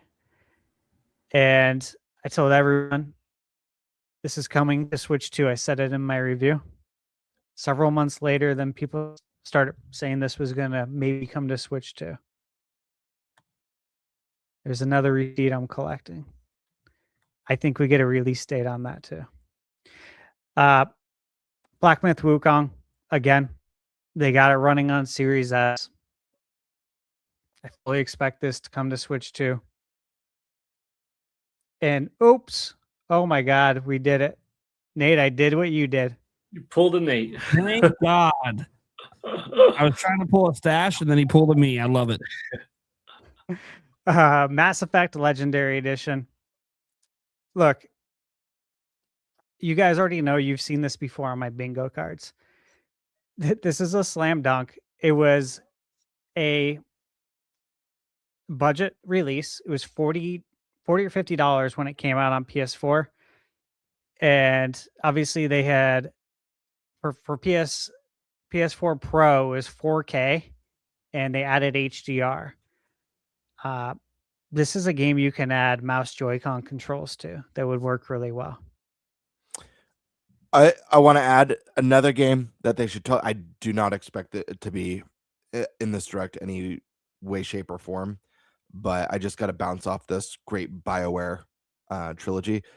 For the love of God, put Dragon Age Origins on Switch 2 with mouse controls. Yeah. Because that's more of like the tabletop experience than the other Dragon Age games are. That'd be cool. And Origins is just so good. It's such a damn good game, but that would be cool. I wonder what the Dragon Age team is doing right now.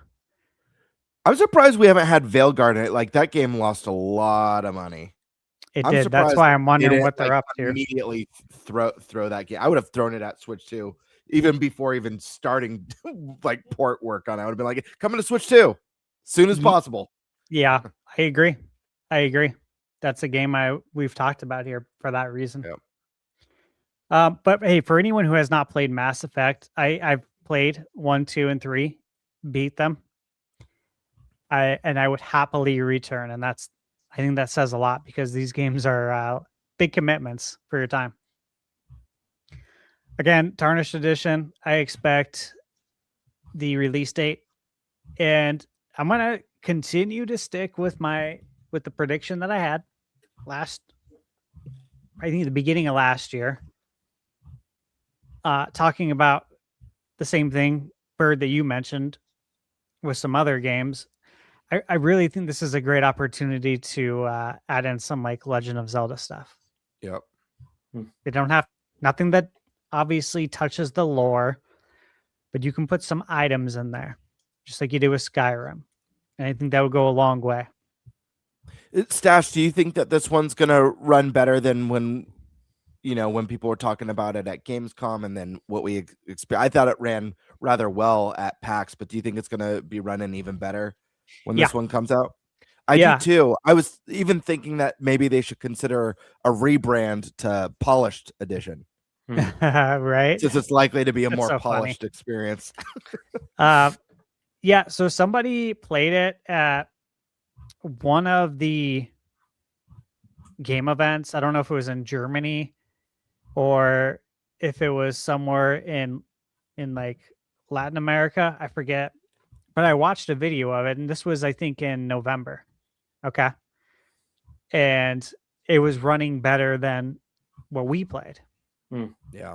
So it's just going to continue to get polish. Yep. And here we are in February. So this ball needs to drop before Dustbloods. Yep. Pragmata again. We need to, I think, see the amiibo like in detail. Same goes for Resident Evil Requiem. Bird, I mentioned that on your video as well. The amiibo, we need to see that. Hopefully it's Leon Kennedy. That'd be badass. Yep. I think Nintendo fans would love that. Yep. So we got that RE4 connection on GameCube. That Pragmata, I could see getting the demo announced For sure. because we're waiting. I think on that's a very pragmatic approach to what you think might be there tomorrow. Cool. It's coming out soon, April 24th, if I recall. And I think it'd be a good opportunity. Even Resident Evil, that's a good opportunity as well for a demo. So we'll see about that. Again, I have this on my 2026 bingo card. Sweet. Yeah. So look, Castlevania is one of my all-time favorite IPs. Always has been, always will be. I adore all of the games. I grew up literally on the original. I still stand by Simon's Quest as one of my favorite Castlevania games. Symphony of the Night is my goat for Castlevania. So yeah, Paul, everything you said, I'm just like, it's so funny because I have it on here, and I'm excited for it, and it's the 40th anniversary of Castlevania, so that's this year. You have every reason to, and I've said it several times, but because we've received the Anniversary Collection, the Advanced Collection, and the Dominus Collection, that has introduced the game to all of the young kids, all of the new gamers, and it has reminded all of the old gamers why we love it so much. The table's set. Yeah. It's ready. We're ready to do it for the 40th anniversary. It's the perfect setup. If you're ever going to do it, you do it this year. Yeah, and I think that kind of a reveal would definitely slay. It would resonate with Nintendo fans. Oh, big time. It's part of our growing up is Castlevania, right?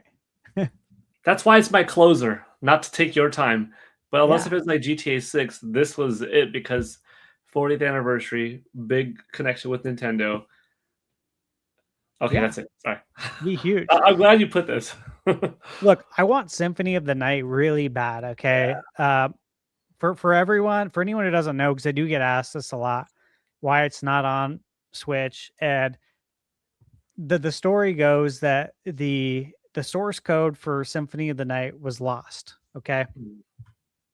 And Sony wanted Konami to remake the game.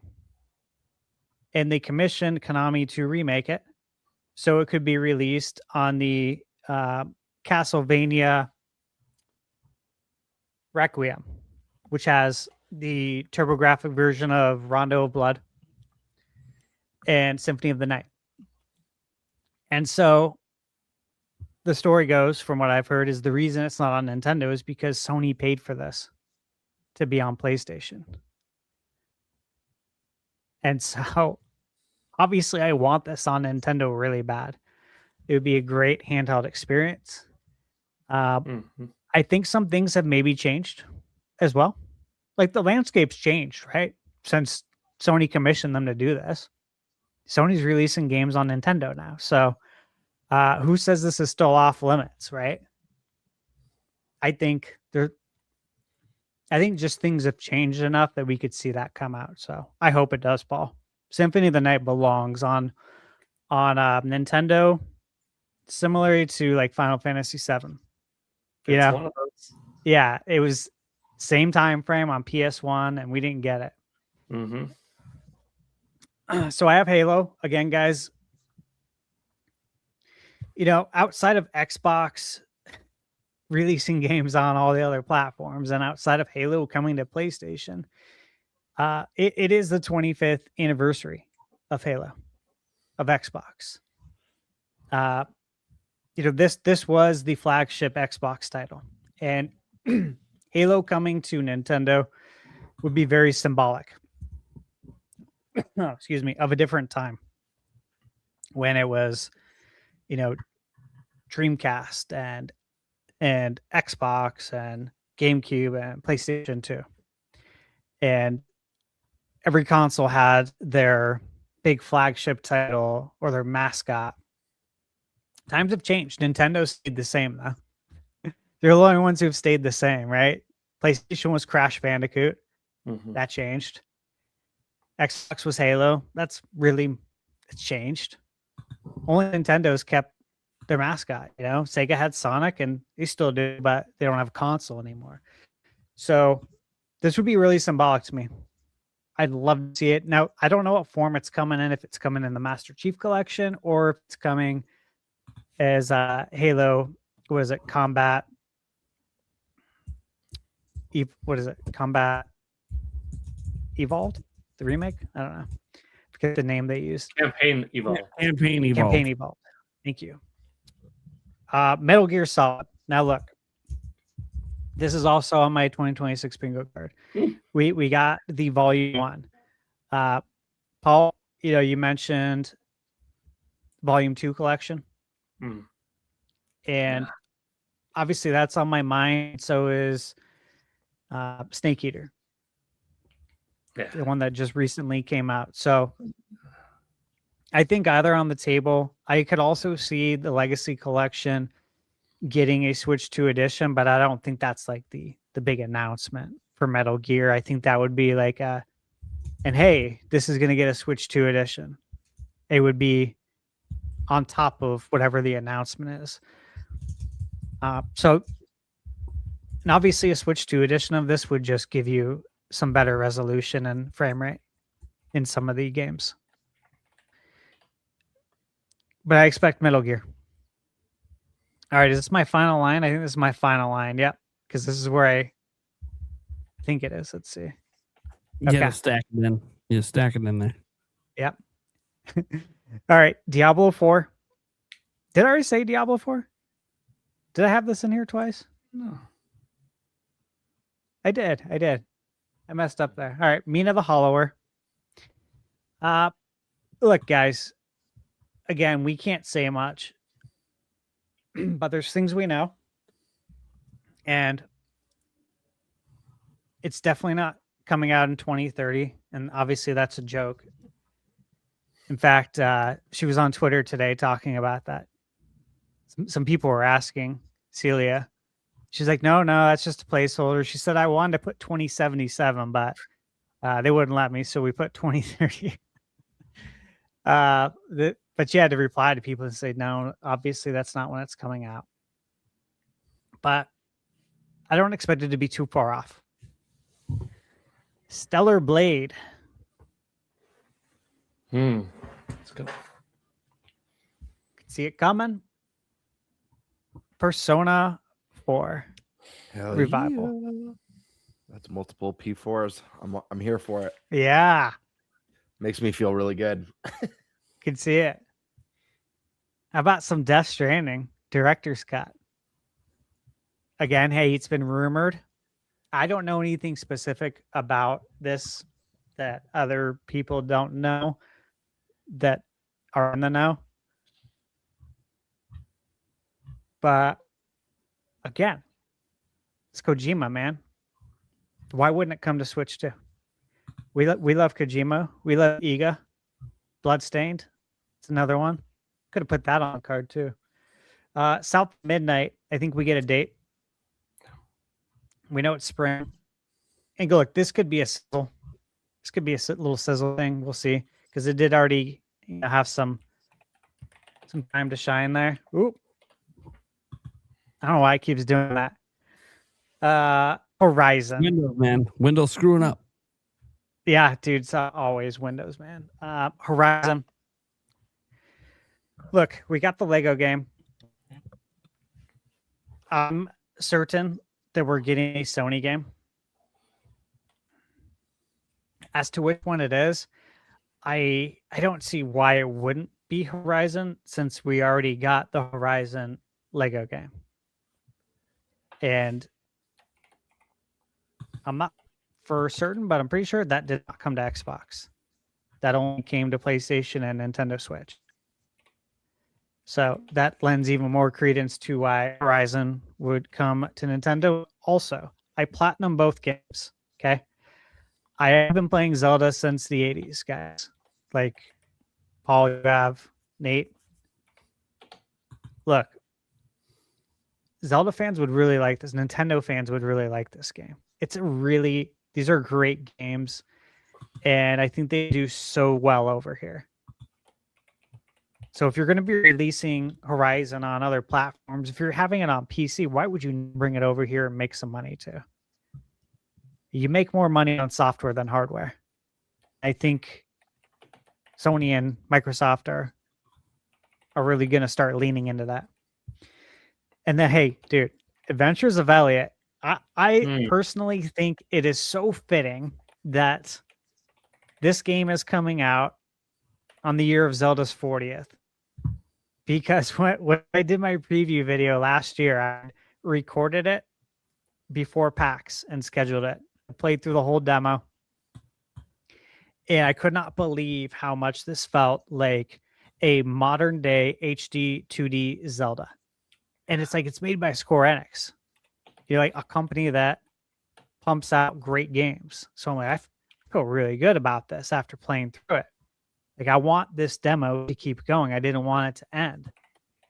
And so after playing that, I've just been waiting for the release date. And look, Dragon Quest comes out tomorrow.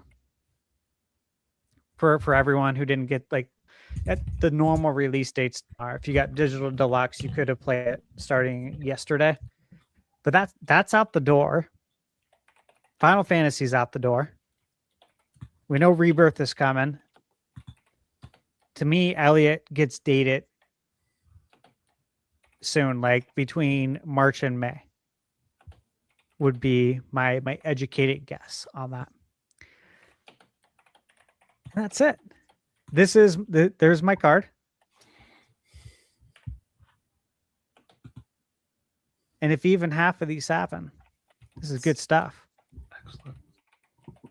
Mm-hmm. Hey, thanks. I'm really excited for this. This is going to be a lot of fun, guys. And just remind everyone, these cards are never meant for every game to hit. That would be insane, and we need more than 30 minutes. Right. you know? Yeah, it's just to try to get a bingo and also just hopium. We want to get some of the stuff right. Like, obviously, guys, you know, there are times when maybe the bingo card is taken a little more seriously on trying to get as many possible right. I would argue our ones that we do for the whole year, that's an attempt to hit on them all. That's an attempt to hit on them all. We want those games we want, but also we actually think these could all happen this year. But for any individual direct, they're always extremely hard to predict that many spots because game announcements are spread throughout the year, and there's always games we don't know about. There's always indie games we're not considering. But we got some good nice bingo cards. Let me just say that I left off the Mario Rabbids collection. And the reason why is because I think that's perfect for the upcoming General Direct, which, again, we talked about this, that if there's a partner direct, we think a General Direct is coming right after that. And again, people are latching onto that now and making videos about it now, which is great because we're all. I literally said last week. When we were asking like how we'd feel about it, the first thing I said last week was I'd feel good about it because that just means we're getting a regular direct soon, and that's more game announcements. Yeah, that's why I did that for a video. Yeah, like last week's podcast, guys. We did direct predictions, and obviously we went off the assumption of a general, but we mentioned specifically on the show we didn't know it could be a partner showcase, and if it is, all the better. We'll do the direct bingo, and that'll be another kind of prediction specifically for that. Because look, you know, our predictions for a general might change depending on what's in this. Like a lot of the games could get knocked off. What we thought might be here from our ones last week as well. So yeah, because it doesn't make any sense. Like this is the big thing. Just to address, like if anyone's upset about a partner today, which by the way, I gotta give some credit to the Nintendo Online fan base today. There hasn't actually been that much backlash over the partner today. And it probably is a big shout out to Nate the Hate for dropping the confirmation last week. You know, basically a week ago, shortly after our podcast. It was like the next day after our podcast, Nate the Hate dropped the confirmation, which again, you guys can think it's not a confirmation because it's not Nintendo. I don't know how many more times this guy has to keep being right before you're just like, you know, at some point you should just listen to the guy. Like, yeah, he might get an odd thing wrong, like Kirby Planet Robobot, which he said was coming last year and then it didn't. But that doesn't mean that there's highly likely that game exists somewhere, and just a decision was made at some point to push it back, or they decided not to release it. Either way, he's way too accurate to like doubt, especially when he says a direct is coming, an event is coming. He keeps being right. So when he drops it, yes, I don't put the headline confirmation, but I have no problem using the word leak with Nate the Hate any day. That guy, when it comes to saying an event is coming and saying what the event is, yeah, lock it in. Example, he's actually looking into the Nash Weedle General Direct and 3D Mario stuff. And he was asked, he gets asked every day if there's any updates, and he's like, hey, these things take time. The sources I have, it takes time. They don't just get back to me instantly. That's not how this works. Because Nate the Hate doesn't like pulling that confirmation out till about, again, a week before it's going to happen. He's been much better about that because he's been burned with Nintendo moving things in the past. So when it's a week before, it ain't moving anymore. Then he drops the confirmation. So what I'm throwing out there is just like, it doesn't make sense. Like if you think logically, it doesn't make sense to drop a partner showcase and make us wait till June for a General Direct when they have no release dates past March of any Nintendo game. Now, I get that the games they do have announced, they could drop those release dates on Nintendo today. You know, yeah, sure. That's only 3 games. Like, they have to have more announced for this year. Like, it's just so there's got to be a general coming. And again, some could argue they should put the general first and the partner showcase later. But I do think some of the games shown in tomorrow's partner showcase are going to be games coming out this month. Games they want to advertise right this second. And also, we all know, guys, if the 3D Mario thing is real, no one's going to care about anything else announced in that direct, like online. I'm not saying like not literally, but from a conversation point, 3D Mario will dominate. So you can do the partner showcase first and put some of the big stuff in here from the partners so they get their time to shine. They get to show you, hey, Switch 2 is a place to play third-party games. Then you come with the big general later to remind people, oh, by the way, we didn't forget that we make games too. I think that's the strategy here. And that might mean a general's in March. That might mean it's happening in the third week of February. I don't know. But I just don't think it even without rumors, I don't think it makes sense to drop a partner if you're not planning a general within the next 6 weeks.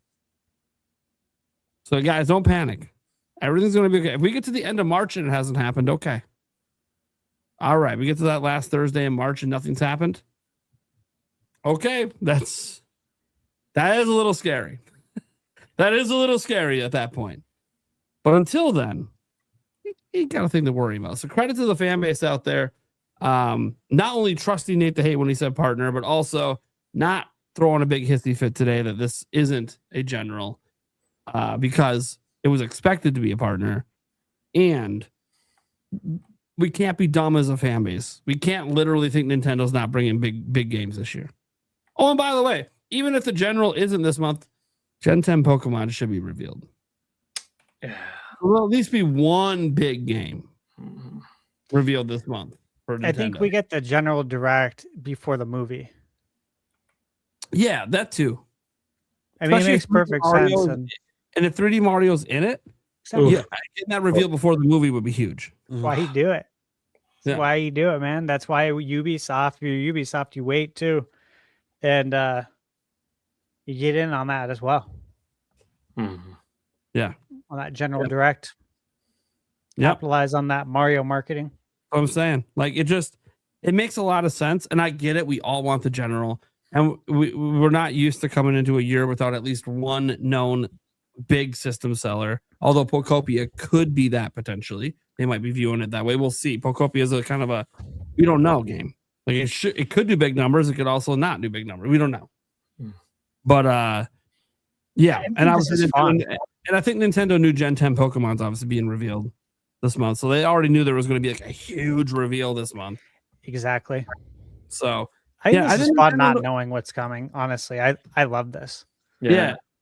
And to be fair to anyone that is worried, because some people like Kiwi Talks and others thought this might be more of a third party. One, Kiwi Talks doesn't typically know much about first party Nintendo. You can go look at his history of putting stuff out there.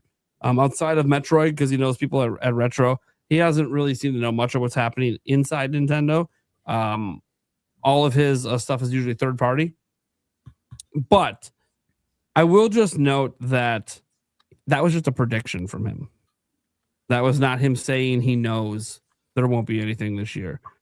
And beyond all of that, it would be, I get why some people are concerned, because there has been years in the past from Nintendo where the year was kind of light.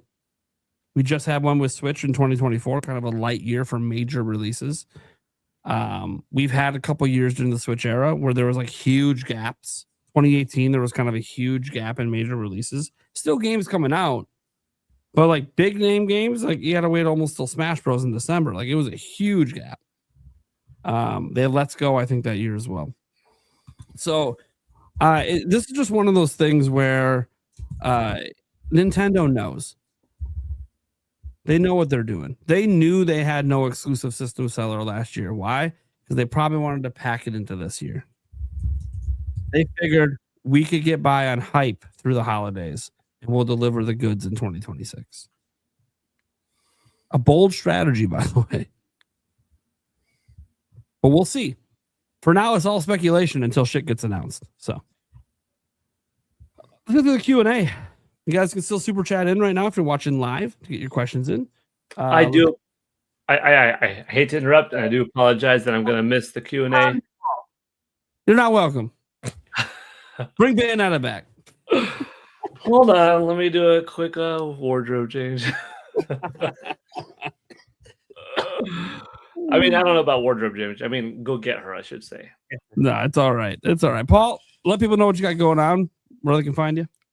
I have every day going on Today in Gaming History video, which many of them, vast majority of them, you could also see on Nintendo Prime's channel. Yeah, But- sorry. I gotta talk to you about that behind. Actually, I'll just tell you now. Can you send them to me a little earlier in the day? When they get piled in, like for me at night, when I'm like trying to get my video out, my live stream, I was like, dude, it's too much content coming out at once. I can't put them all out at the time. I know sometimes you can. Sometimes you can't. Yeah. So I'll try to send them. I meant to text you that today, and I was like, man, having this come out the same time my video is published is not good. Yeah. All right. We'll try that. But yeah, the gaming history videos, which every day is a different short, and they are very varied, including Bayonetta. That if you want to see some Bayonetta shorts, just type it on in there because those are funny. And yeah, it's just a little bit of a gaming history trivia of what came out on that day in the vast universe of gaming over the last 40-something plus years. And then I also do a countdown series to different games sometimes. Right now I'm doing a once-a-month countdown to the Mario movie, to the Zelda movie. So those are kind of fun. They'll build up more traction as the movies come closer.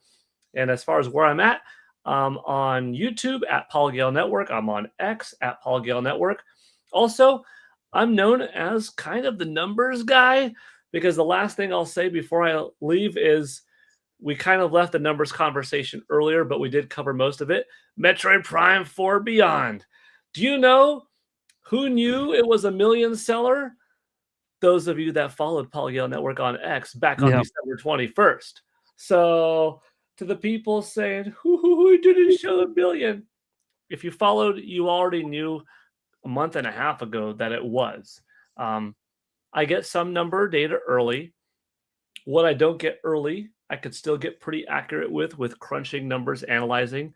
When I do get a little morsel and I do use my past knowledge and I put them together and what's available publicly, I get pretty darn close. So follow me on YouTube and X at Paul Gale Network. What was that?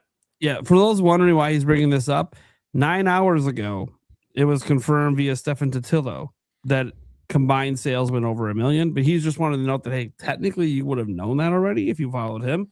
Yeah. But what neither of them have is the exact number. No, that is correct. Yeah. I had an approximate range, but I knew it did 1 million. It would be extremely surprising if it did anything less, which I highly doubted, but sometimes the source is not the most accurate. It's possible. I've had some bogus reports that have been shared to me for one reason or another, so it's not infallible. But when it comes to sales, I think it's a 100% track record.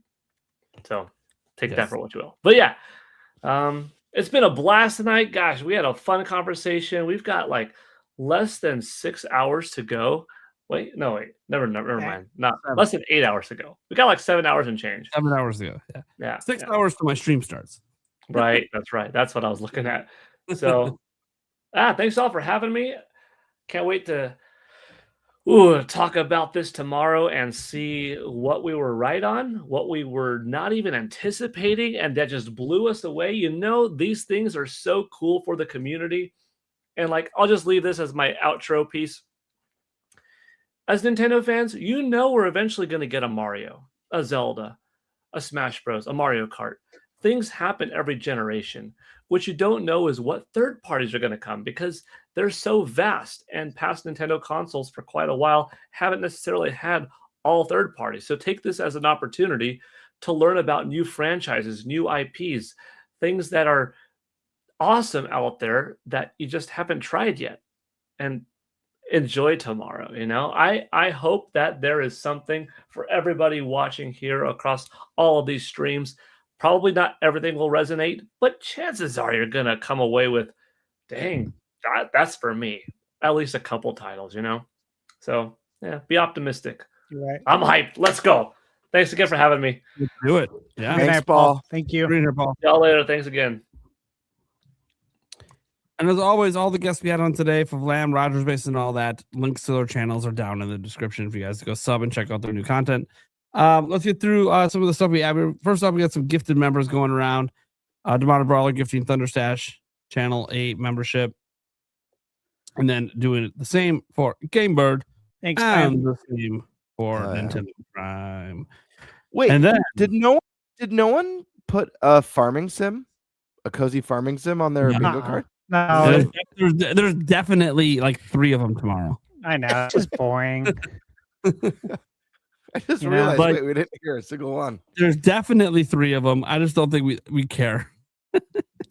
You know, like But Witchbrook. that's what I was saying. Witchbrook's probably gonna get news, That's but it. you know, If we it's were- kind of like If this was like a more serious, like we're trying to get as many bingos as possible because we have something on the line. Oh shit.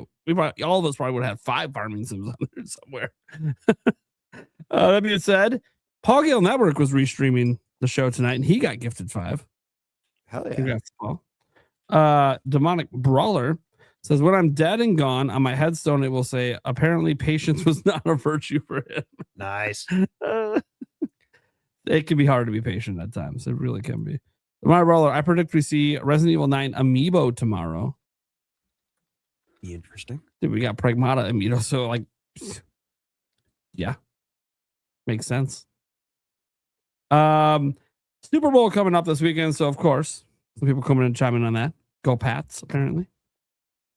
Sorry, I just threw up a I mouth. still think it's crazy that the Pats are back in. They turned that back around after it being a shit show for a few seasons, like pretty fucking quick. Actually, like 5 seasons, like pretty fucking quick. Yeah, I'm impressed how quickly that got turned around. How are Yeah. they cheating now? Is it rigged? Well, Belichick's not there, so There's that. Good call. Yeah, but one of his players was. Or is. I suppose. Learn from the best. Learn from the best. Let's find out about the deflated balls this time. Yeah. Sorry, Drake May. This is no offense to Drake May. He didn't do anything wrong. Roger Enyer. Woo, 6 months. Wow. Doesn't seem that long. Member for 6 months. Thank you so much, Roger. On someone else's chat. I'm not sure which one. Doesn't tell me. Congrats. Then he said, let's go 4 months. Okay, so in between your channels, one was 4 months and one was 6 months. I don't know which one's which, but there you go. I don't think either of those are on mine. Well, they're not on mine. So, Karkun. Maybe it was Paul Gale. Could have been Paul Gale. It's probably Paul. I think the tweet was about us, the consumers, not exclusives. Allow for innovation, control screen. I suppose they were doing $2 super chats, so it's hard to get everything in because you're limited with characters. Yeah, okay. I think that was about Kiwi Talks. What that one was about. Yeah. Then we had some more memberships coming in. Steak making some rounds here. Gifted one to me. Not done though. Had to gift one to Thunderstash as well. And Gamebird. What a community. Goodness. Supporting Damn. all of us on the show. That's the way to do it. You love to see it. And Steak even gave Paul Gale one as well. I mean, even Steak given was the going guest, off. right? Someone Next owes him a steak dinner. All right. Yeah. Demonic Brawler. Classic. There we go. Every week. Bring back NFL Blitz and NBA Jam and NHL hits. Gotta keep the streak alive. Yes. We need to get some bring back Tales from the Crypt from Demonic Brawler because every time I see his Crypt Keeper icon, I'm like, dude, why isn't Tales returned? There you go. Sonic AD says, I'm not a horror gamer, but my eyes were glued on Resident Evil Requiem Switch 2 handheld footage I watched on Super Metal Dave's channel, locked near 60 FPS. Hell yeah, dude. People are going to be very... You buy this game on Switch 2, you're going to be very, very happy. Or very scared. Well, I mean, that you're supposed to be. That's part of the fun. Demonic Brawler. How about this exclusive aside? Do you agree that all major third party is available on all platforms should have cross progression and cross play? Yes. Yeah. Yeah. It's Especially if there's online great feature. multiplayer. Because that could also force you to stay on a platform when maybe you're thinking of switching, but you don't want to lose your saves. Allow cross progression, cross saves. It's a very Or it consumer could encourage you to, or it could encourage you to buy a game that you don't have, that your friends are playing on a different platform. Like that's happened with me in the past. I'm like, I like when I didn't have an Xbox or something in the past, and people want to play. I'm like, if it was cosplay on PlayStation, I'd totally pick it up and jump on. But nah. All right. Uncario, love it when Starsh does presentation. Starsh. Starsh. We got Thunder Starsh Gaming here. See that? I feel like that's a persona. I feel like if Stash had like an eye patch that he occasionally busts out, he's Thunder Starsh Gaming. Thunder Starsh. I'll take Yeah, it. staff's really good. I know we had to cut it a little short. We didn't get to the third-party games and all that other stuff coming, but it's all right. Yeah. There's just a lot of information in there. Eric's. Steak 1024. Roger's here for a moment. Pre-Metro hat with the biggest one of the night says, shout out to Roger's Base for going to be completely addicted to anime One Piece. I started watching it about 6 or 7 weeks ago. I'm already on the Impel arc around episode 450. Okay, dude. 450? In 6 to 7 weeks. I might have a problem. Crazy. Yeah, you have a problem, buddy. That's a lot of Yes. episodes. Dude, I love One Piece, and don't get me wrong. Once you start watching, it is very hard to turn it off. It is so good. Hold on. Wait a second. It's not fair. This nice man who left a wonderful super chat. You guys are saying he has a problem. You know nothing about this guy. What if he reviews animes for a living? You know, what if he started an anime YouTube channel? I mean, he Be could. fair here. Very all possible. He This couldn't. He was is- watching it the whole time. Is this Roger's burner account? Maybe he's live streaming One Piece episodes and doing live reacts. I don't know. Throw him a bone. All right. Wait a minute. You mean Switch Shoes not failing? I know. Oh, but hey, don't worry. PlayStation announced their stuff while we were doing the show, and they outperformed expectations, selling 8 million, outdoing Switch 2's first holiday. And so, of course, the console warriors are out. Switch 2 failed. I'm like, oh, what does one company's sales have to do with the other? I'm kind of confused. It doesn't diminish each other. It's weird. I think the context that missed is that there's two great stories. Switch is selling really well, and so is PlayStation. Hell yeah. That's exactly what we want. It's exactly what we need. It's good for the industry. This is great. That's like wonderful news across the board. Yeah, like I don't really know what's bad about this. It's like, oh, well, Switch 2 is failing. I'm like, okay, well, I mean, if that's how we predict failures, PlayStation 4 outsold Switch's first two holidays as well. And it should. It's been out longer and is being discounted during the holidays. Like that'd be kind of weird if it's in the middle of its heyday and it can't outsell a platform just starting out. You know, it's weird. It's weird. I don't understand why people care so much, but it is what it is. Come on, Brawler. Yeah, Paul Gale, a membership as well. Uncario coming in. One important note on physical versus digital. If you look at games with retail releases, Nintendo is selling 2-1 in favor of physical. Overall digital ratio also includes MSO and download-only games revenue. Yeah, it's just they put a note in there. They put a special note for this quarter about the physical games that have digital games that have physical releases, and how this quarter it was around 50-50. Just this quarter, not overall. Now, a key thing to remember is Nintendo didn't have like a bunch of bangers dropping, because usually it's Nintendo's games that will skew it more towards physical versus digital, because Nintendo's games are like 2-1 usually. But because Nintendo didn't have like that big console exclusive. No offense to Kirby, Our Riders, and Age of Imprisonment. And a huge chunk of their sales were digital from the bundles, Mario World bundles as well. Let's see here. Wait, Demano 7. Do you think they'll announce a new Mario vs. Rabbids tomorrow? A new I think one? we just kind of discussed. It makes more sense in the general, but I mean, could happen. You never know. Or a collection. Yeah, I mean, I think that's kind of what they indicated they might do before Switch 2 was revealed. But also, my whole thing with Ubisoft is like, they disbanded the team that made the games. That doesn't matter though. I mean, it matters. It could matter for creative vision and quality, but as far as like releasing something, yeah, Ubisoft is kind of weird right now. I don't know if I trust anything from them. Yeah, that's the problem. Like, I don't really like. They're not doing well as a company, guys. Like, they're not in a good place. So they're just really mismanaged. Yes, like really really bad. Like you can have like Shadows come out and it sells pretty well if you just look at raw numbers, and yet still the company like goes down to like $1 on their shares, and I'm like, something's just not right. Yeah, and now the reports come out about like the employees are bitching on the actual staff channels about what's going on, saying that like you're firing all of us when you're the problem. Things aren't looking good at Ubisoft, and they're just bleeding like ultra talented people. You want an example, guys?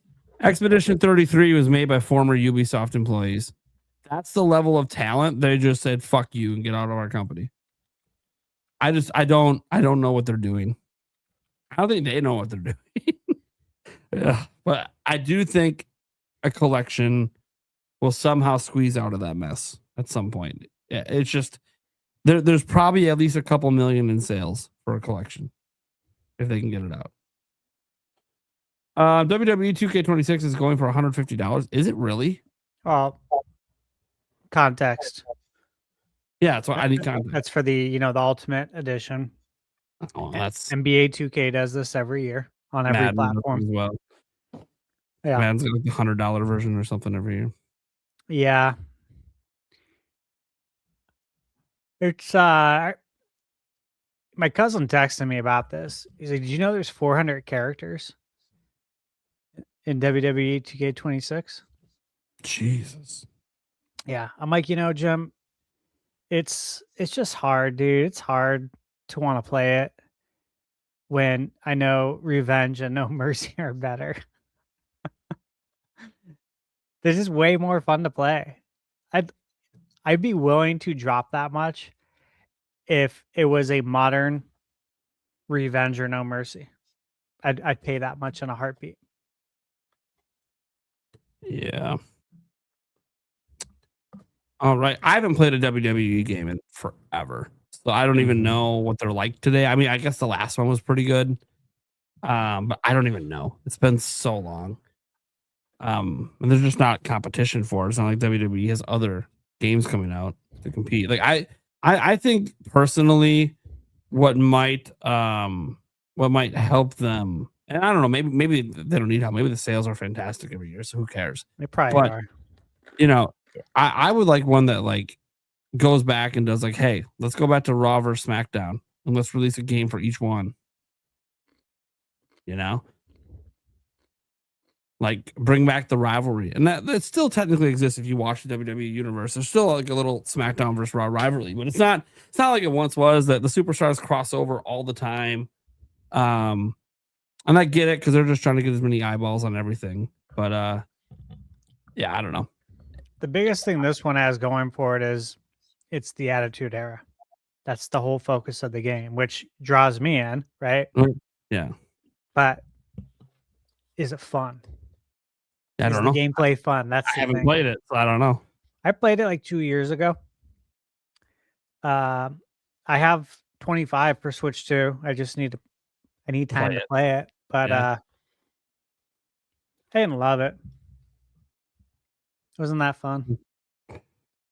I'm happy it runs well, guys. Do we know if WWE 2K26 was this also ported by Nintendo Studio again, like the last one was? By Shiver? Do we know, guys, if this one was ported by Shiver? It's not out yet. We won't know.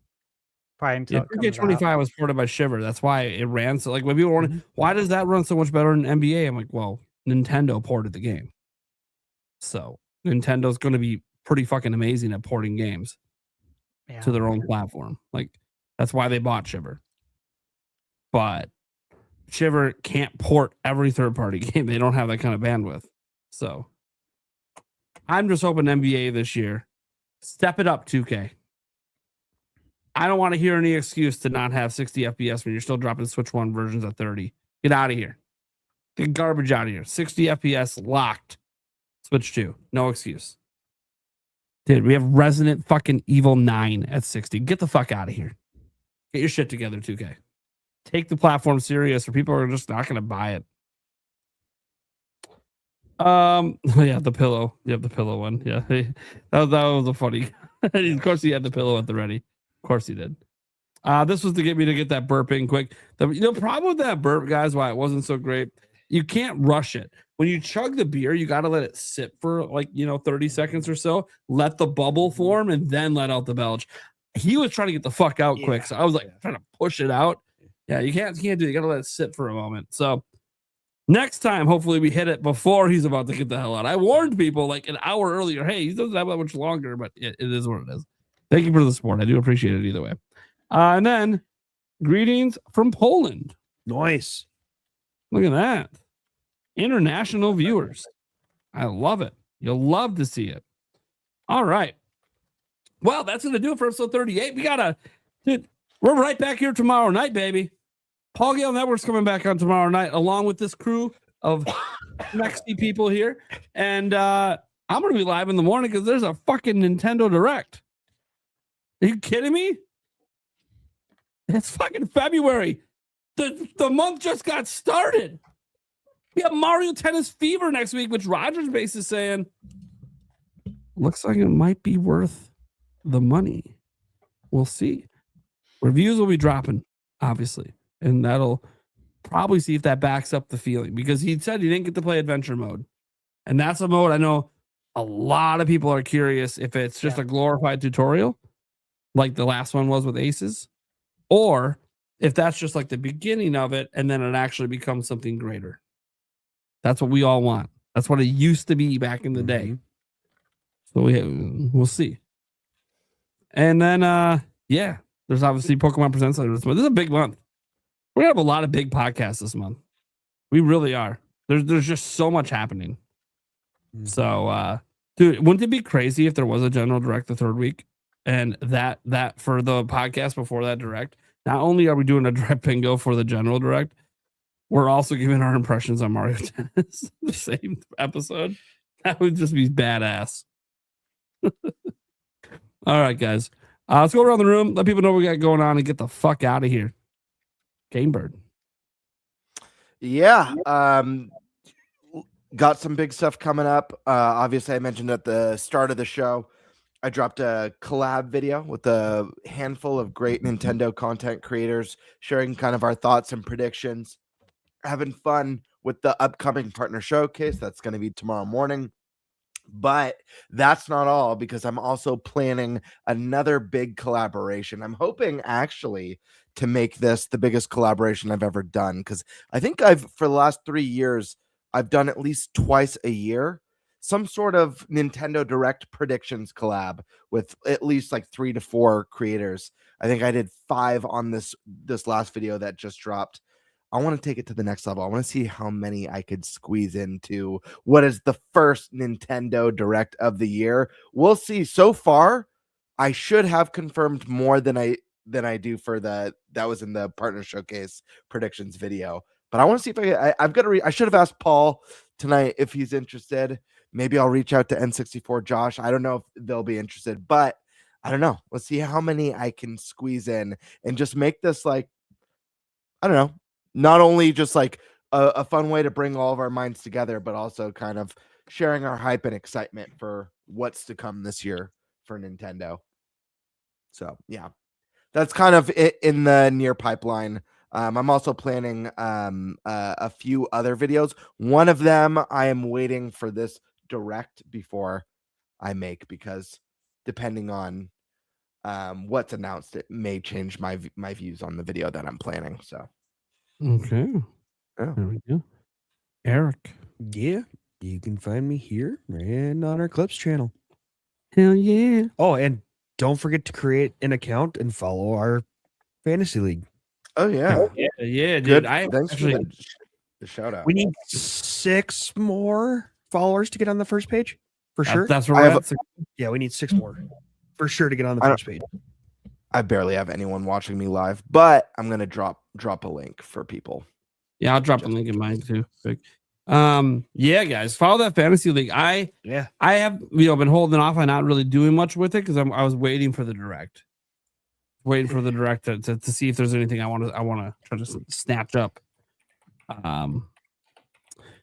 Anyways, Thunderstash.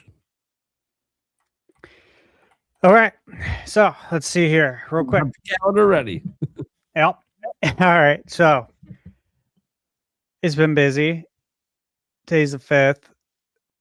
So I have my calendar starting on here January 19th. I update this.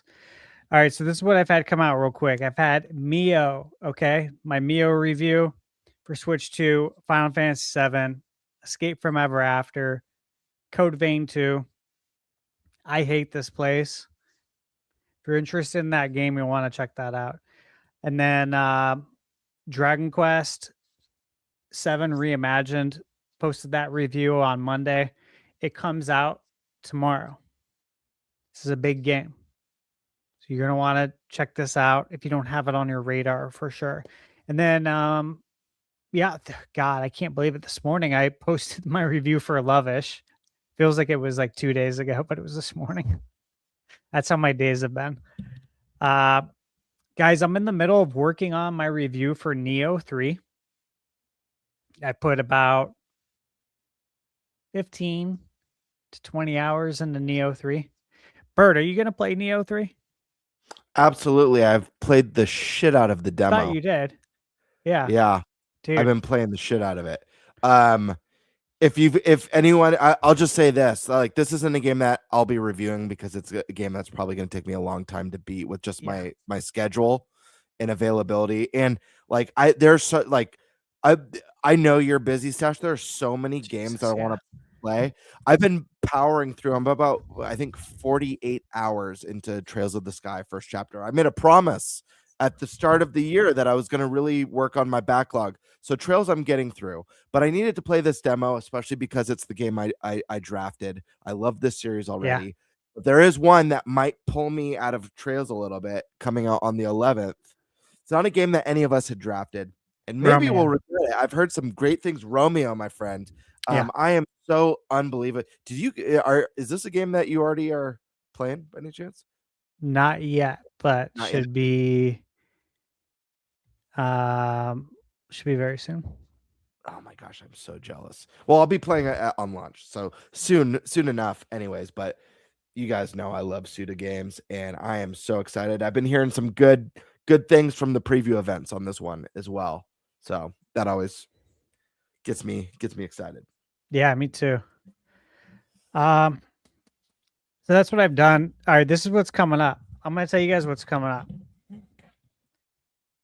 So the Neo 3 review, Jimmy and the Pulsating Mass review, both should be posted this weekend.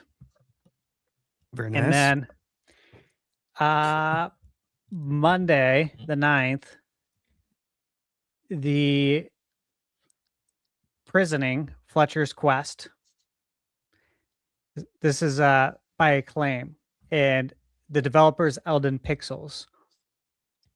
And Elden Pixels made Alwa's Awakening and Alwa's Legacy. This is their new game, which I reviewed both those on my channel. They make excellent games. Hopefully I can get this done with the embargo, but Little Nemo, the new Little Nemo game. I have a version of it right now. Wait, is this Little Nemo like the movie Little Nemo?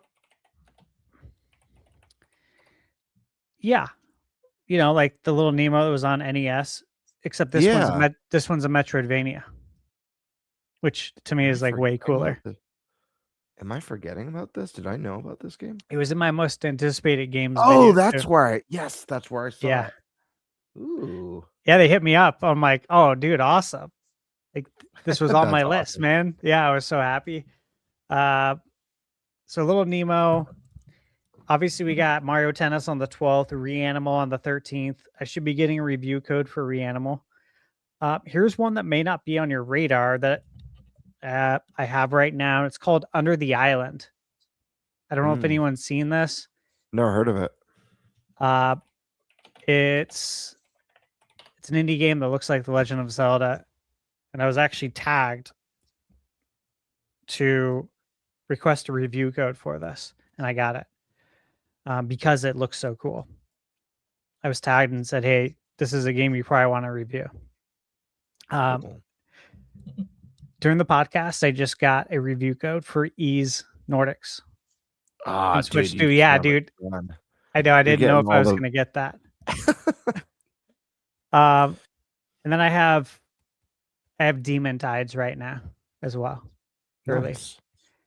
And so obviously this is all coming between now and the 20th, so the next 15 days. How? I Yeah. don't know. And also Virtual Boy comes out the 17th. And then a game called Fur Squadron. I don't know if you've seen this. It looks like Yeah. Star Fox. Yeah, Yep. it looks rad. Yep. So that Yeah, it looks comes out just like the Star. 18th. It's the one that kind of has a little bit of a vaporwave look and Yeah. like synth, like 80s vaporwave mixed with Star Fox 64 specifically, right? Yep. The game looks awesome. Yeah, I'm excited to hear about your thoughts on that one. Yeah, dude. Cool. So those are the games. I got some other videos coming up that I need to do for some other products that I've gotten, but yeah, I think that's that takes me to the 20th of February. I think the 21st to the 28th is actually busy too. And obviously Disney Afternoon Collection, baby. Can't wait to play that. And shit, we might get something shadow drop tomorrow. My God. What else can I say? Let's see. I got Mortal Kombat Legacy Collection. Atari sent me a physical copy. Thank you to Atari. I'll be reviewing that. I got some stuff in from 8BitDo that I'm going to be working with them on some stuff that I'll be reviewing. There's some other stuff I'm probably leaving out, but man, I'm tired. There's a lot of reviews coming. So please support the channel. Come watch it. Absolutely.